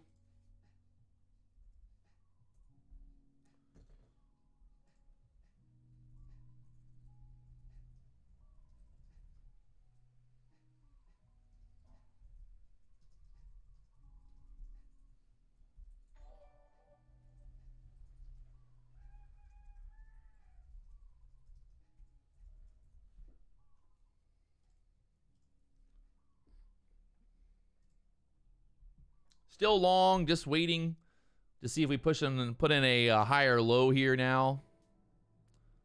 We're hitting that 21 EMA again, so if we can hold this level, basically my stop right below that 48s. Remember, I'm long from the 47s, so now I can't lose on the trade, but I want to see if it's going to play out and try to hold that 21 EMA there.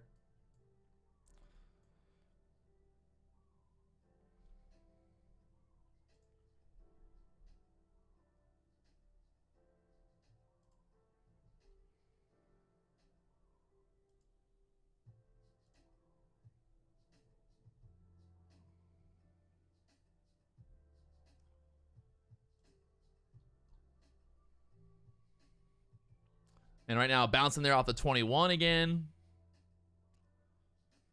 Just need a little bit of a pullback possibly there before making that push. We need that dollar to stop fucking going straight up. The dollar right now is just literally going straight up here. This is the trend on the dollar right now since 11:30 on the 3-minute chart. It's just been pushing.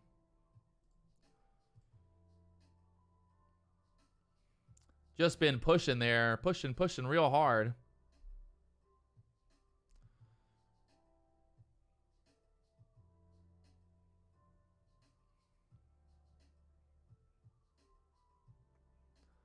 The ES looking interesting here as well.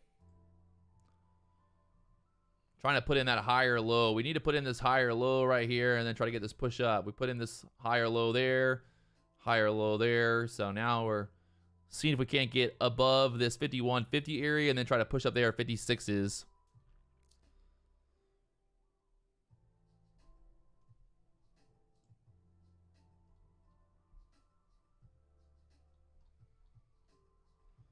Yes, yes, yeah.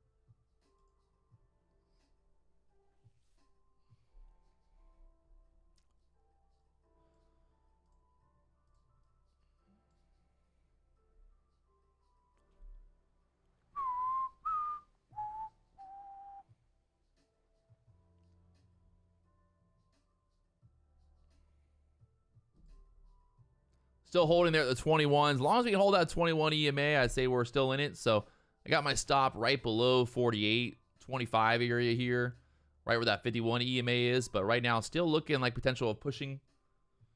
Still looking like potential. The dollar trying to pull back. If we could just break that fucking trend on the dollar.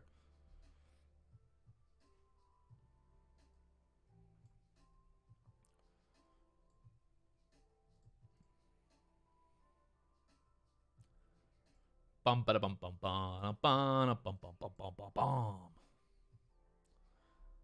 See, now the thing is, if we push up here to the 54s, we're definitely going 56s, 50, maybe I'd say like 58s for sure. There's no way. I mean, unless we get a quadruple top up there. Quadruple top is always possible.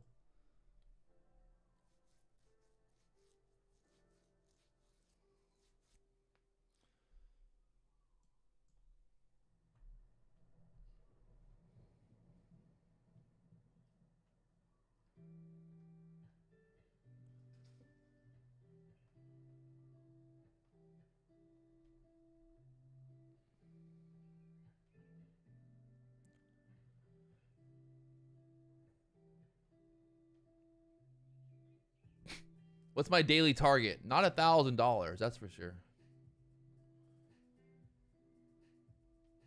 Do I consider what's going on with Tesla before entering a trade? No.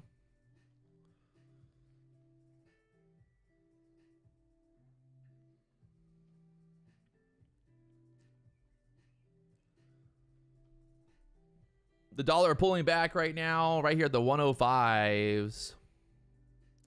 You can see that 52 area. Just get over 52 here. Then we push up to the highs again. Like I said, still long right now. Looking for this push up.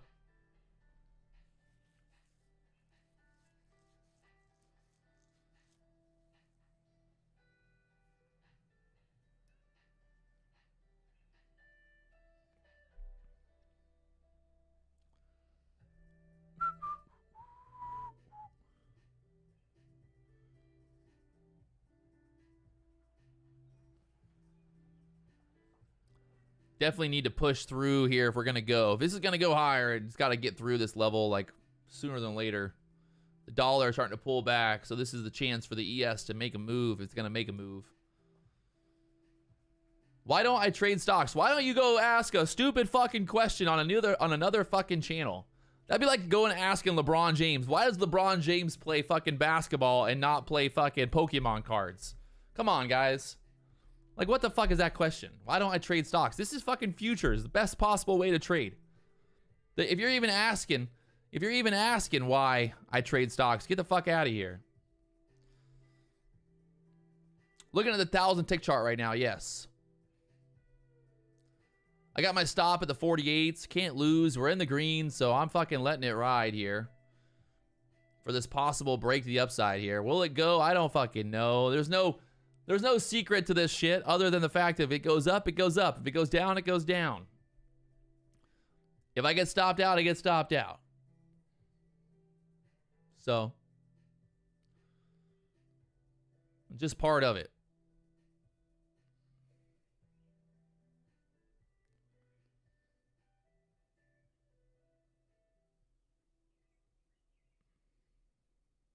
The dollar still kind of holding there.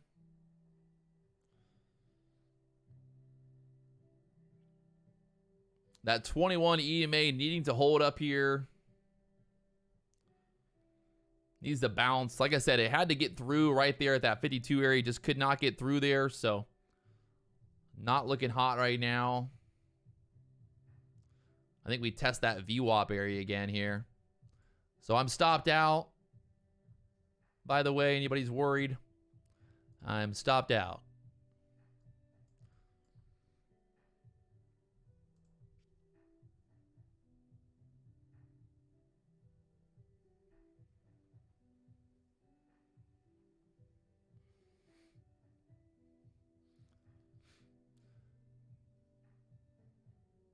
The dollar dumping.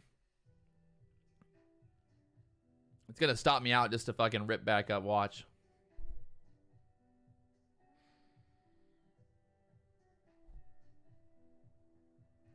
Wow.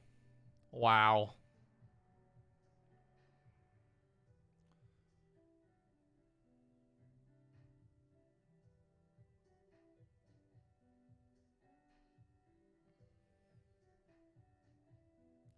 I'm literally amazed right now. I'm amazed at this. If this fucking pops back up here, I'm gonna, ugh.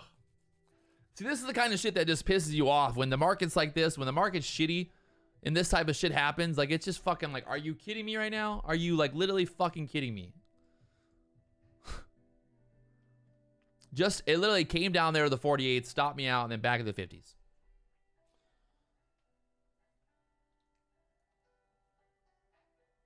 Oh.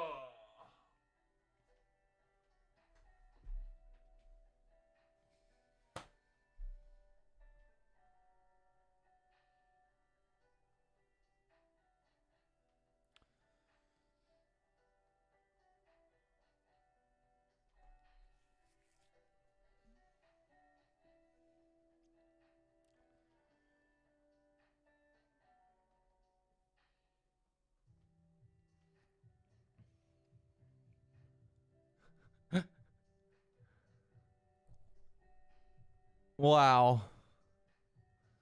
Wow.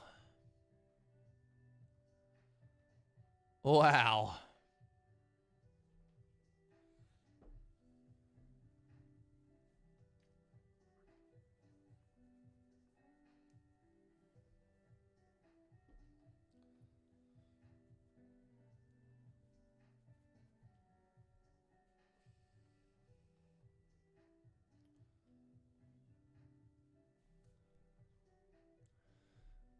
You gotta love trading. You guys gotta love trading, baby.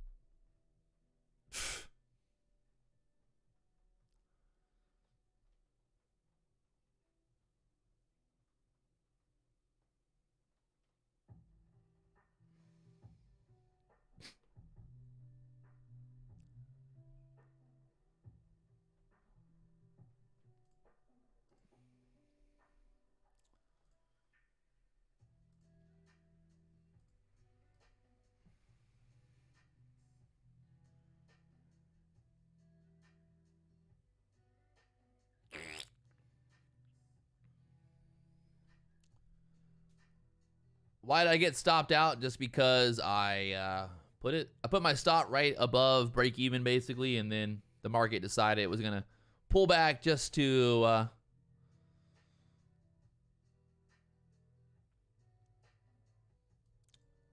go.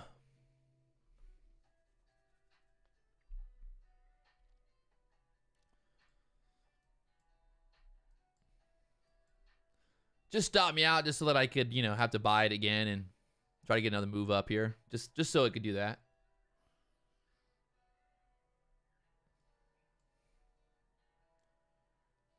Duh.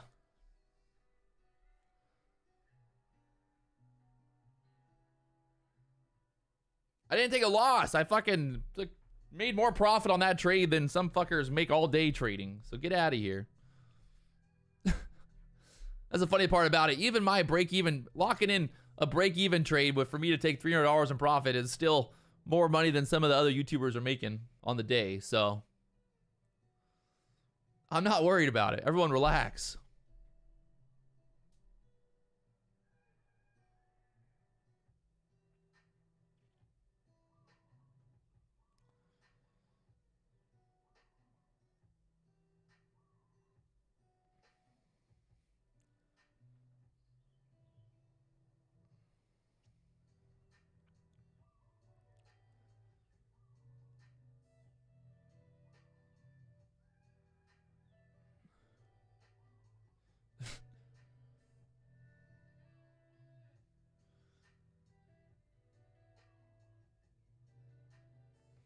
Pretty funny that the fucking, I swear, like the ES is literally just following the dollar right now, but the opposite way. Normally it goes like if the dollar is rallying, normally the ES will pull back, but the ES dropped, the dollar dropped, the ES dropped, found support, the dollar dropped, found support, and now the dollar is pushing back up and the ES is pushing back up. So I would say today, stocks are following the dollar.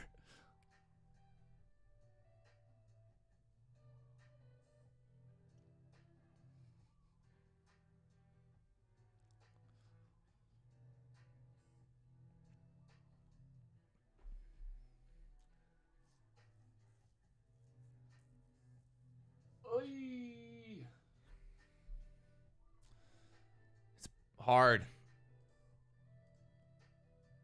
People think that trading is easy, that you just sit here all day and just press buttons, but there's more to it.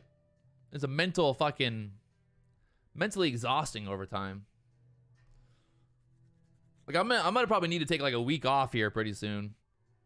I gotta figure out when a good date for that is, but fuck, I've literally just been live streaming every morning for the last like 3 months now. Tired, man.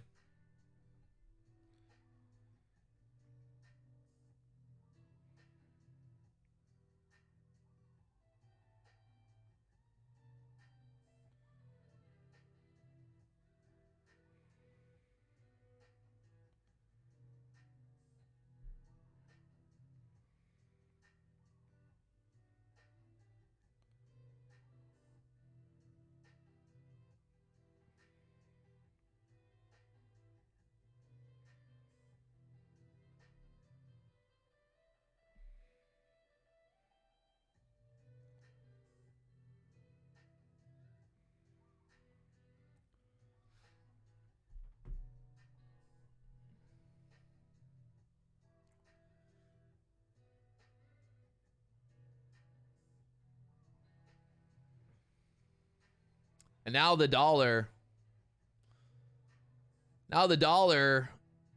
popping up, the ES dropping down again.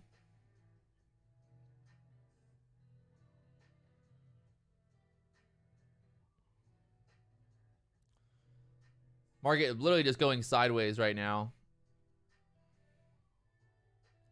Not sure what you would do here.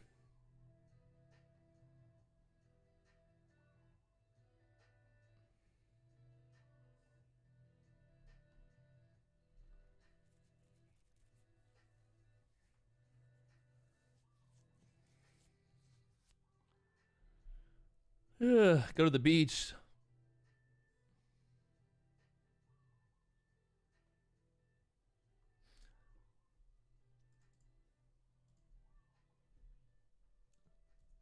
I did not fix the jet ski yet. That was what? I made that vlog on Monday, so only a couple days ago.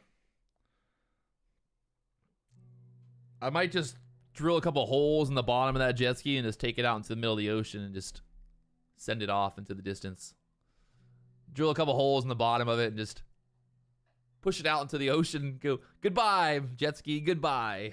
I obviously would never do that. I would never pollute the ocean, but it might be the best thing to do at this point. Just fucking drill some holes in it and send it off. Viking burial. Light it on fire, maybe. Or I could just maybe go park it somewhere on the island and just like put a sign on it for free. I can't even sell it. That's the problem. Like selling it, no one wants to buy a broken jet ski. I tried to sell it. Nobody wants to buy it. So it's literally just sitting here now. And the problem is there's nobody on the island of Oahu to work on Sea-Doos. So I have a brand new $10,000 jet ski that is not usable. And there's nothing I can do about it. Nah, I rolled it over in some big surf. I went over on a big wave on it and rolled it in some big surf. So it went under the water. It was still running. I felt it. Me and the jet ski got caught in this big wave. We went underwater. I was getting rolled around underwater with the jet ski, basically. I was thrown off the jet ski, and then I swam up to the top after this big, massive wave. The jet ski was still there. It was still running, actually. And at that point, I got back on it, raced out of there, and it was still running fine. And then a couple months later, I started having issues, electrical issues. So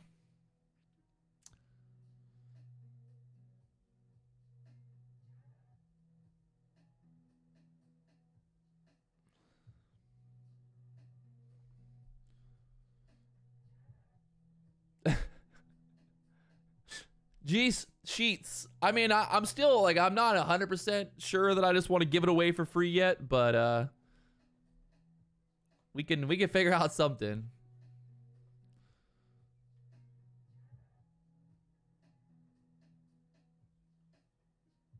I've already talked to the people from Sea-Doo as well, so it's literally a brand new 2020 Sea-Doo, and it don't work.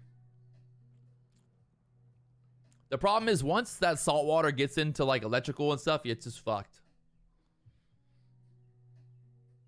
All right, Jesse, send me an email. Send me an offer. Patrick at Market Flow Trader, send me an offer.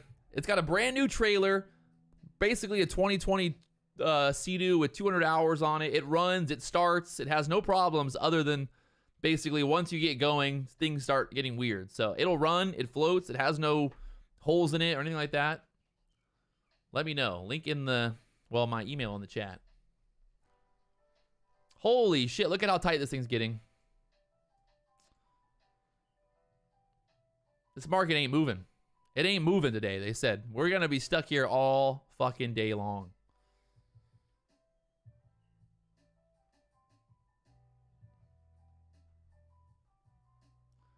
It needs to be washed every time. No shit, Kevin. God. No, you're supposed to wash it? I thought you just drive it in the ocean and never wash it. Come on. Is that a real comment? That's not a real comment, is it? It's not a new battery. Come on. It's not the carburetor. Trust me, guys, it has nothing to do. No, whatever your idea is, it's not what your idea is.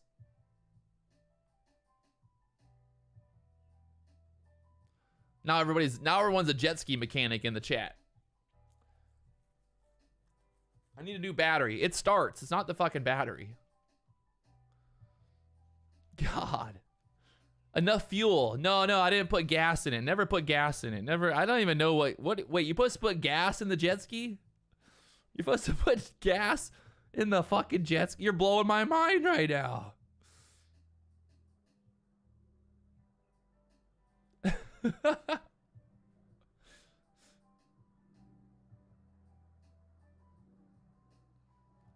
It's the electrical, but it's not the electrical. It's not like it has power. It just doesn't so the Sea-Doo has this thing called the IBR. It's called the Intelligent Braking System thingy-majiggy. And it basically, there's something wrong with the IBR. So when you go and you give it gas, it hits the brake. The brake comes down. It stops you from going anywhere. And that's all electrical. It has nothing to do, like, you can't you can't fix it. I can't just sit there and, like, you know, like, fix that. You got to replace that whole system probably. Did I swap out the spark plugs? Yes, I did actually. And once again, pushing back up off of this 48 level. Why is it every time I live stream, the market never moves? If I wasn't live streaming right now, the market would move 30 points. Like, it would go from fucking 50 to 80 if I wasn't live streaming right now. Like, guaranteed. Absolutely guaranteed.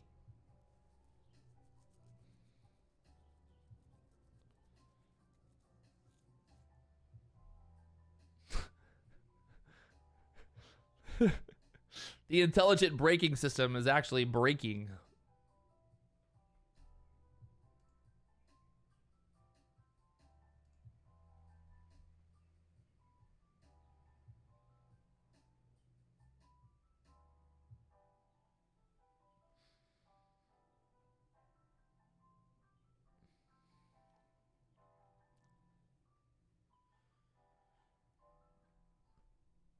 Like, I'm not sure the reason, like, is the reason the market is just stuck here is because the dollar is just going straight up and the market can't move?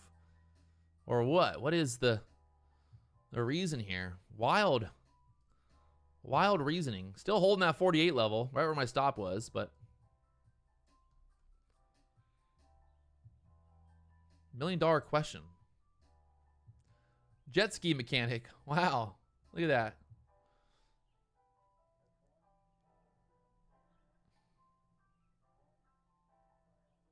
MACD is bearish here on the 3-minute chart, but I don't know if that really means anything.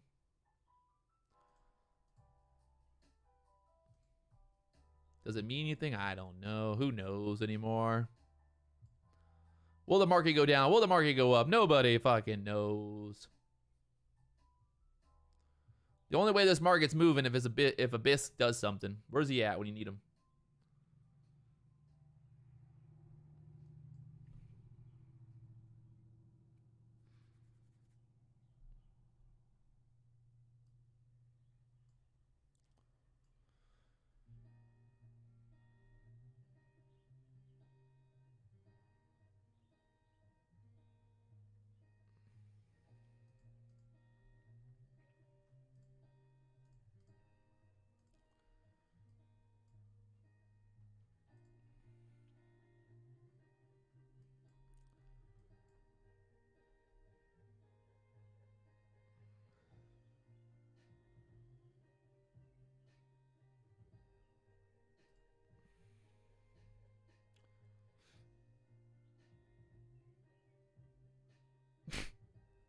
This 1-minute chart looks literally just like,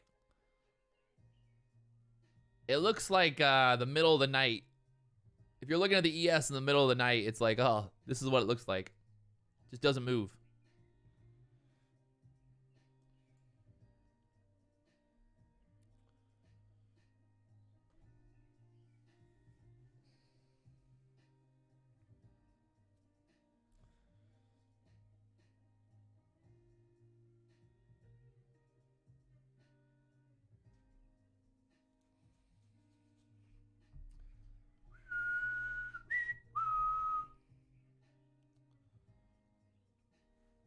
I look down and the market moves. What in the world? Holy fuck, what was that? What in the fuck was that?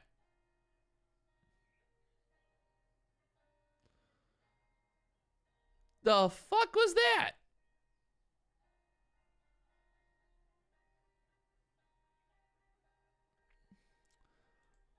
How did I not get filled? Fuck! I had my target right there at the 57s. I think we're going to push through here. I want some more. I'm going to put one order here at 57, one at 59, and then one at 60 here.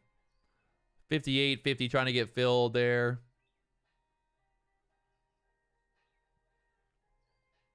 Look at that boner candle to the upside here. Wowzers. Going for 60s now. Another $400 in profit on this last contract. See if I can get filled here. 60. Looking pretty darn close. Getting filled there at 60. Beautiful. What in the fuck? Is somebody talking? Somebody must be talking. Right? Like someone's talking right now, right? Someone is talking. No, someone's talking. Or yeah, the dollar literally just got fucking... No, the dollar just got murdered. Look at that. The dollar from the 105s down there to the 105.18 level down there to the 06s. So the dollar just got murdered.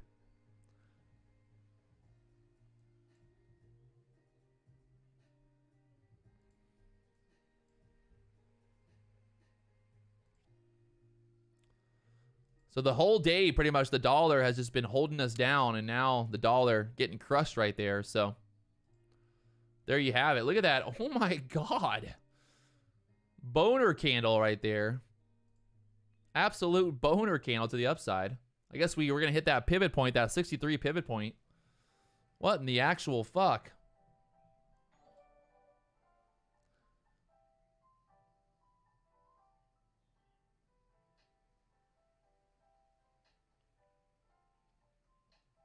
That was a move right there, my friends. There had to be somebody talking or something happened there. Somebody said something, that's for sure. Said, Fed Bostic.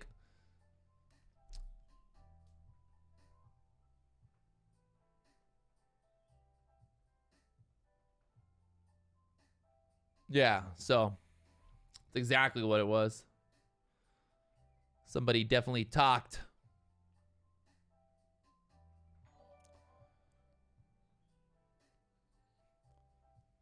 Old Bears took a boner candle right to the face. So I think we filled the gap there on the SPY now.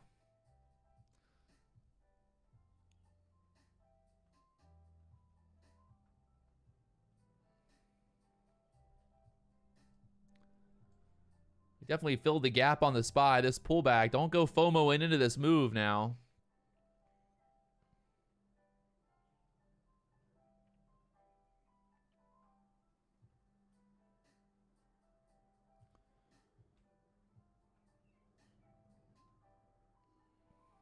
Gonna give back this whole move up here now. Look at this. 10 handles back to the downside. After popping up there to that pivot point, 63s. We're pulling back 58s.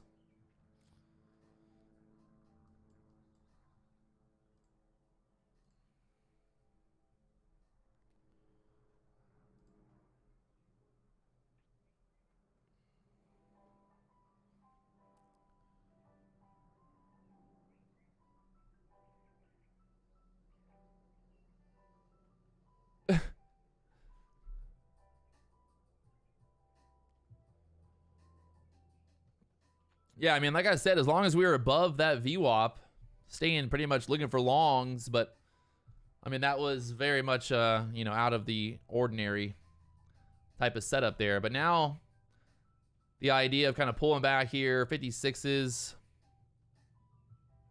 see what happens. They can find some support here in that 58 level again. Matthew making money. Let's go.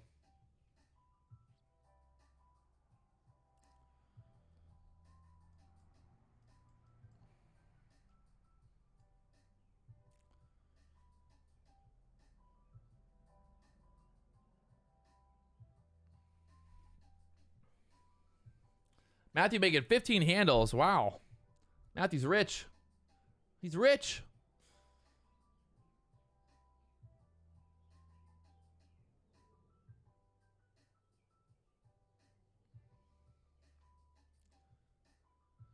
At least at least after sitting around waiting all day for something, that was at least something to get excited about. Making some money. Not going to complain.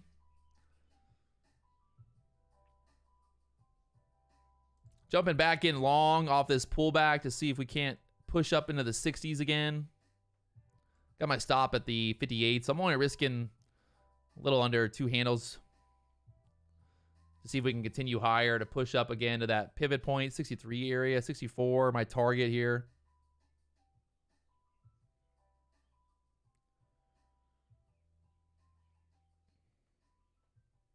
Need a break to the upside here right now, right here.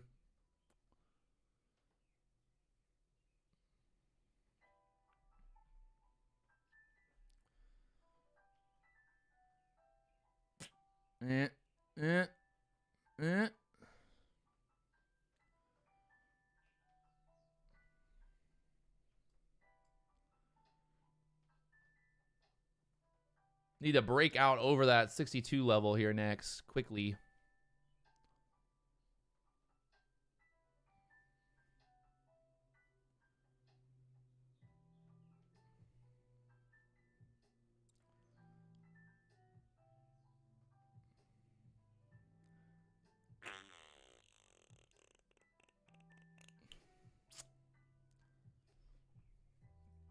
See if I can try to hold that fair value gap on the 1 minute chart. Got that low, kind of that 58 level. So just not holding that right there.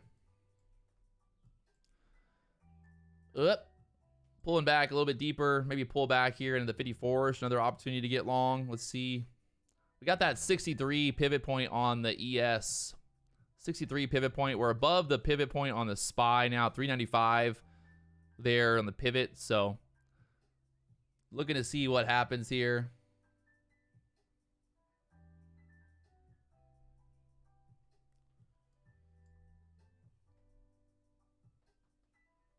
I actually don't have the book map pulled up right now. I turned the book map off earlier when I was messing around with the quant tower thing. So I turned it off just for now. I'll turn it back on in the morning, but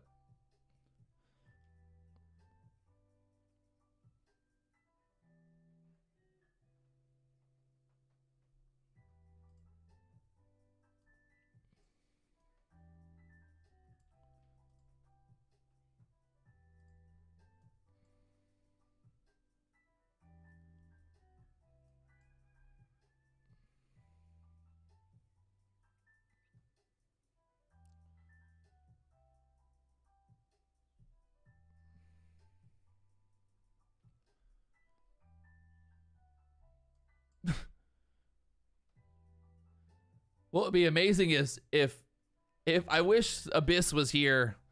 Could you imagine Abyss was like in the chat right before that explosion? He was like, I'm short. Oh, that would have been the best. That would have been the best possible fucking comedy we could have ever witnessed. Why do I trade the S&P 500 and not the NASDAQ? I don't know. Why is the sky blue? Why does, anything? I trade the S&P because that's what I trade. I like the ES. People trade the NASDAQ. Some people trade the ES. Some people trade fucking Pokemon cards. I don't know why people always obsess over the fact of like why Patrick trades the ES over the NASDAQ. I'd say the ES is way cleaner than the NASDAQ.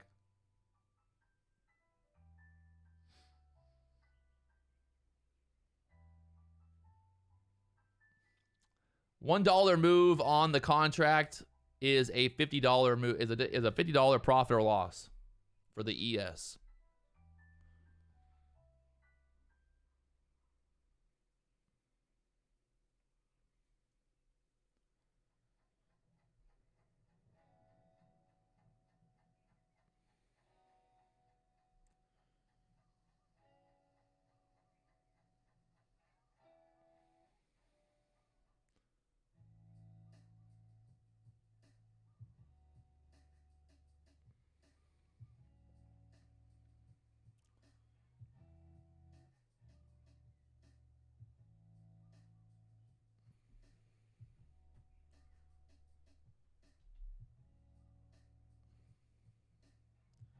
Right now, the market working its way back down here. We got that fair value gap on the 1 minute chart at that 54 level.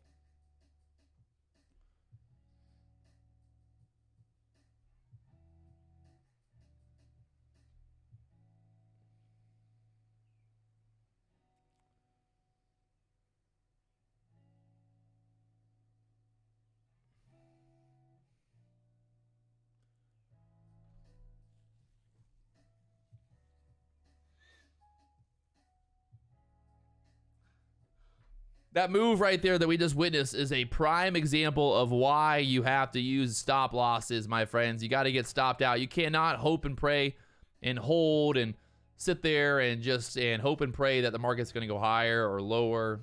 You know, you got to have stop losses. If you were short here at the top, I saw people talking about getting short there in the 50s and you didn't have a stop. I mean, that's a fucking, you just do not want to hold through that much of a loss. I mean, that's going to blow your account up. So you really got to make sure if you're trading futures that you're using stop losses, that you're following the rules, you're getting out. You just cannot, you can't trade futures thinking that the market, you know, I see people like, oh, well, no, the market's like, I can hold, it's going to go back up. Like, no, no, no. There is no guarantees. If you're short and you're like, oh, the market's going to go down here and you're holding through this whole thing, that's bad, bad, bad. Bad, bad, bad. Don't do it. It's not a good idea. So right now on the SPY, we're holding that 394.90 area, right where that pivot point is on the SPY. And we'll see if that's going to find some support here now and want to start pushing back up. Got a big old bull flag here on the 5-minute chart right now. I mean, that was just massive short squeeze. All those shorts got squeezed out there, and that's what created that buying pressure on the way back up.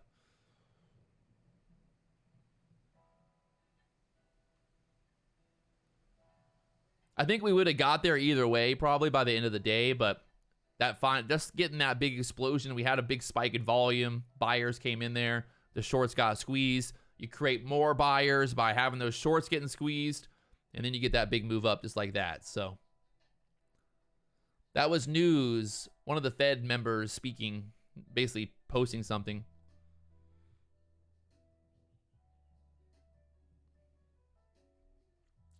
I mean, the market's just not going to make a fucking move like that out of nowhere for nothing. There's got to be some type of thing. Something's happening. Some type of catalyst making that move happen. Right now, the dollar is still pulling back. The ES trying to hold here at the 58s. What do I think about the ICT concept? I think there's a lot of value to the idea of learning price action. Understanding, you know, when there's candles, certain candles give you certain reactions, the idea of getting the traps. I love it. I mean, I've been learning more and more about it. I think at the end of the day, you could call it whatever you want, but I mean, it's price action. You're reading price action. You know, the problem with indicators is like, if you see here, I mean, this indicator is never going to be able to it's never going to be fast enough to be able to get you into these types of trades like instantly. It's just pure price action at that point. So the whole ICT setup is really just focused on price action, very particular price action. So I think that's what it comes down to. Right now, I'm basically combining, you know, some of the ideas like the fair value gaps and things like that, combining that with my overall breakout strategies. And I have found, you know, more consistency, especially the traps. You know, I've been really finding good luck. I wouldn't say good luck, but finding really good success lately with the traps. You know, looking for traps, kind of understanding how those traps create more volume, more liquidity in the markets. So I think there's a lot of value there. It really comes down to however you want to, you know, absorb it. I don't think there's anything wrong with learning more strategies. I see people, they're like, oh, don't learn that strategy, but like, it's not going to hurt you. The cool thing about it is like, you're literally just learning price action. Like I wouldn't even say it's like, it's just price action. That's all you're learning. Like you're learning pure raw price action. And the traps, I mean, the traps at the end of the day are going to give you some of the best overall risk to reward moves. If you can figure out where the trap is and you could get in on that trap before the market makes the move, well, then you're fucking game on, you know? Then you're just getting that much better of an opportunity to get long. Like I would say, you know, if we look here earlier at some, like even the, you know, the bottom moves down here. This is the 5-minute chart, but we look at the 1-minute chart. Looking for some traps here on the 1-minute chart.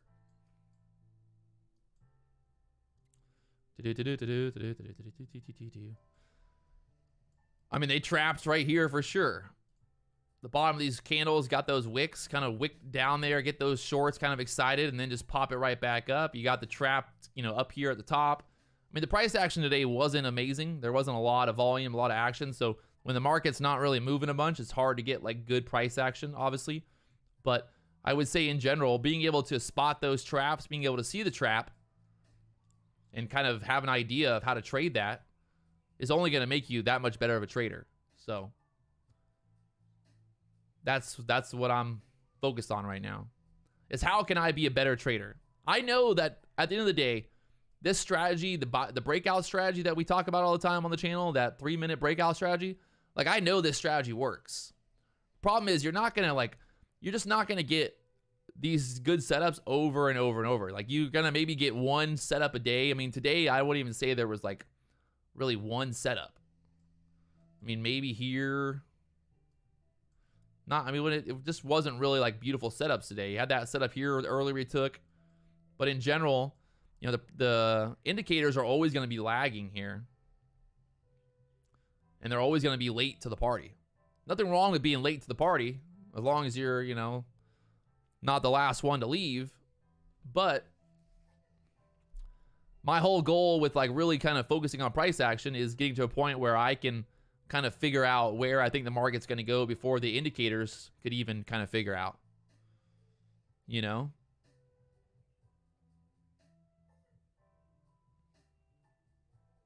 You got to think too, like indicators at the end of the day are just data. It's just numbers being crunched, right? And then put onto a chart.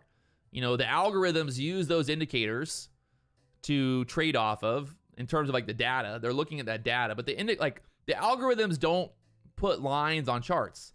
The algorithms are looking at data. So for humans, we're not computers. We can't just look at data and be like, oh, I know exactly where the EMA line is. No, like we need lines. We need visuals. So that's like that's what an indicator is. An indicator is a visual representation of that data that the algorithms are trading off of. I mean, the market 100% is being controlled, you know, by computers. I mean, the market moves based on computers. This move right here did not happen earlier because there was a bunch of traders sitting around and they saw that news and they started buying. Like, no, the news happens because, you know, the algorithms get the news, it spits out, the algorithms see the news, they interpret the news before, you know, pretty much like they interpret the news before you can even read it. The algorithms, the computers are going to be able to send the market to a point higher before you can even figure out where it's going.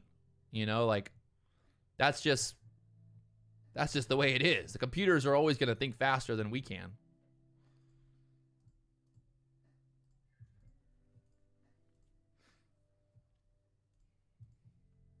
Right now, hitting that 63 level, that's right where that pivot point is on the ES. Pivot point ES right there.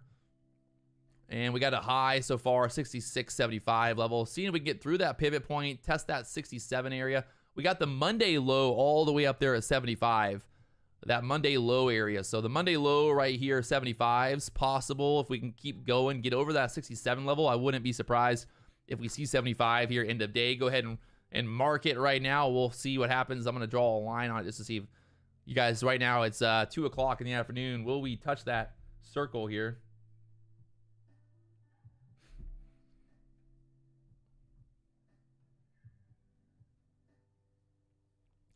And they're going to keep pushing it back up here.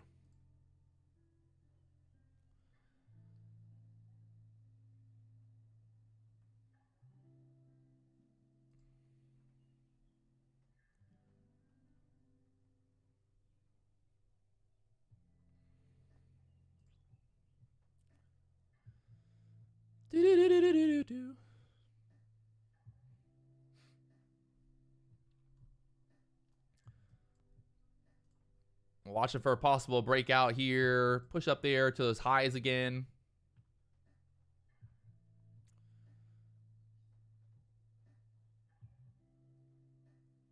64 trying to tap. The dollar getting murdered right now. The dollar down. The ES trying to push through 64s here. Currently long. Remember I got long early there. Kind of moved my stop down just a little bit. I was only risking 2. I moved it down to risk 4 or 5, a little bit more, because I still thought we had a pretty good chance of holding that low area. So currently long right there. Trying to hold this. We need that 55 area we held there earlier. So now looking to see if we can't push above 64s here.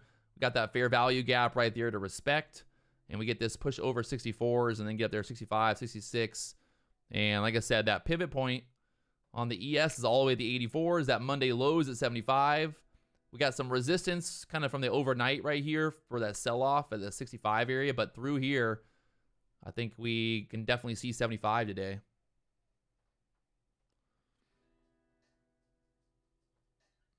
The SPY still pushing as well, so just need that dollar to keep crashing.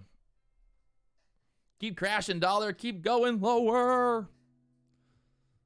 Taking some fills here. We got one fill at 65 now. Can I get 66? I'm going to keep one. I want to keep one like up here in the 70s just in case. I want to play into that idea of hitting that that Monday low area, 75, up in the 70s. So I could probably take my profit right here and be done with it, but I'm kind of thinking I want to let this play out a little bit more. I want to take profit. See, put one more order there at 65.25 to get filled, and then keep one up there at the 70s if we're going to push up there.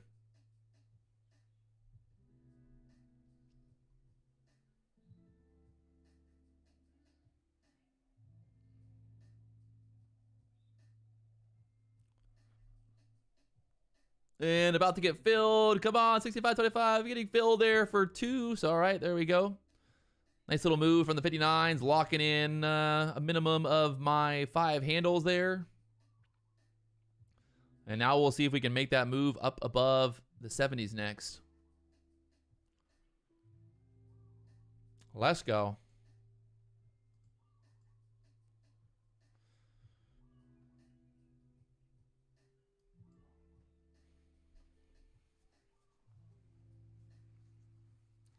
We got a pivot point on the SPY, 396.49. So 396.49 would be a target if you're long on the SPY right now. That 396. Here we go. Pushing 67s. I'm looking for this 70 break. 70 break, baby.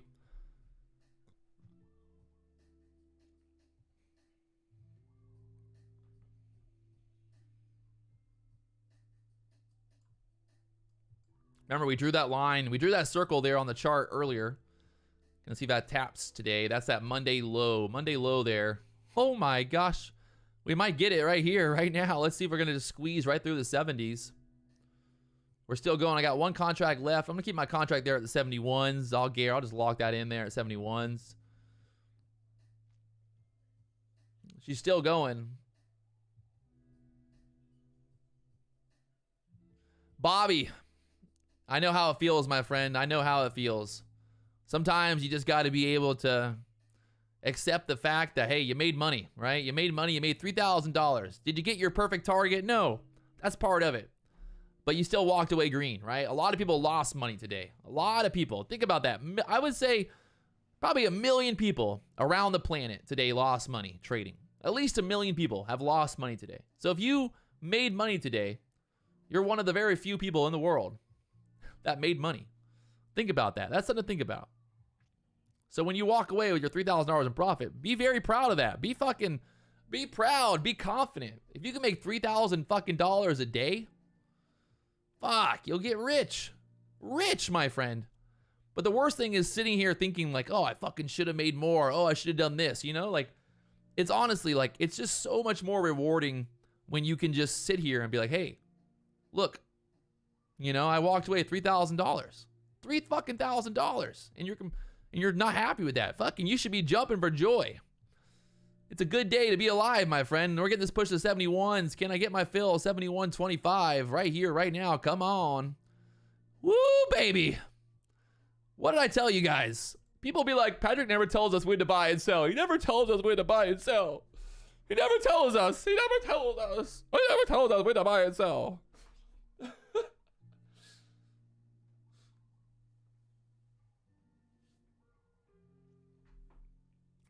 Guys, I literally put this fucking circle on that line right there. This is, I can't make this up. The guy earlier saying that I trade 2 accounts, saying that I go short and long at the same time. Well, that would have really blown my cover, wouldn't it? This really blew my cover. This really blew my fucking cover. The cover, the secret is out. The secret is fucking out. Get the fuck out of here. I just don't know why, like, I never understood why people like come to this live stream and bring negativity and like talk all this shit when it's like we do this every day. Every fucking day we're doing this. This is not just like, this is not a one-off thing. I don't just do this once a fucking month. This is every fucking day doing this shit. Look at it, 75, 76s.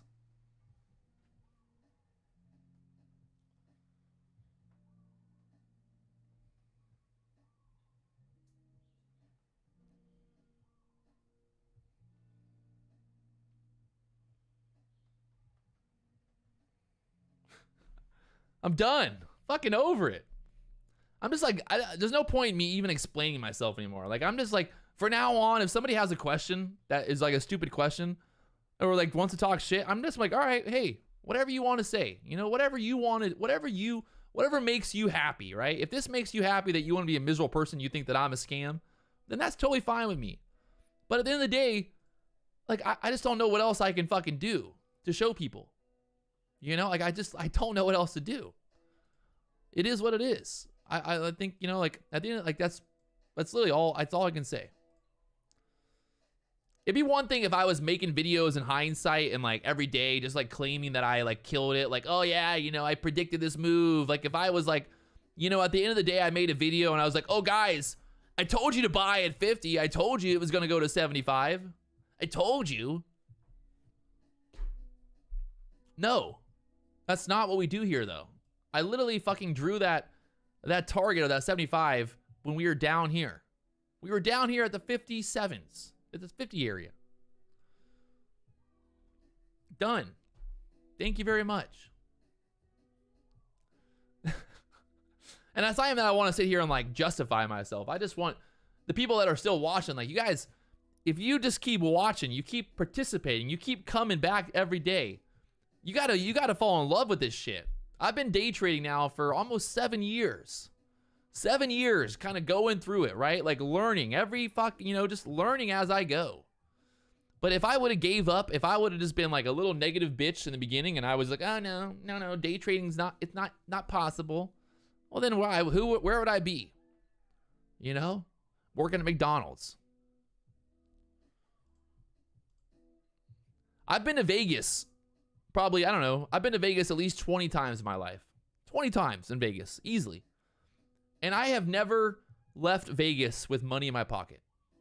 I always spend every fucking dime gambling. You know, like, and that's the thing. It's like, people say that what we do is gambling, but I've never made money gambling. Like, never made any money gambling. But I have made money trading. So, I think there's a big difference between gambling and what we do. I want to point this out as well. We're talking about that SPY. This is a reason this is the chart that I always have pulled up, guys. Always keep this chart pulled up. If you're trading futures, do not sleep on this chart right here. The SPY 5-minute chart.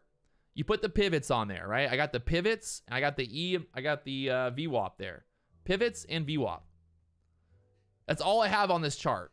And you can see today, how many times we touched that VWAP, okay, and then we touched the pivot. But look how that pivot turned into support. So that's why I was buying the dip here off that pivot. And look where we're at now, at that next pivot.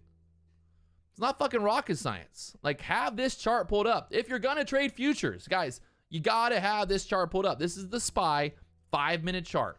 The pivots. I mean, if you don't know how to put pivots, look, PIOVTS, pivot points. Add them to your chart, right? You got them on your chart now. You know what to do. And now they're there. You can also, what I like to do sometimes is I'll get rid of this. So look, how people always ask me, I don't know why, but I see people commenting like, I can't figure out how to find the gaps. You go to the SPY chart. This is a trading view SPY chart. You make sure you turn off regular trading hours, extended trading hours. You go to regular trading hours. Wow, it's magical. And look what we have here. The market opened up this morning down here at the 393s. We have the gap right there. We filled the gap. I mean, is it obvious? I don't want to say it's obvious. What did I just do? Oh, God. What did I do? You know, I'm not going to say it's obvious that we filled the gap, but it's pretty fucking looking pretty obvious right now. You know, like that's, I see people all the time, like, I can't figure out how to get the gaps on the chart.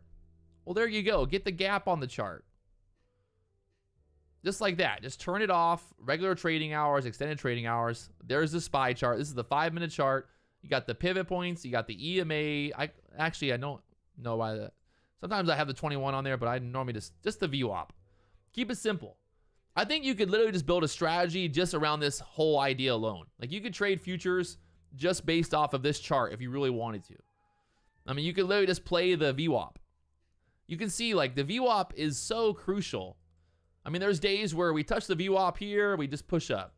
We touch the VWAP here, we sell down. So it's like, you could literally, like, if you had enough patience in life, which I don't, but if you had enough patience in life, you could just wait for the VWAP interaction. Or you could play pivots to the VWAP. I mean, you could literally just play this strategy very simply. Pivots to the VWAP. Pivots to the VWAP. So maybe that's a strategy, and I can start back testing this. But basically, you know, every time, like this move the other day was just nonstop, just stayed below. You could have got short there and then just stayed below all day, below that VWAP. So, again, VWAP, very important. Have it on your charts.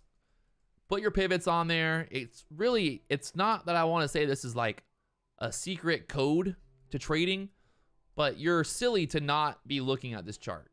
You're just silly to not be looking at it. I mean, the SPY is probably one of the most top traded ETFs in the world.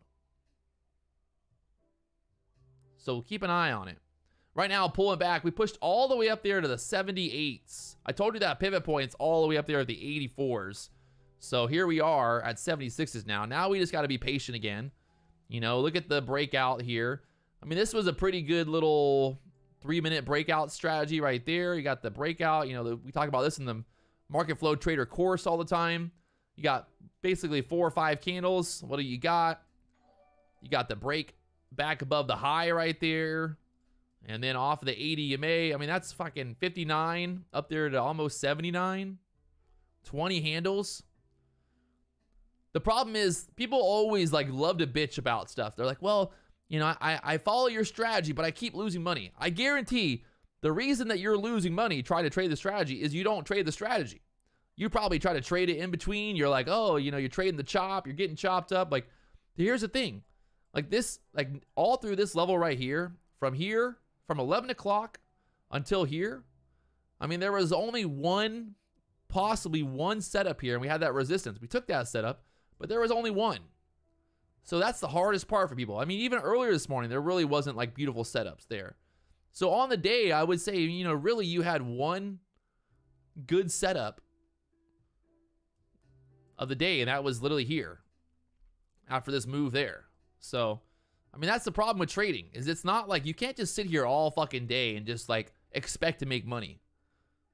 It's just, you know, like it's literally just, you can't expect that. And I think people expect that. I think that people think that you are like, that trading is just like this constant thing of like in and out, in and out, in and out. No, I mean, honestly, I would say for most people, they probably shouldn't have taken a trade all day until this move happened.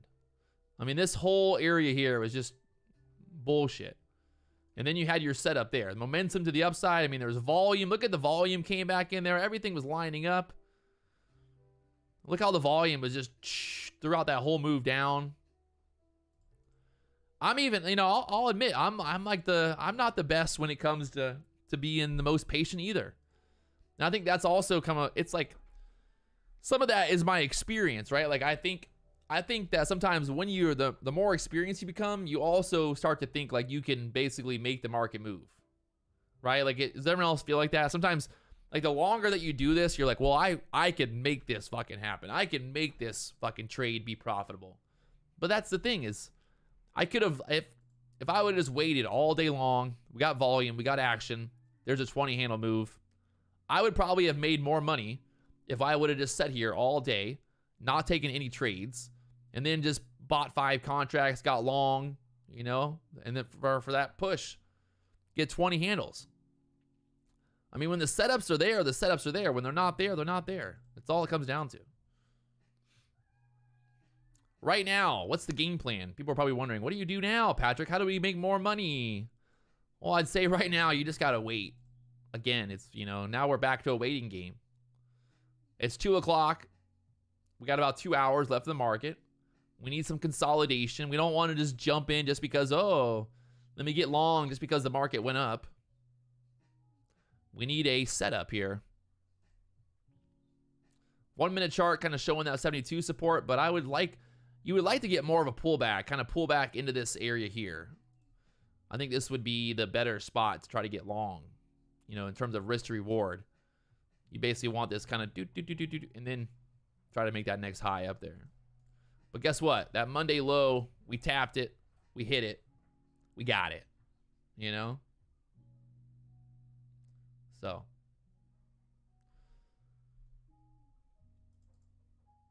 Nick Garner, what's up? What you got?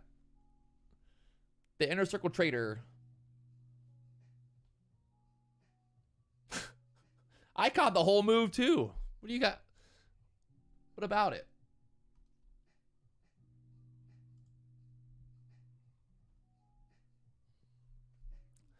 No, everyone's always got to, it's always got to be a competition here.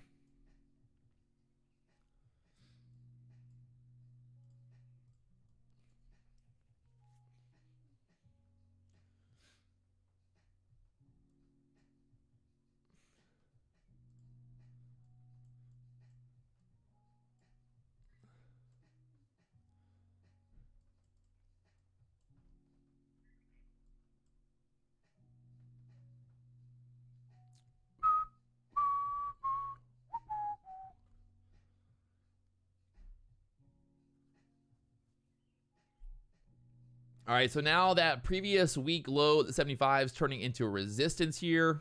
We kind of expected that. Like I said, we need to pull back here. Kind of got to pull back. Market's got to pull back, kind of get some more momentum. It's hard to just keep going straight up. You know, you need to pull back. You need momentum. The market just can't simply go straight up. I know people think like, oh, the market's going to go straight up forever. No, it's not that simple. I wish it was, but it's not. I don't even, do they have an indicator for, I couldn't figure out the new week opening gap. Like what is, how do I was wondering if there's an indicator for that. There's not though. NWOG. Oh, someone made an indicator for it.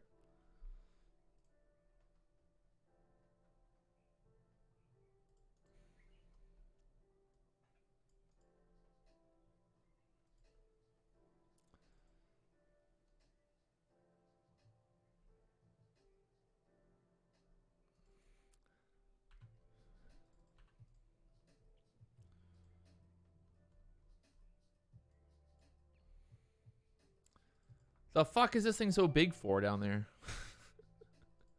Is it that one? Why is this box at the bottom so big? Why did that get so big there?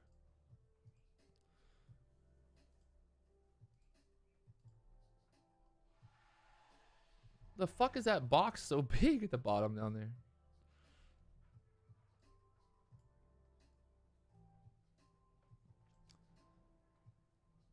There's so many options, so little time.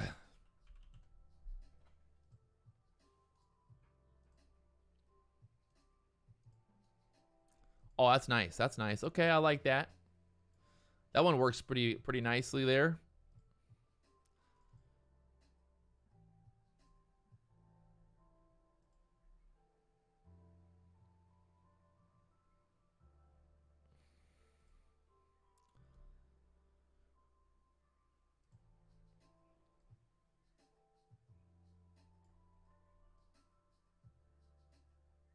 But isn't that gap right there just right where that Monday low was from opening this week?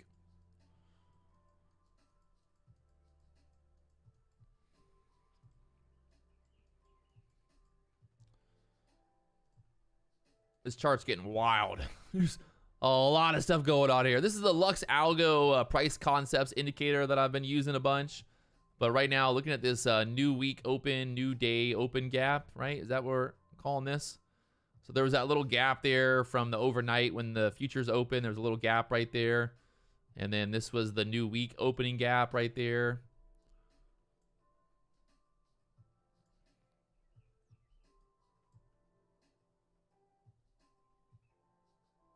So something new to try out. Always, you know, like nothing wrong with putting more levels on the charts. Nothing wrong with it, my friends. Do I ever trade the NASDAQ? No. Never trade the NASDAQ.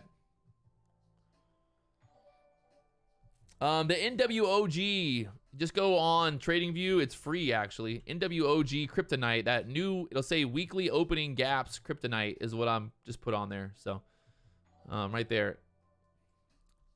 If you guys haven't already hit that like button, subscribe button, help me out, blow it up. We got 1,000 likes here on the stream. We're going all day long, baby. How have we not got more likes here? We need more likes, more likes. Market pulling back right now to the 68s. Like I said, not really any reason to buy at the top up there. We don't want to buy the fucking top.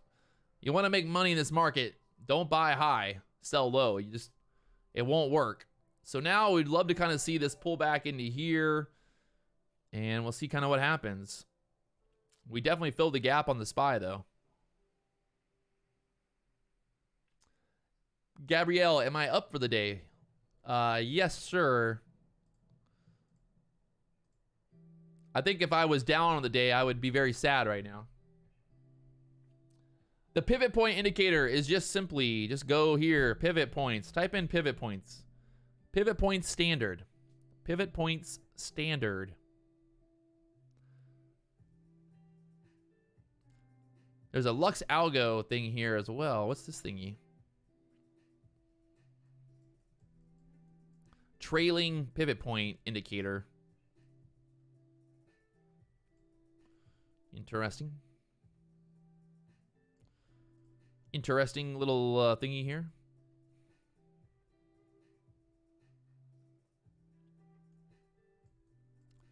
Lux Algo has literally so many different indicators on TradingView. I think they're like the biggest trading indicator company out there. But they have this, I'm looking at this indicator right here. It's called the pivot-based trailing maxima and minima. I'm not sure what it actually is doing here.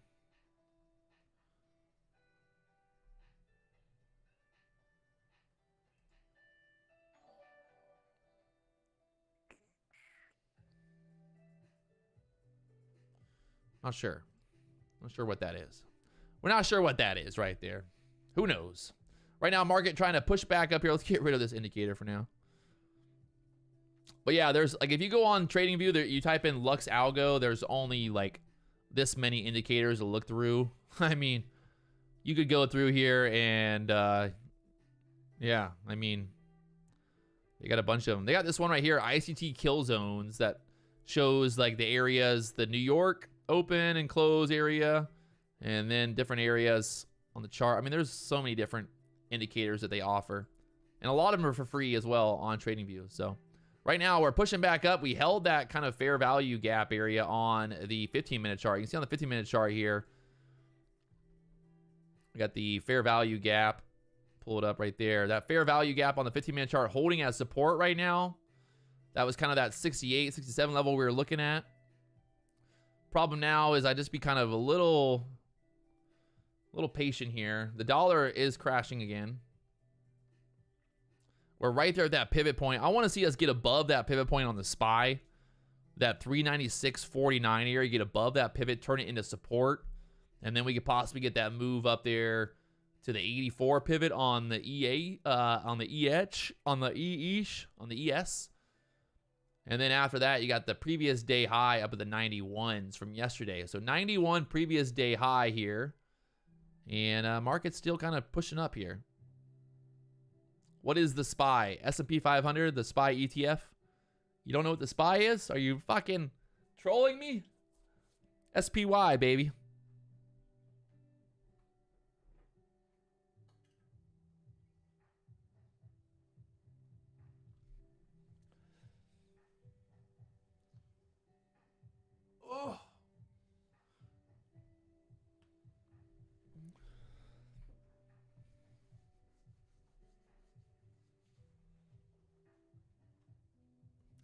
Yeah, you definitely don't love that 15-minute candle looking right there. So just kind of being patient. We got about another hour and 30 minutes till the market closes. I'm going to go use the bathroom. I haven't like literally been off the computer all morning. I need to take a little break. I'm going to stay live. Don't worry, we're going to stay live here. But right now, just I'm going to take a little break, get some water.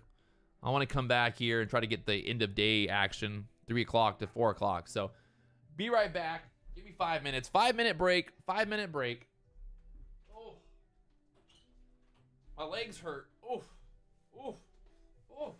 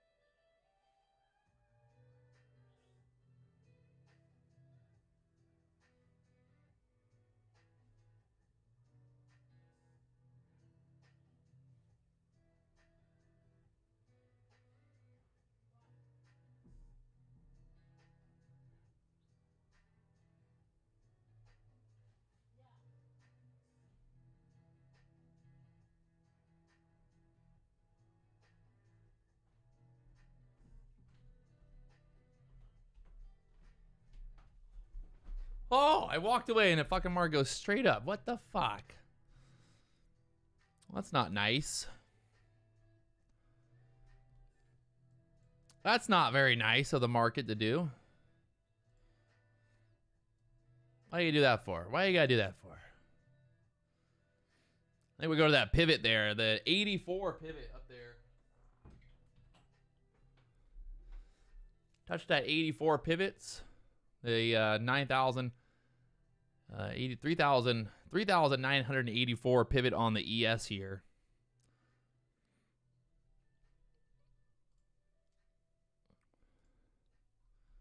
Impressive how that 15-minute candle just took over that whole wick again. Very impressive here.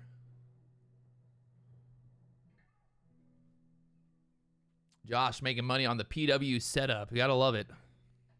Did it work out? Oh. Once again,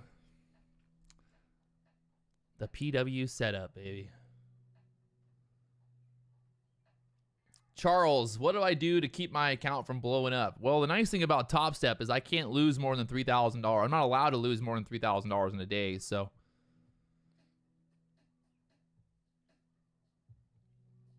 That pretty much stops me from having a blow up day. The nice thing about the Topstep program.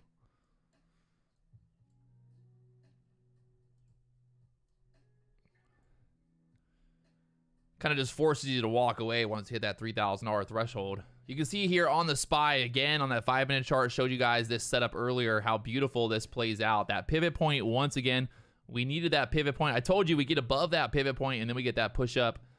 I mean, I don't know what, I just don't know what else to tell you at this point. So, absolutely beautiful move here off these pivots once again.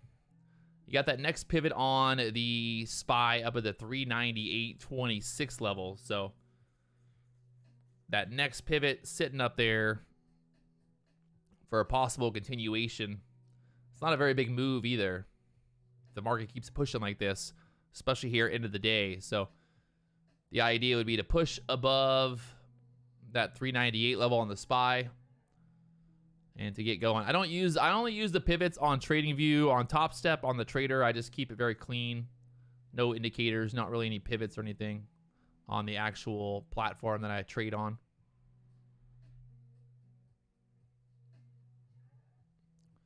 Right now, the high of day 79. So we get over that 79 level here. We got the 84 pivot up there to keep an eye on. Would not be surprised if we tap that pivot here today. Those pivots love to get touched.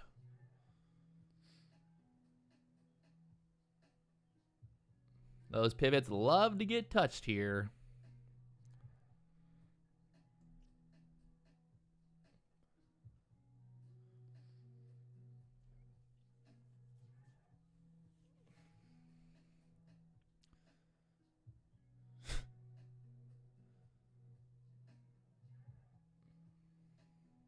Once again, testing that high of day 79, 75 level through there. Try to push up there and that pivot up there, 84s.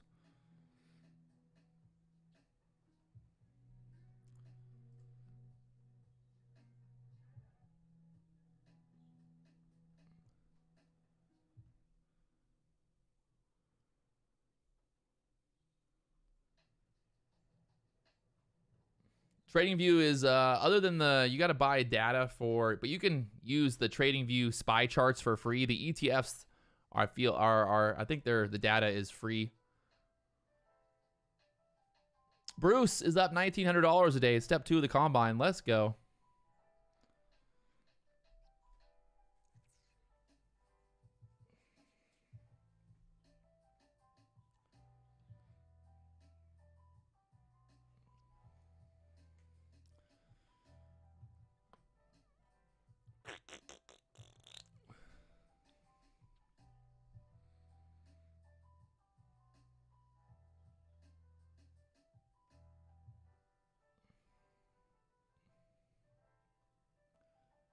Keeps tapping 79s here.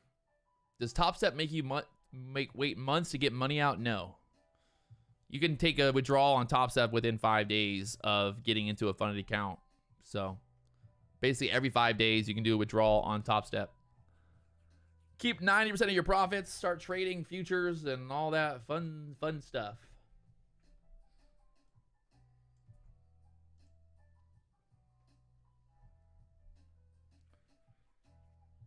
Market right now pulling back, getting stuck there at the top right now.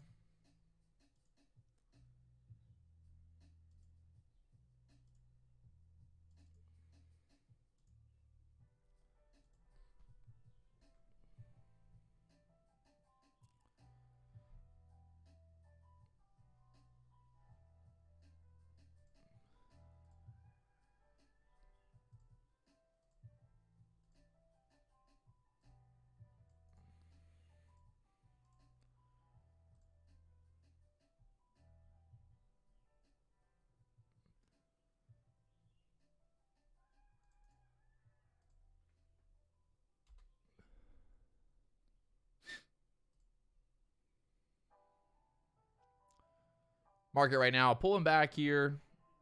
A little bit too much, too quick. So possible little pullback here. We got that kind of fair value gap down there at the 70s. The dollar right now pushing back up as well. So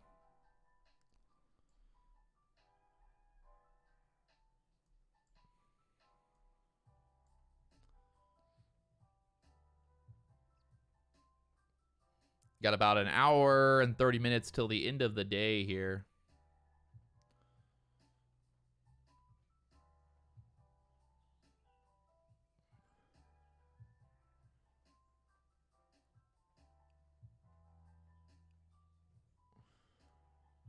Normally my stop loss is like 5 handles. Maybe a little more. It just depends on the setup, really. Sometimes my stop loss can be 1 handle. It can be 2 handles. It just really depends on the setup, to be honest. I wouldn't say there's like a simple way of just being like, oh, I'm going to put my stop every time 5 handles. It really depends on where the support is, where ideas of bouncing would be. Right now, the SPY pulling back to that pivot once again here.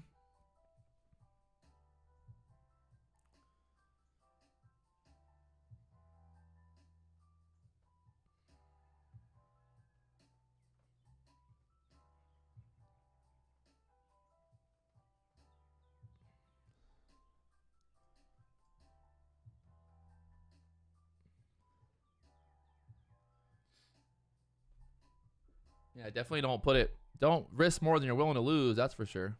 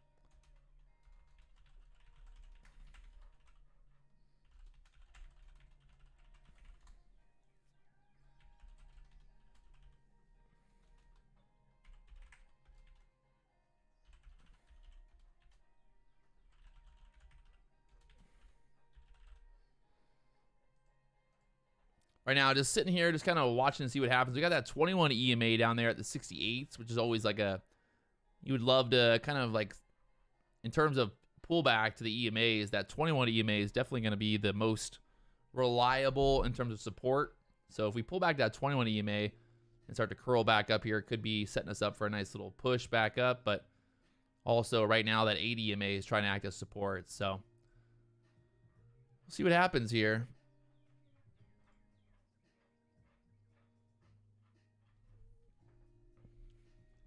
Been live all morning long. Let's go. If you guys haven't already hit that like button, subscribe button, you know what to do. You know what to do.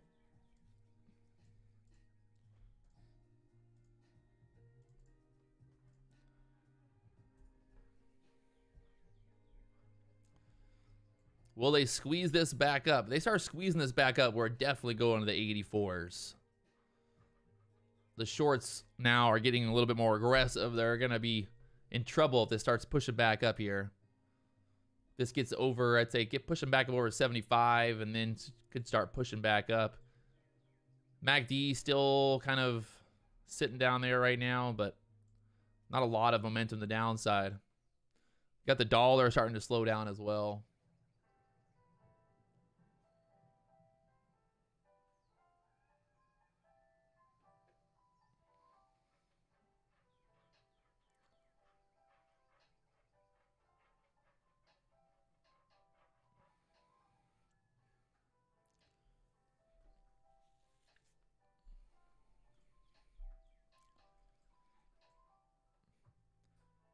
Got that previous week low, the Monday low, sorry, Monday low right there, 75s.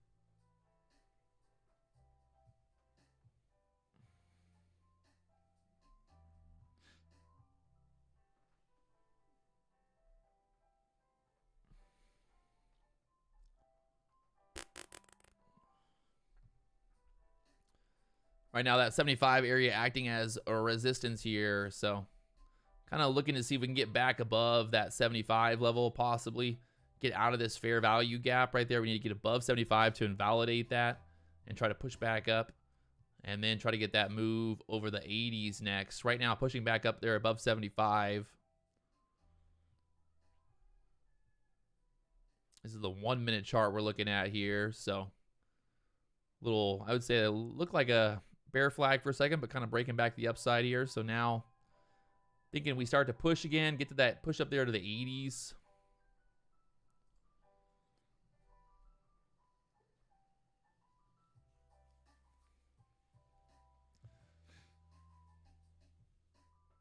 I would think I want to see if we hit that 84 level here today. Keep that in mind. 84. Is the 84 just going to be the magnet, that pivot point on the ES?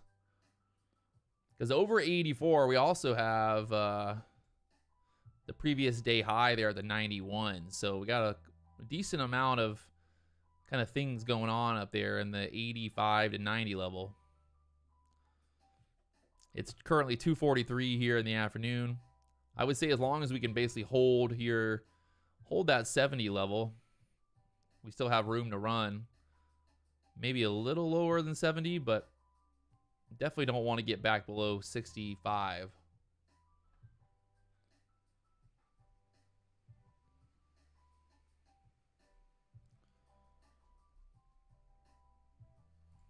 Looking at different time frames, we'll go to the 3-minute time frame. Putting in that higher low so far, but having that fair value gap right now acting as a resistance there. So we got to get above 77s.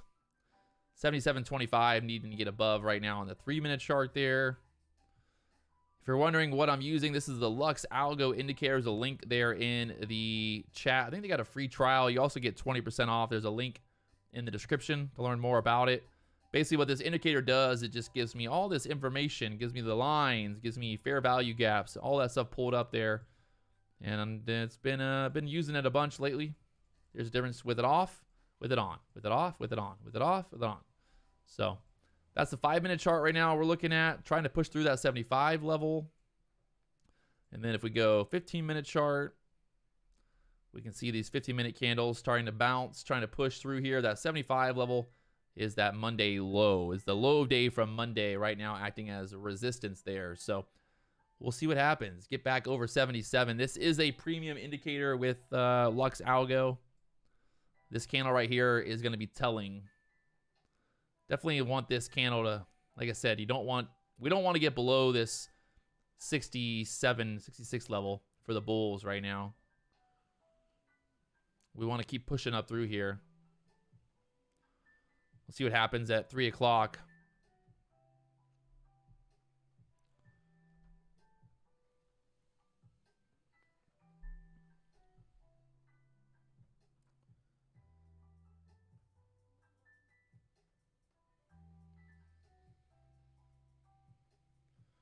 Going for the full session today. Full session all day, every day, baby. This morning it was so slow, I just had to keep going. I just couldn't walk away. I just couldn't walk. I needed more. More money, more problems. Give me all the problems. Give me all the money.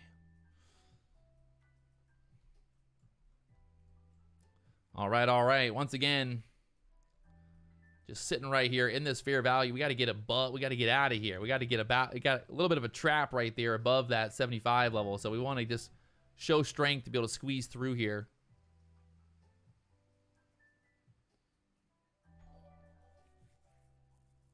New member, let's go, Grant.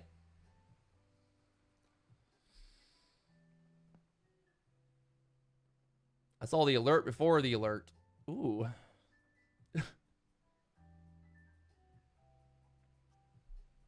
We're still holding there on the pivot point on the SPY. We talked about that earlier, the pivot points on those SPYs.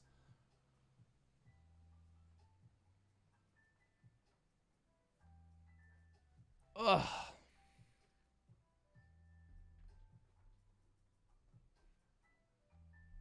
I'd say at this point, if we can get over 76s here, over 76, 77 level, we're going to get that push up there to the 84s. So, be interesting. Like I said, I'm kind of interested to see if that 84 level is going to get tapped today. That pivot point. We're so close to that pivot. Do we not get there? That's the $1,000,000 question now. It's almost, this is like muscle memory. We're learning as we're trading here. Watching these, seeing these patterns, seeing these overall setups over and over again. So in the future, when we're like, hey, when we're that close to the pivot, we're like, well, we're pretty confident that we're going to hit that pivot because we've seen this happen over and over. So the more time we spend in front of these charts looking at them, the more time we see these levels, the more time we're just building that up. Muscle memory, right? Like our brain is literally just building up that confidence that we can believe that we're going to hit these levels. The same way that we saw that earlier. We saw that blue line earlier. I was like, hey, this thing's going to push to that blue line area, right where that Monday low is. I'm currently not long, looking to see if we get above 76, 77 level first before getting long there. At this point, basically, we just want to get a breakout back out of this area. Right now, just kind of consolidating below this 75s. If the dollar can drop right here, I think we'll get that break. So let's see. The dollar flirting with dropping. The ES flirting with dropping. The MACD is down. Correct. But remember, at the end of the day, the MACD, every indicator is lagging. So the MACD, if we start pushing, guess what? Now the MACD starts curling up, and then it will finally, give you the MACD being bullish.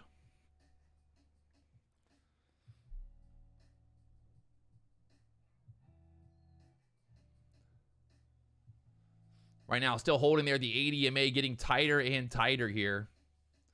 You would think that this would mean that we're going to push higher because we can't really go down, but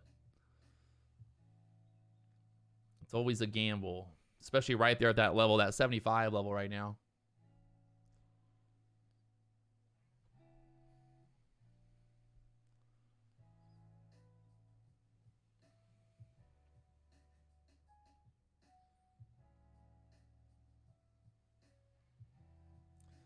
Hey, no problem. Bone man walking.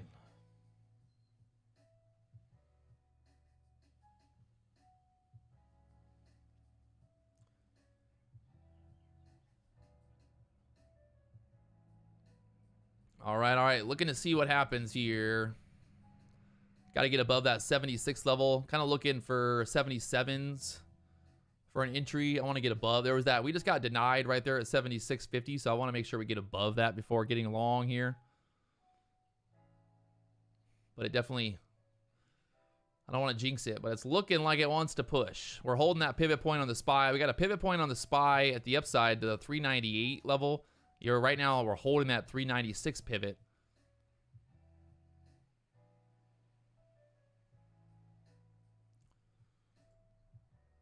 So it's like right there.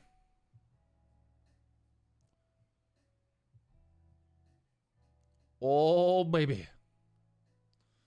Oh, baby. Oh, baby.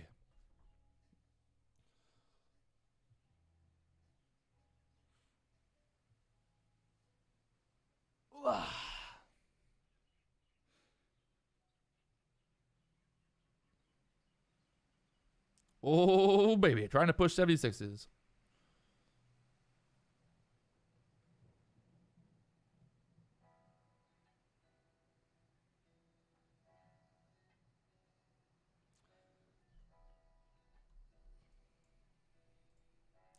Having trouble there at the 75. So, like I said, we got to get above this 76, 75 level strong. And then we look for an opportunity to get long there. But right now, just no point in really, don't want to buy right here just because this could easily pull back still. We want to make sure that there's momentum to the upside before getting long here. I think maybe after 3 o'clock, once we get that 3 o'clock break, maybe pushes over 76s, but we'll just be patient and wait for it. Don't really need to do anything here.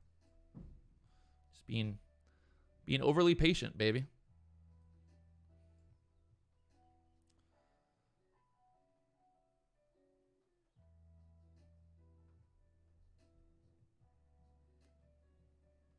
Would I long the break of this channel right here? Probably not. Not knowing, I mean, knowing that we have resistance right here, there's no reason, because that's what happens. You can get that channel is going to move over.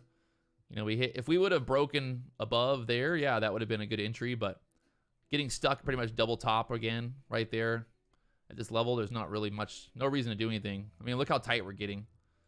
We should get a breakout here, either up or down. Dollar starting to push back up. The nice thing is, if this starts going, it's going to be explosive, I'm thinking. We're going to, all those shorts that have been trying to short here, they're like, all right. They're getting more and more aggressive trying to hold this down. So right now, trying to push up here. Let's see what happens, 77 area. We're getting right there to that 76 and getting denied.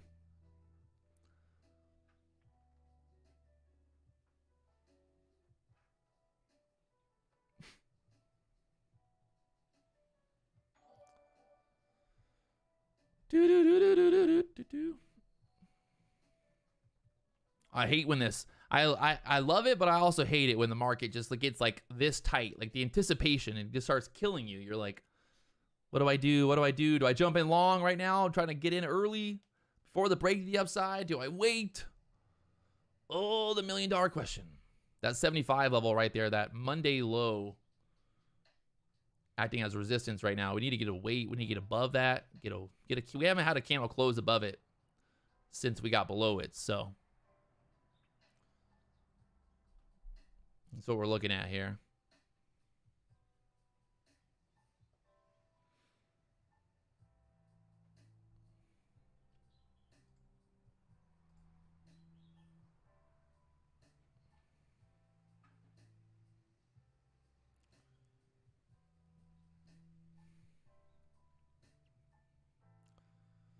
Trend is still holding to the downside. We got like 3 tops there now. So I think the issue is the dollar is recovering. The dollar is pushing back up here. We're right there at that 75, the Monday low. We also have that pivot point to the downside here on the SPY, trying to hold us up support. 396.50 area on the SPY.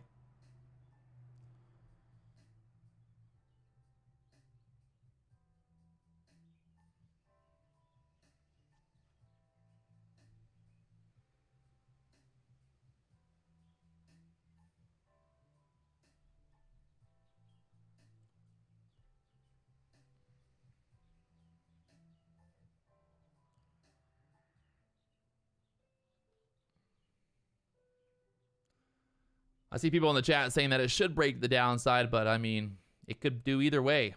So I think the best thing to do right now is just be patient. Even if we break the downside, I don't want to chase it to the downside. I would want to wait for, you know, a down and then an up, get a lower high and then get short. Problem right now is this thing could easily just kind of dip and then rip back up there. So trying to basically guess which way this is going to go. I mean, at that point, you might as well just bet on black or red, right? Like, that's literally what you're doing. If you're trying to basically guess on where this is going to go right now.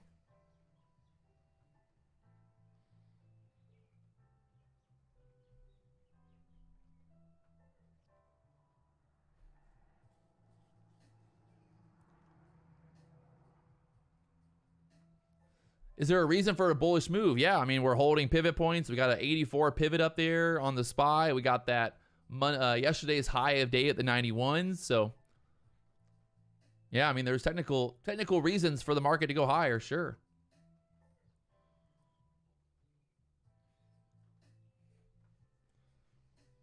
I'd say there's more reasons for the market to go higher than to go lower here.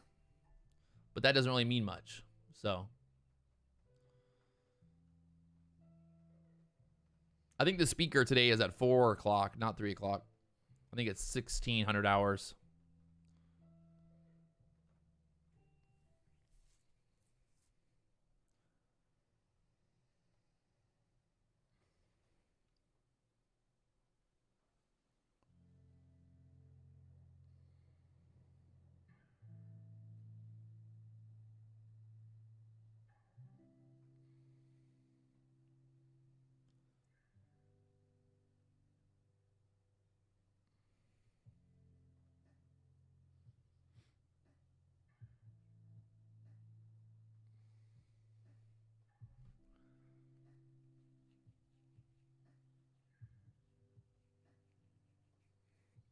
And now the market going sideways.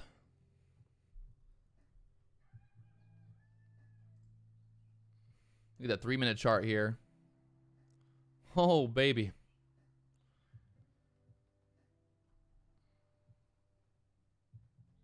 Like I said, over that 76, 77 area right here, we're going higher. But right now, just kind of flirting both ways. That new 3-minute candle.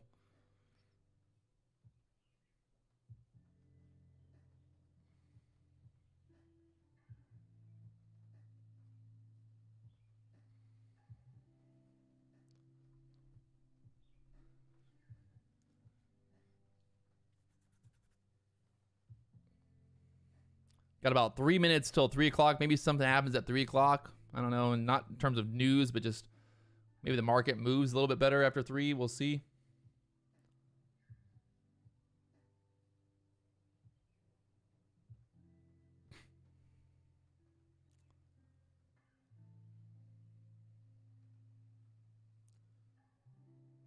Still holding there the 80 EMA. Like I said, we have that 21 EMA to the downside as well down there, 71s.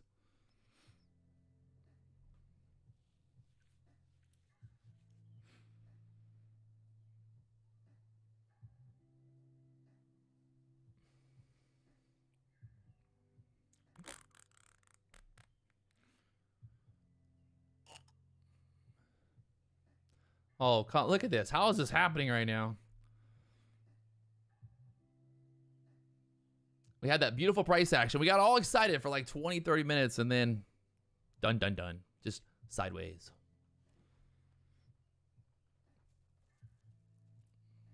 Here we go. I think we're going to make it. Let's see. I'm going to watch the 77s here. I think we're going. All right, I'm going to get, let me see. So maybe it'll buy a little dip here. Want some more conviction on this thing. Get this pushing. Try to get up there towards the 80s next quickly. Don't want to slow down here too much. We want to get power. We want boner candles to come in here. Squeeze and shorts. We want to squeeze shorts to 80. We don't want to be stuck here.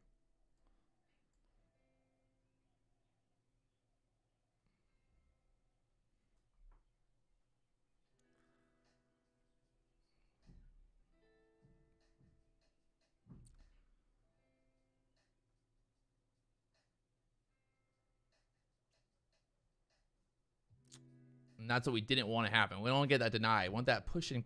We don't want slow. We want fast movements through this level here at the high of day. Because then those shorts, they get more aggressive.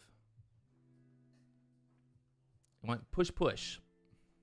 Go to the 84s. We want to get right through here, like in the next minute, basically.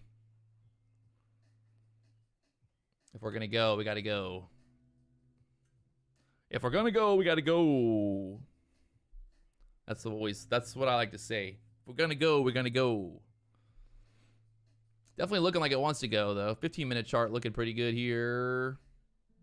Holding that support there at the 75s. Get above 78 here and then push up there 80. We got that pivot at the 84. 84 is exact on the ES right now.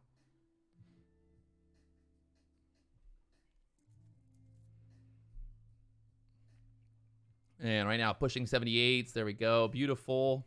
She's going. 15-minute chart. Can we get above that 80 level next? 79's coming up there. 79, 75, the highs so far. Beautiful. 79s. Come on. Let's go 84s on this bad boy. Let's go 84s on this bad boy right here, right now.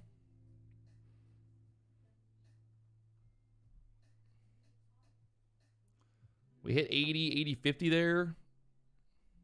Still don't see how we don't hit that pivot. I don't see how we got to go to 84 at this point. Right? We got to. We just got to go there. End of day, 84 push.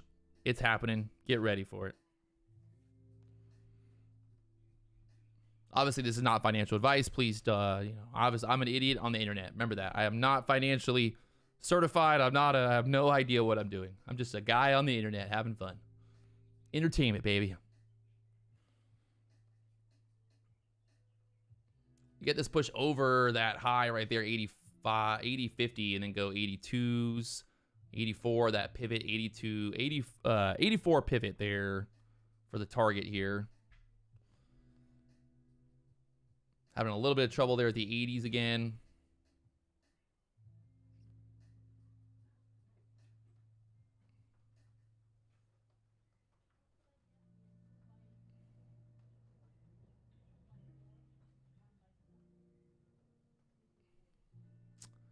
Oh, I jinxed it. I'm sorry. I apologize. It was all me. I was the reason the market pulled back there. I guaranteed it would go up to 84. We hit 80, 50 there. Pulled back now. The problem is the dollar is breaking out to the upside here.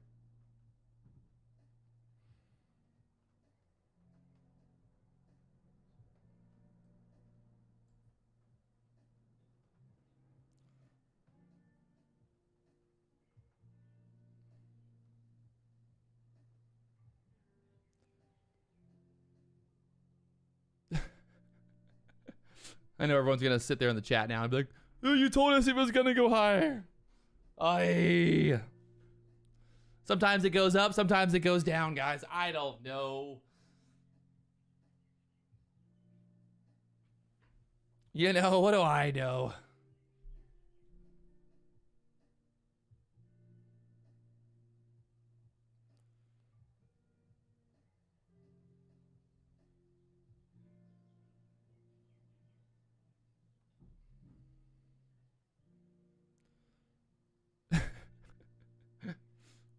The funny part now is if it rips back up here off of this low once again.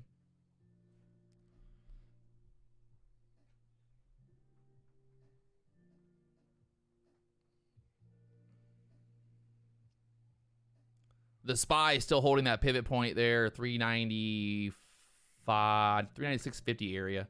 Pivot point still being held.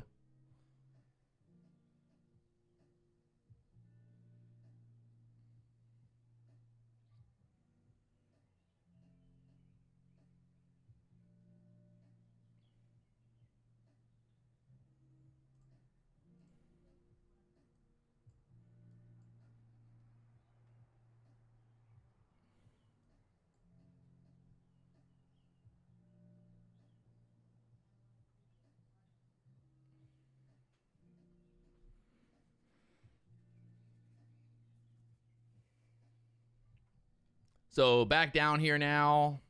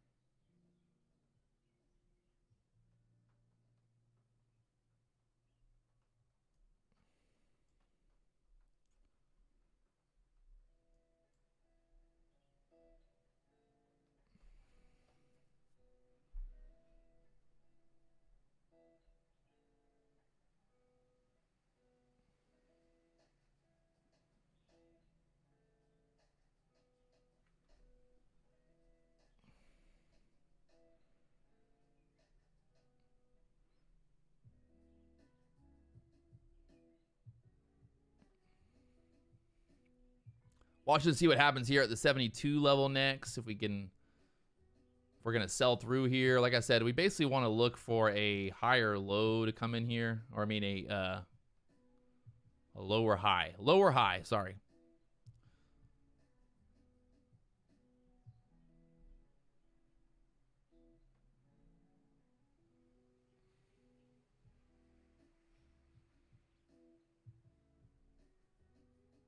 Then the idea of kind of moving back down here into the 68s.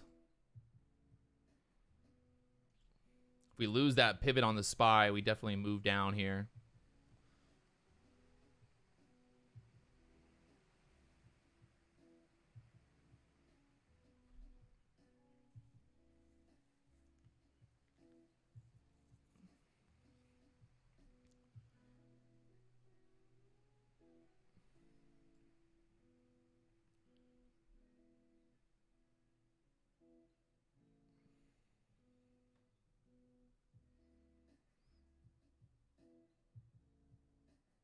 Starting to really test that pivot point on the SPY here, 396.50 area. Gotta hold.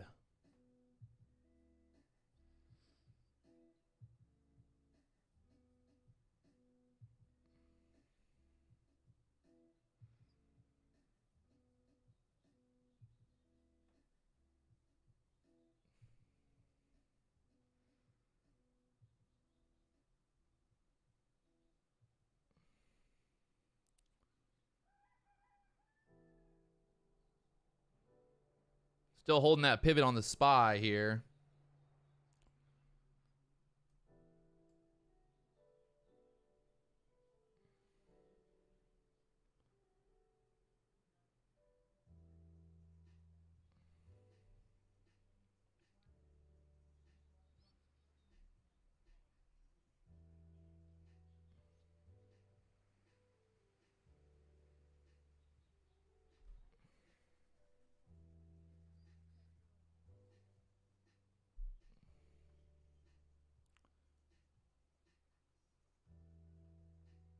Back up to that 75 again.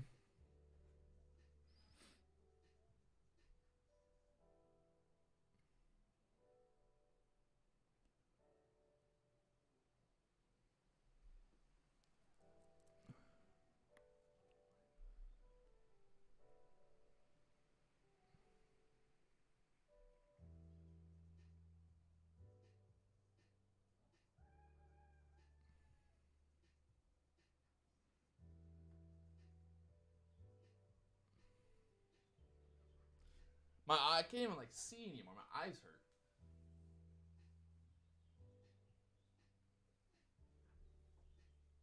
Oh. Been staring at the charts all day. Everything's getting blurry. I'm gonna ruin my eyeballs. Go blind because I was live streaming on YouTube my whole life.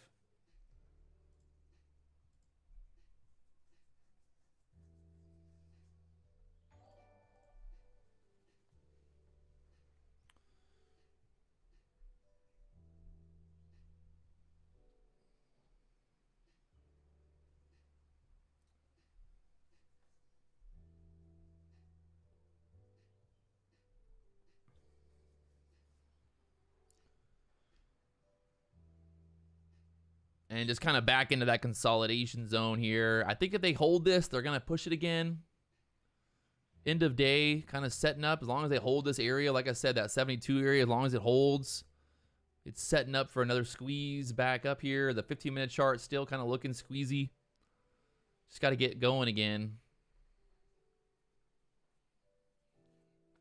If the dollar is selling off again. Back up there, the 76 is here now. I'm thinking I want that. I just want to see that 84 touch on that pivot just to see it. Just want to see it happen now. Just want to be a part of history. Oh, hey, okay. Gotta do some stretching here. Oh, whew.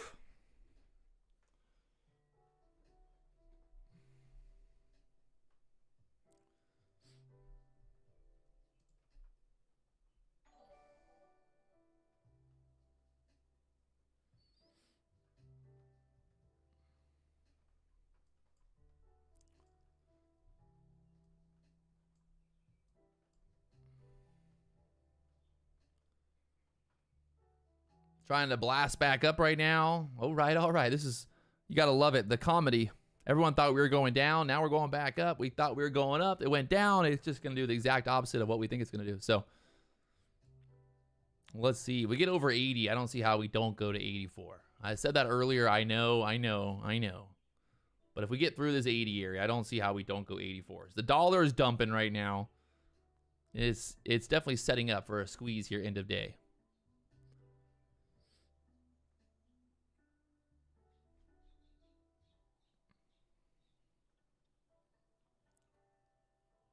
I want to see 84s. I'm being stubborn, and I want that 84 touch.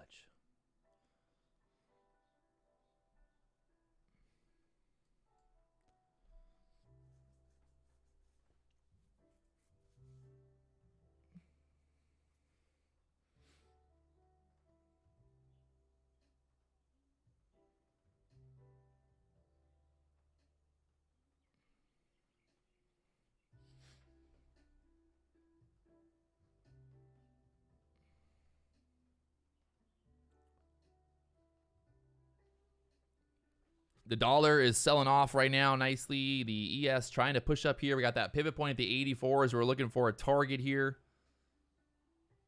Currently long from the 74s.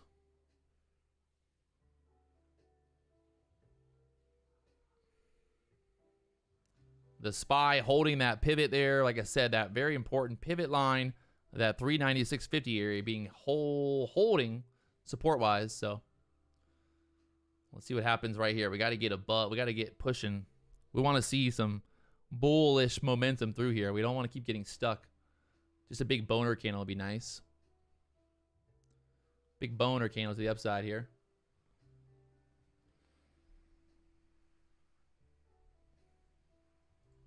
Like I said, currently long. See if we get this push up through the 80s.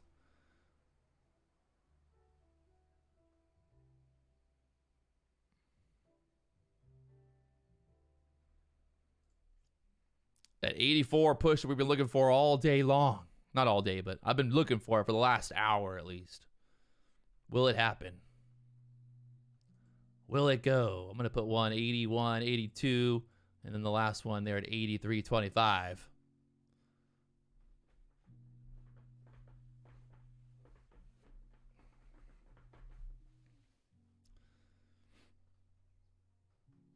Move my stop right here to the 75s. Can't lose now. We're going to win.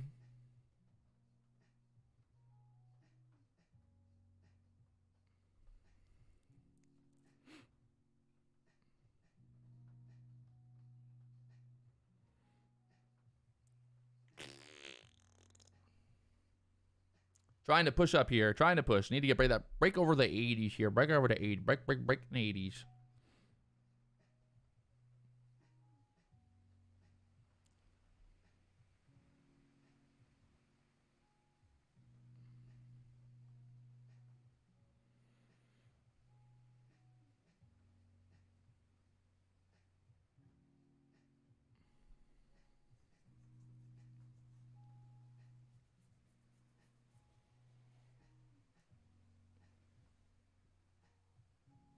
Oh, God, come on.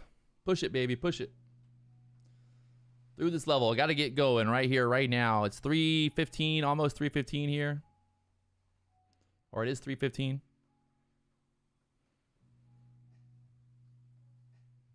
Pushing 79s. Trying to get through that 80 level. The high of day so far, 80.50. If we can get through here, we're going.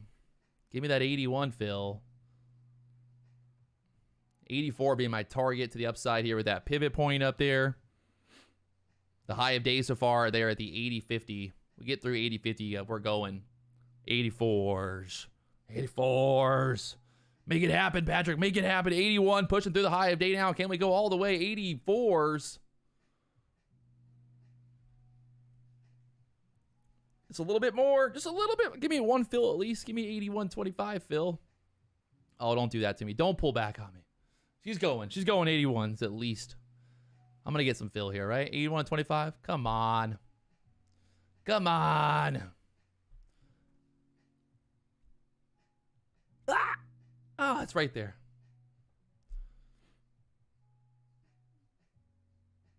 It's right there. Wow. How you gonna do that to me? How you gonna do that to me, market? How you gonna do that to me? It's still gonna go. It's still gonna go. Come on.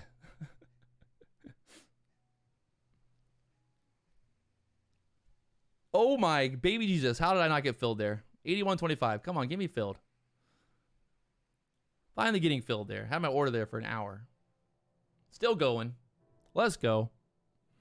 Taking some fill there. I told you guys we're going to 84s. Did I not tell you? Come on. Did I tell you guys that? Did I tell you guys that? Do you guys remember me talking about 84s? I think I talked about it here on the stream a couple times today, actually. I think I remember that. 84. I had something about 84. Magically number 84. Magical 84 number. It was magical 84s.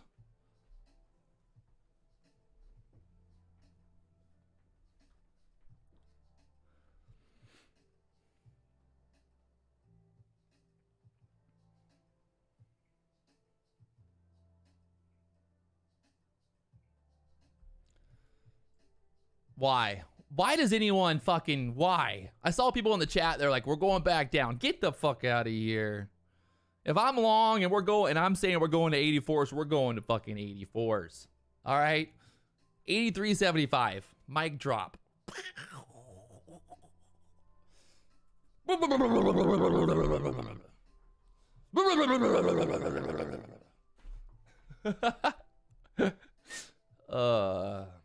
Now what'll be interesting is if we pull back from here, then I'll really be the god of trading. Will it happen? Let's see. If we pull back here, then I will literally have been, if we don't go any higher than 84 for the rest of the day, I will be Jesus reborn on YouTube live. Oh God. This could really play out to be absolutely very bad for my ego. This could be very bad for my ego right now if we pull back here. If we don't go, this could be very bad for my ego. It's getting huge. My ego is getting insanely bigger by the second. We hit a high of 83.75. Oh yeah, I gotta close my stop loss. Good idea, good idea, good idea. Thank you, thank you. I got it. Cancel. We're canceled. If you guys haven't already hit that subscribe button, you know what to do. We're doing it live every day. Look at that. Fuck. Ooh. Ooh. Ooh. Ooh. I mean, we hit 83.75. All right, I'll take it. It wasn't 84 on the dot, but it was 83 fucking 75. Come on. Come on. Like, you gotta give me it, you know? Gotta give it to me.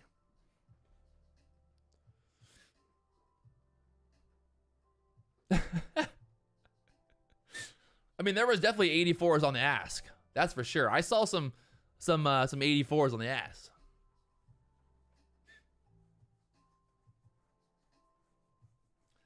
On the day right now, we're up $3,223. $3,223 on the day.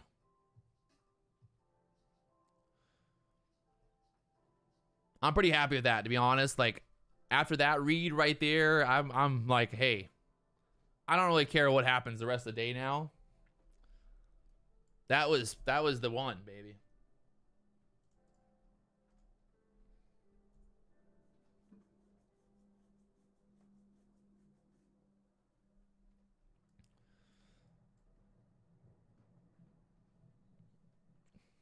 I mean, the funny part is, like, today is difficult. It's hard. But, fuck. What's funny is I feel like sometimes on the difficult days, I actually, like, I trade better on difficult days. I don't know why. But for some reason, like, when the market's kind of difficult, it's almost like I'm more, I don't know. I'm playing more defensively. You guys feel like that? I feel like there's definitely like a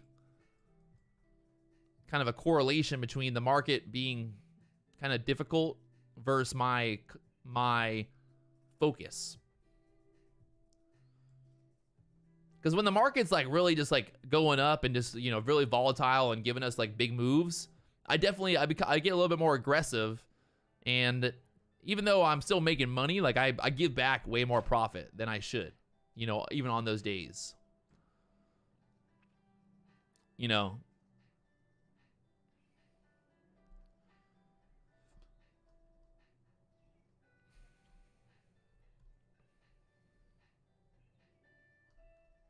like today is a perfect example. Today I literally went, I mean, my win-loss ratio today is literally only 57% on the day. But the key here is my largest winning trade was $1,300. My average largest losing trade was $258. So, you know, that's the big difference between being a good trader versus being a bad trader. If your losers are double what your winners are, well, you'll never make money. So today, my largest winning trade, $1,300. My largest losing trade, $258. So I was able to take a few losers, no problem. Like we get stopped out, it happens, right? Totally fine. Get stopped out, look for another opportunity. The problem is if you try to like constantly be right, there is no like being right with trading. There is no like, you're not focused on being right. You're focused on making money, right? Right. That's what it comes down to. We're focused on making money. I'm going to record this actually, because this is the moment right now. This is a rant for the stream, something to put up here. You guys are going to watch it live, but everyone else is going to watch it later. At the end of the day, day trading is not about being right. It's not about being wrong. It's about making fucking money. So if you make money being wrong, it's totally fine. Like there's going to be days where you're like, hey, the market's going to go up. It doesn't go up. It goes down. But at least you have an understanding that it's okay to be wrong because there are more opportunities to make money. There were times today where we were like, hey, we're going to short. The market didn't want to go lower. Instead of trying to sit there and like add to our position and then being like, you know, turning into a total nightmare of a day, it's like, fuck it. If the market doesn't want to go lower, then why are we going to sit there and fight it? Don't fight the market. The market will always win in the end. If you try to fight the market constantly, you will end up losing money. Today is a perfect example of that for me. I overall in the day had about a 57% win-loss ratio, but I still was able to walk away in the green because my largest winning trade was $1,500. My largest losing trade was $250. There's a big difference between being a profitable day trader and taking big profits, but then also taking massive losses. You can't trade and make money if your losses are eclipsing your winners. So if you're having $300 profit days, $200 profit days, but then you're losing $1,000 in one day, there is something drastically wrong with your overall strategy. So you really need to think about that. You obviously need to make money to make money, but you don't want to be losing more money than you're willing to basically win. And that's something to do with the psyche as well. I think it's very easy to hold on to a loser, but it's very hard to hold on to a winner. When you're up in the green, you're like, I'm up $100, take a profit. And then when you're in the red, you're easily holding on. You're like, well, fuck it, I'm down 500. Let me just keep holding. I'll just keep holding. I'll keep holding. It's okay. I'm going to keep holding it. It's going to go back up. There is no hoping and praying, especially with futures. If you're trading futures, you have to know when to stop. You have to know how to get out of the trade. You cannot hope and praying. No hoping and praying and accepting the fact that it's okay to be wrong. It is 100% okay to lose as a day trader. The bigger, the better the day trader you are, the more willing, the better the day trader you are, the more accepting you are of the fact that you're going to be wrong. You're going to lose. But knowing that if I cut off my loser fast and I look for the next opportunity and not let that loser become a massive loser, well, that right there is power and that's experience. And as a day trader, that's what you need to do. You need to accept, yes, I lost money on that last trade. Okay, now it's time for me to take another trade. I'm going to make that money back. And it's not that we want to make the money back, but it's just a game, right, of being wrong, but then being right. Being right again, and then being wrong. And it's constantly just this battle where you're going to be wrong, you're going to be right. Even the best day traders in the world take losses. It's 100% a normal thing. If it was just simply just buying and selling and just making lots of money, well, then it would be called just profiting, not day trading. We're trading wins with losses. Think about that. You're trading wins with losses. In the end, we want to make sure that our winners are larger than our losers. And that's all it comes down to. You know, buying low, selling high. The most simple and most rudimentary day trading strategy there is. Buy low, sell high. Buy low, sell high. There it is. Are we going to push up again? Are we going to go to the 84s finally? Are we going to the 84s? Do you guys enjoy that? I was just a little stream for you. I'm looking at it. I'm not going to trade it. But look at that bounce back from the 77s now up there to the 82s. The Lux Algo indicator identifying that chart right there. Look how beautifully that played out. If you get rid of the Lux Algo indicator, the premium suite right there, look at that. It's not a coincidence, my friends. Not a coincidence. If you want to learn more, there's a link in the chat box. Also, if you use the code, I think it's PAT20, is 20% off the Lux Algo indicator. We're going to 84s. Watch. 84 is about to get tapped.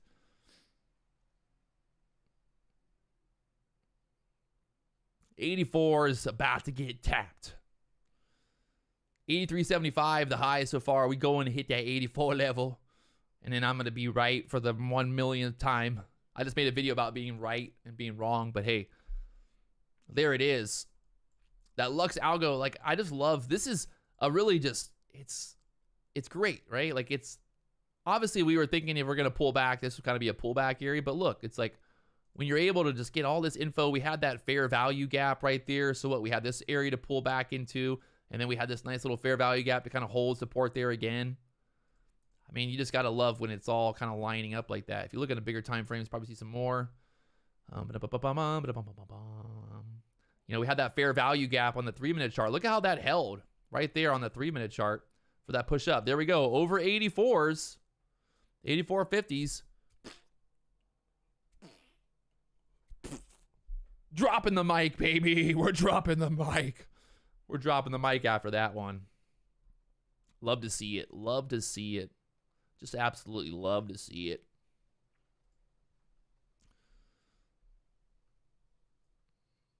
And then, yeah, you got the previous day low, or actually that was the previous day high at 91. So there was always a chance of squeezing up there to the 91s. We hit 84.50.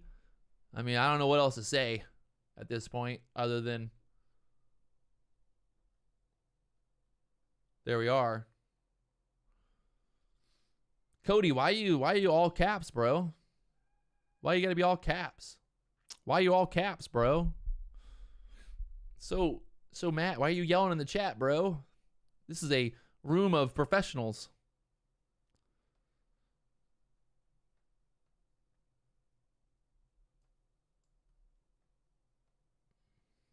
One day I will finally be transparent and I will tell you guys exactly where the market's going to go. One day. I'm going to get there. I'm going to fucking get there, boys. I'm dreaming of it. One day.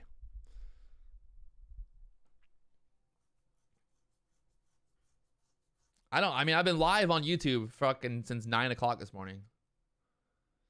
If I was any more transparent, I would have taken you guys into the bathroom with me when I went to take a number 2.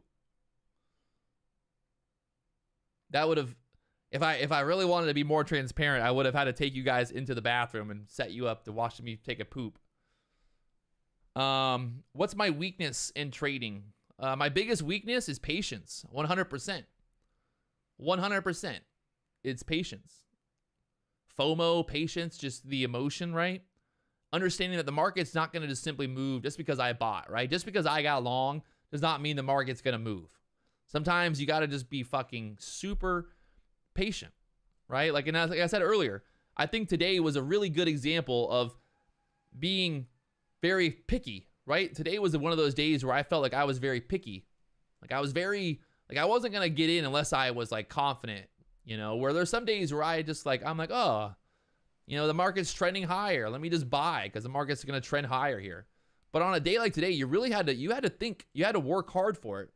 And like I said before, like I do better sometimes, I feel like, when the market is difficult, because it really keeps me focused on like, hey, I gotta make sure that my stops are tight. I gotta make sure that my overall, you know, vision, everything is right. Like if I don't have everything lined up perfectly, well then, you know, there's a very good chance that I'm going to lose money. Especially on a day like today, when the market's not hot, when the market's choppy and doing crazy crap like today, I mean, it's hard to make money, 100%. But I think it's almost, for me personally, it's like just I really need to focus. So, yeah.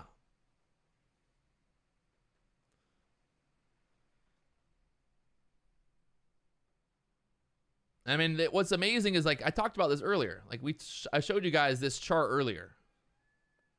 I mean, this is literally it. You could trade no chart ever. Like, I mean, not ever, but you could get rid of every indicator, get rid of every chart that you have, and just simply trade off of this chart. If you were like, hey, I just want a very simple strategy, well, there's your fucking strategy. I mean, it's like, how much easier does it get?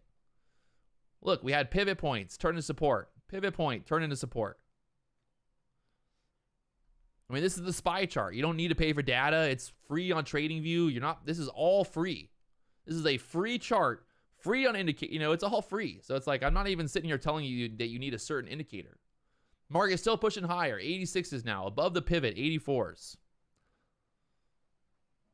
But yeah, like right there. I have that chart pulled up, the SPY, always keeping an eye on it. You can see here.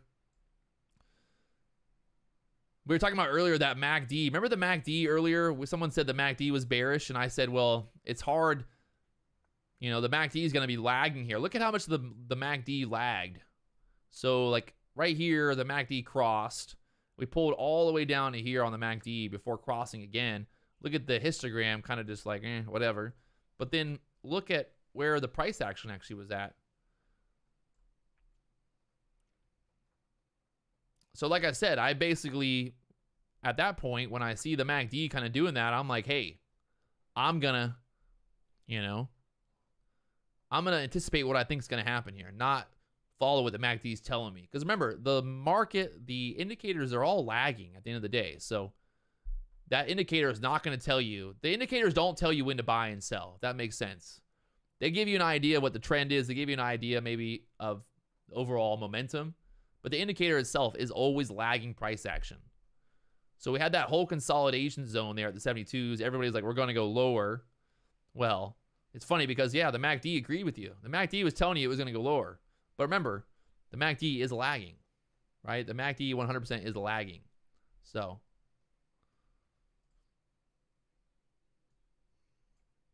look at the volume as well. Kind of look at that move. I really didn't spend a lot of time looking at that move while we're in it, but look at that volume on that move. Really not much going on. We had that little fake out. Volume came in, but again, volume held there, the 21.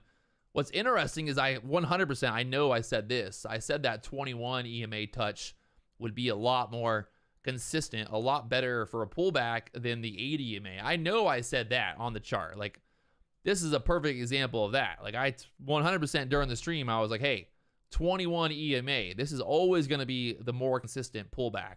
You get that 21 EMA touch right there, and then that was the push up. You can see how the 80 EMA kind of just went flat, but that 21 still held us there. And from that push right there, some 72 up there to the 87s now. I mean, the MACD wasn't on our side, but the thing is, like I said, you know, when we look at the MACD through here, it's just going down. The MACD popped up big after that big move up. And then we went sideways. The market's still pushing up their 87s. The MACD was lagging. Remember, guys, this is all lagging. These indicators are all lagging. So you can't just sit here and be like, well, the MACD told me to go short. I'm only going to get short now. The MACD is only going down. Well, there's a lot more to it than that. Just because you have a MACD on your chart does not mean you know exactly when to buy and sell. And now we're pushing up. We had that previous day high at the 91. So 91's kind of being a target from here. And seeing what happens after that. We got about another 25 minutes till the end of the day here. I'm interested to see if we hit that 91 level. Because that'll really just be like inception at that point. Inception.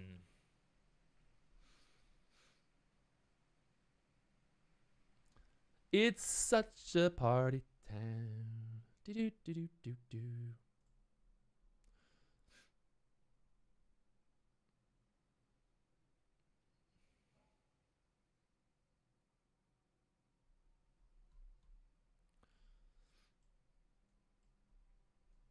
Oh, man, I think 91 is going to get touched. I obviously took profit early. You know, story of my life. If I had $1 million for every time I took profit early, I'd be a trillionaire. But again, we talked about that earlier. It happens. You're going to have plenty of trades where you're going to get out early. The market's going to go higher. And it just works that way. But also, you know, you got to get to a point, too, where you're like, hey, I'm up 10 handles. I'm taking the profit.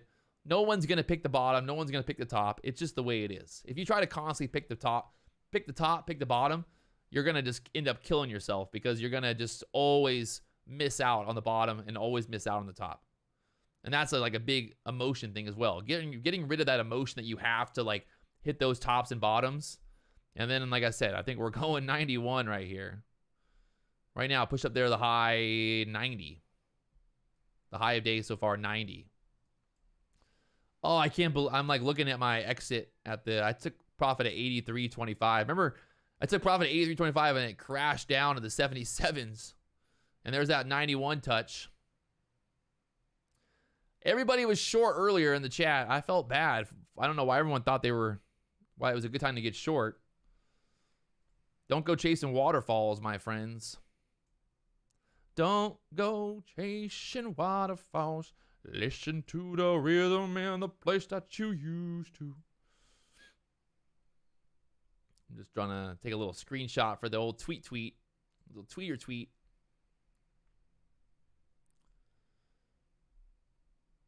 Little tweet.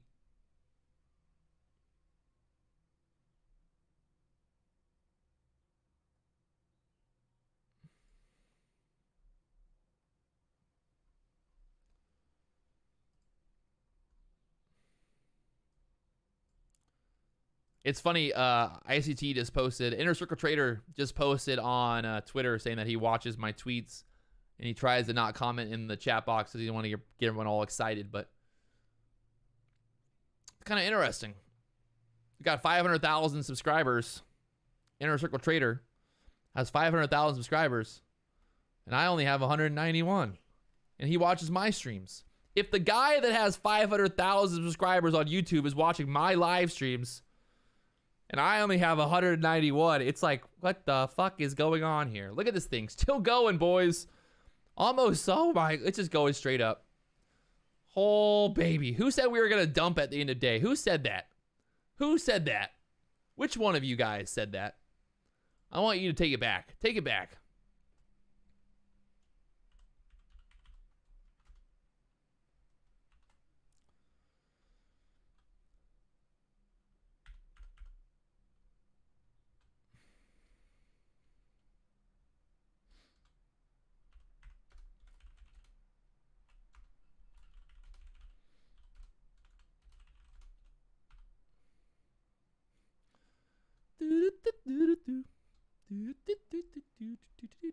What was my last entry? I got in 74.75. Fucking A, look at that thing. Oh my god. That's painful. Look at that thing. Here's my entries. Here's my profits. Wee! All the way up there at 95. I probably should have traded that next bounce right there, but it is what it is. Look at that thing. This is the best part about this is we sat here for what? Fucking 6 hours, 7 hours today waiting for a move like this. And that's the hard part too, is like when the market's like choppy all day long and then you get a move like this, you're just like, you don't believe it, right? Like you don't believe it's going to make a move like that. So you end up taking profit early.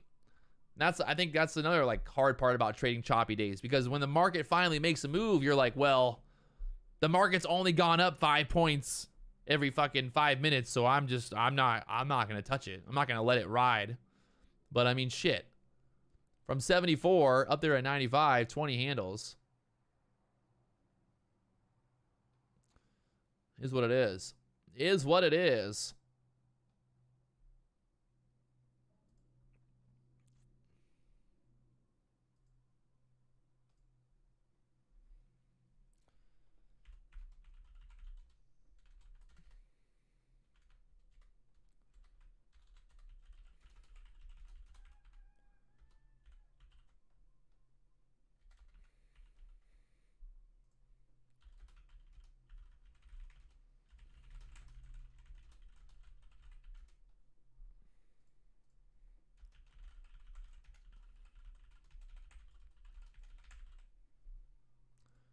All right, so I think that's it for me today, at least. So I guess we can hang out until the end here, see what happens. But I think I'm done trading at least.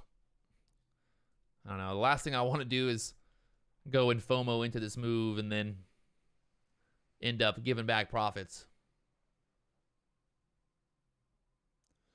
At what year development of trading did I start to get more consistently? Honestly, like no lie, to be honest with you guys, in the last year, I would say last year, 2022 was when I really started finding more consistency. And a lot of that came down to like my overall life as well. I talked about this before. Like you gotta find consistency in life. You gotta be disciplined in life. If you want to make money as a day trader, you can't just expect that, like, if you're going all crazy, just doing crazy shit all the time and partying and, not being, like, consistent with your overall life, like sleeping, like going to bed and getting the right amount of sleep before you trade is important. Going to the gym, being healthy, eating the right stuff. Like, all those things are very important to being successful as a day trader. As much as people don't think that, like, there's, I just want to be a day trader and make money and just press buttons. Like, no, like, you need to kind of look at your entire life, right? Like, you really need to, like, focus on not just simply trying to get rich day trading, but you really need to, like, find discipline throughout your whole life. And I think that's really important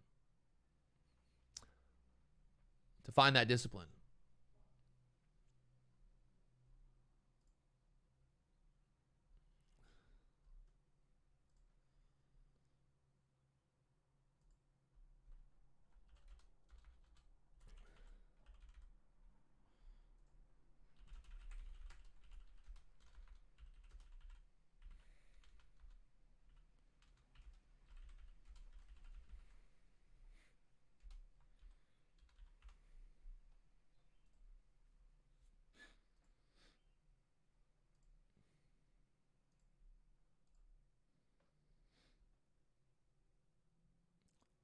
I mean, I've been trading on and off and kind of up and down, trading different, things since 2016. I started trading 2016, but you got to think, like, that was back in the day. I was trading on Robinhood, trading like 3 times ETFs. And then I got into trading small caps. I did the whole sure trader thing for a while. I'd make $10,000 in a month, and I thought I was a genius, and then I would lose the money the next month. It was constantly just like an up and down roller coaster when I was trading the small caps. You'd have like some really big winners, and then all of a sudden you just have some like massive loser. And, I was still doing a lot of other stuff. I wasn't just only focused on trading. So I would say my trading suffered because I definitely like wasn't consistent with it. But in the last year, I've been live streaming pretty much every day. I've been eating healthy. I've been living healthy. And my trading has definitely seen a big difference. Yeah, I mean, 100%. Like, I was working for Drone Nerds. I was working for Slingshot, traveling the world filming. I was doing a lot of different things. And now the only thing that I do is I trade every day. I have no other job. I have no other income. The only way I'm going to make money is if I'm live streaming, doing everything that, around trading. I obviously make money from the affiliate stuff and from the YouTube and all that. But at the end of the day, like, if I'm not performing as a trader, I'm not going to make money. And that's really all it comes down to. There's a reason that my live stream is getting more and more viewers every day. We might not have 1 million viewers. We might not have 1 million subscribers, but there's a reason that this live stream is getting more people watching. Because I'm performing. Like, every day I'm showing up, I'm consistent, and we're doing it. So it's just putting in the work, putting in the effort. It starts out small. When I first started live streaming on YouTube, I had like 100 people watching. And then it was like 200, then it was 300, then it was 400, then it was 500, then it was 3,000. So it kind of just, it's part of it. My success on YouTube is very much tied up with my success as a day trader. If I can't figure out how to day trade, I'm definitely not going to get, well, I guess I could be like Humble Trader, but, I guess I take that back. I take it back. At least my style of YouTube is I'm not going to be successful if I don't, trade successfully. And I still am the only YouTuber, literally the only YouTuber to ever actually show a Topstep payout. So take it for what you want. You know, there's been a lot of other YouTubers out there that are trading through Topstep and different funded accounts and stuff, and I have not seen one of them do a actual payout video.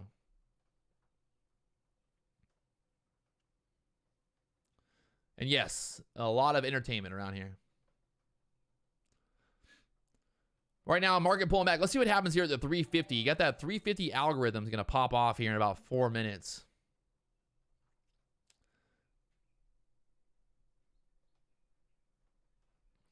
What do you get with the higher tier membership? You don't really.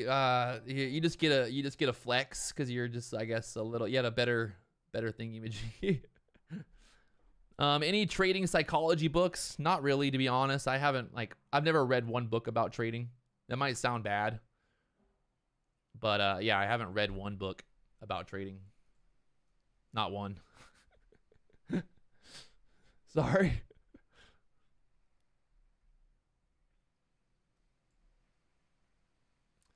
So look at this is very interesting. Look at the dollar here. Look at the, this is the dollar. And look at how basically we got that 3 o'clock pullback on the dollar. And this is, you know, this is really why we broke the down. We made that big move up on the SPY, on the ES. You know, once that dollar showed weakness and we started pulling back, I mean, that was a pretty big move from the top to the bottom here. Well, not the bottom, but back down to the lows of the day. So this really was, I think, the fuel that spent, this is the fuel that sent the ES higher. And you can see now it's kind of almost tick for tick, exactly the same in the sense of now the dollar is starting to push back up here. The problem is, you know, some people sit there and they focus on trying to trade the dollar versus the ES and stuff. But I mean, at the end of the day, it's like the technical analysis. I mean, the market's going to move, right? Like it's going to move. It's going to whatever. So I don't know. Is it worth it to sit there and try to analyze the dollar all day? I don't know. Harry Potter for psychology, that would be a good one, yeah. I actually read the Harry Potter books when I was a kid, so I guess I did read some. I've read a couple books in my life. I actually read the new Matthew McConaughey book. Matthew McConaughey, the Green Lights book. I thought that was pretty good, actually. I saw him at the Pipeline Pro and told him that I really enjoyed his book. You know what he said? He said, all right, all right, all right. Classic. Just a classic character. Right now, the market's sitting here at that 80 EMA. I'm interested to see what's going to happen here now. If we're going to pull... right now, if that dollar keeps selling... There's a pivot point on the ES all the way up to the 4,010 area. Not sure we're going to get that high, but we'll see what happens.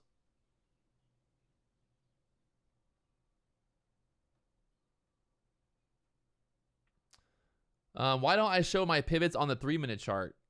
Because I have multiple charts pulled up. It's too much. Like I like to keep my charts clean. Like if I put all my indicators on every single chart, then I'm going to have like just so much crap going on. So, you know, I've got 1, 2, 3, 4, 5, 6, 7, 8. 8 charts pulled up. And they're all for the ES pretty much, which is pretty funny. But I think it's just for me, I like to keep it a little cleaner.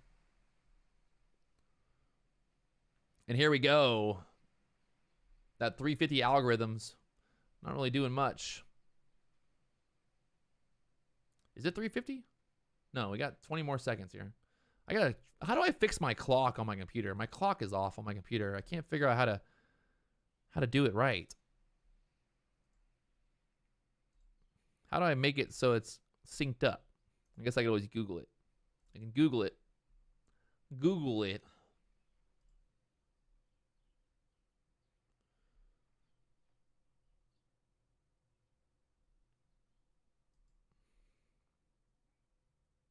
There we go. 350 algorithms coming in here, selling off to the downside right now on the ES. Back down there to the 84s. That's where that pivot's at.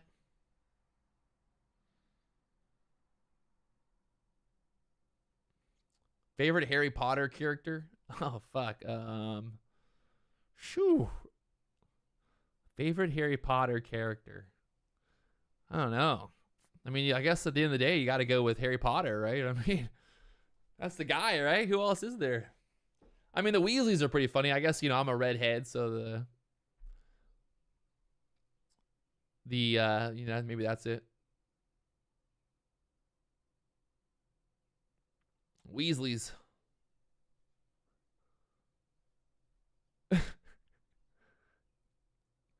All right. I've been watching those the Dumbledore, not the Dumbledore, but the Fantastic Beasts and Where to Find Them movies. Those are pretty good. Pretty fucked up that they took Johnny Depp. They took Johnny Depp out of that movie because of the whole like abuse thing.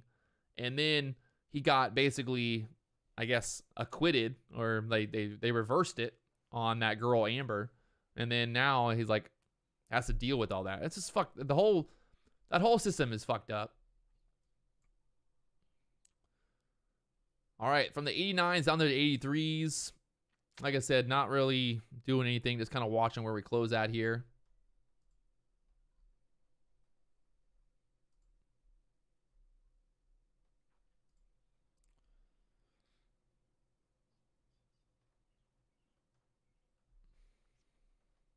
Yeah, he beat the case. Yeah. No, I know about that.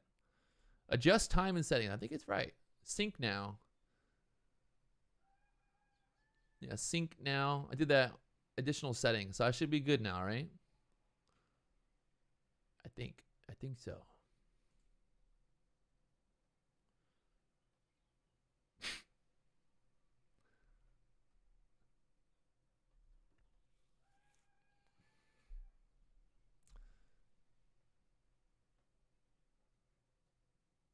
All right, so I think I'm going to be done for the day, guys. We've been live now for 6.5 hours. Fucking marathon. It's a marathon today, my friends. So if you guys haven't already hit that like button, do me a favor, blow up that like button, please. And thank you. And I will see you guys tomorrow morning, 9:15 a.m. That's a wrap. We went through it today. We actually, we really went through it today. 100%. It was a day. We put in some time. We put in some work. We put in some effort today. And there it is. I'm ready. I'm hungry. I'm going to eat some lunch. It's 11 o'clock here in Hawaii pretty much. So I'm going to go make some eggs, have a little breakfast. And yeah, there it is. Another day, another dollar. If you guys haven't already hit that like button, subscribe button, you know what to do. I will see you tomorrow morning, 9:15 a.m. Let's do it again. Make some more money tomorrow. Fresh Cash Friday. Is tomorrow Friday?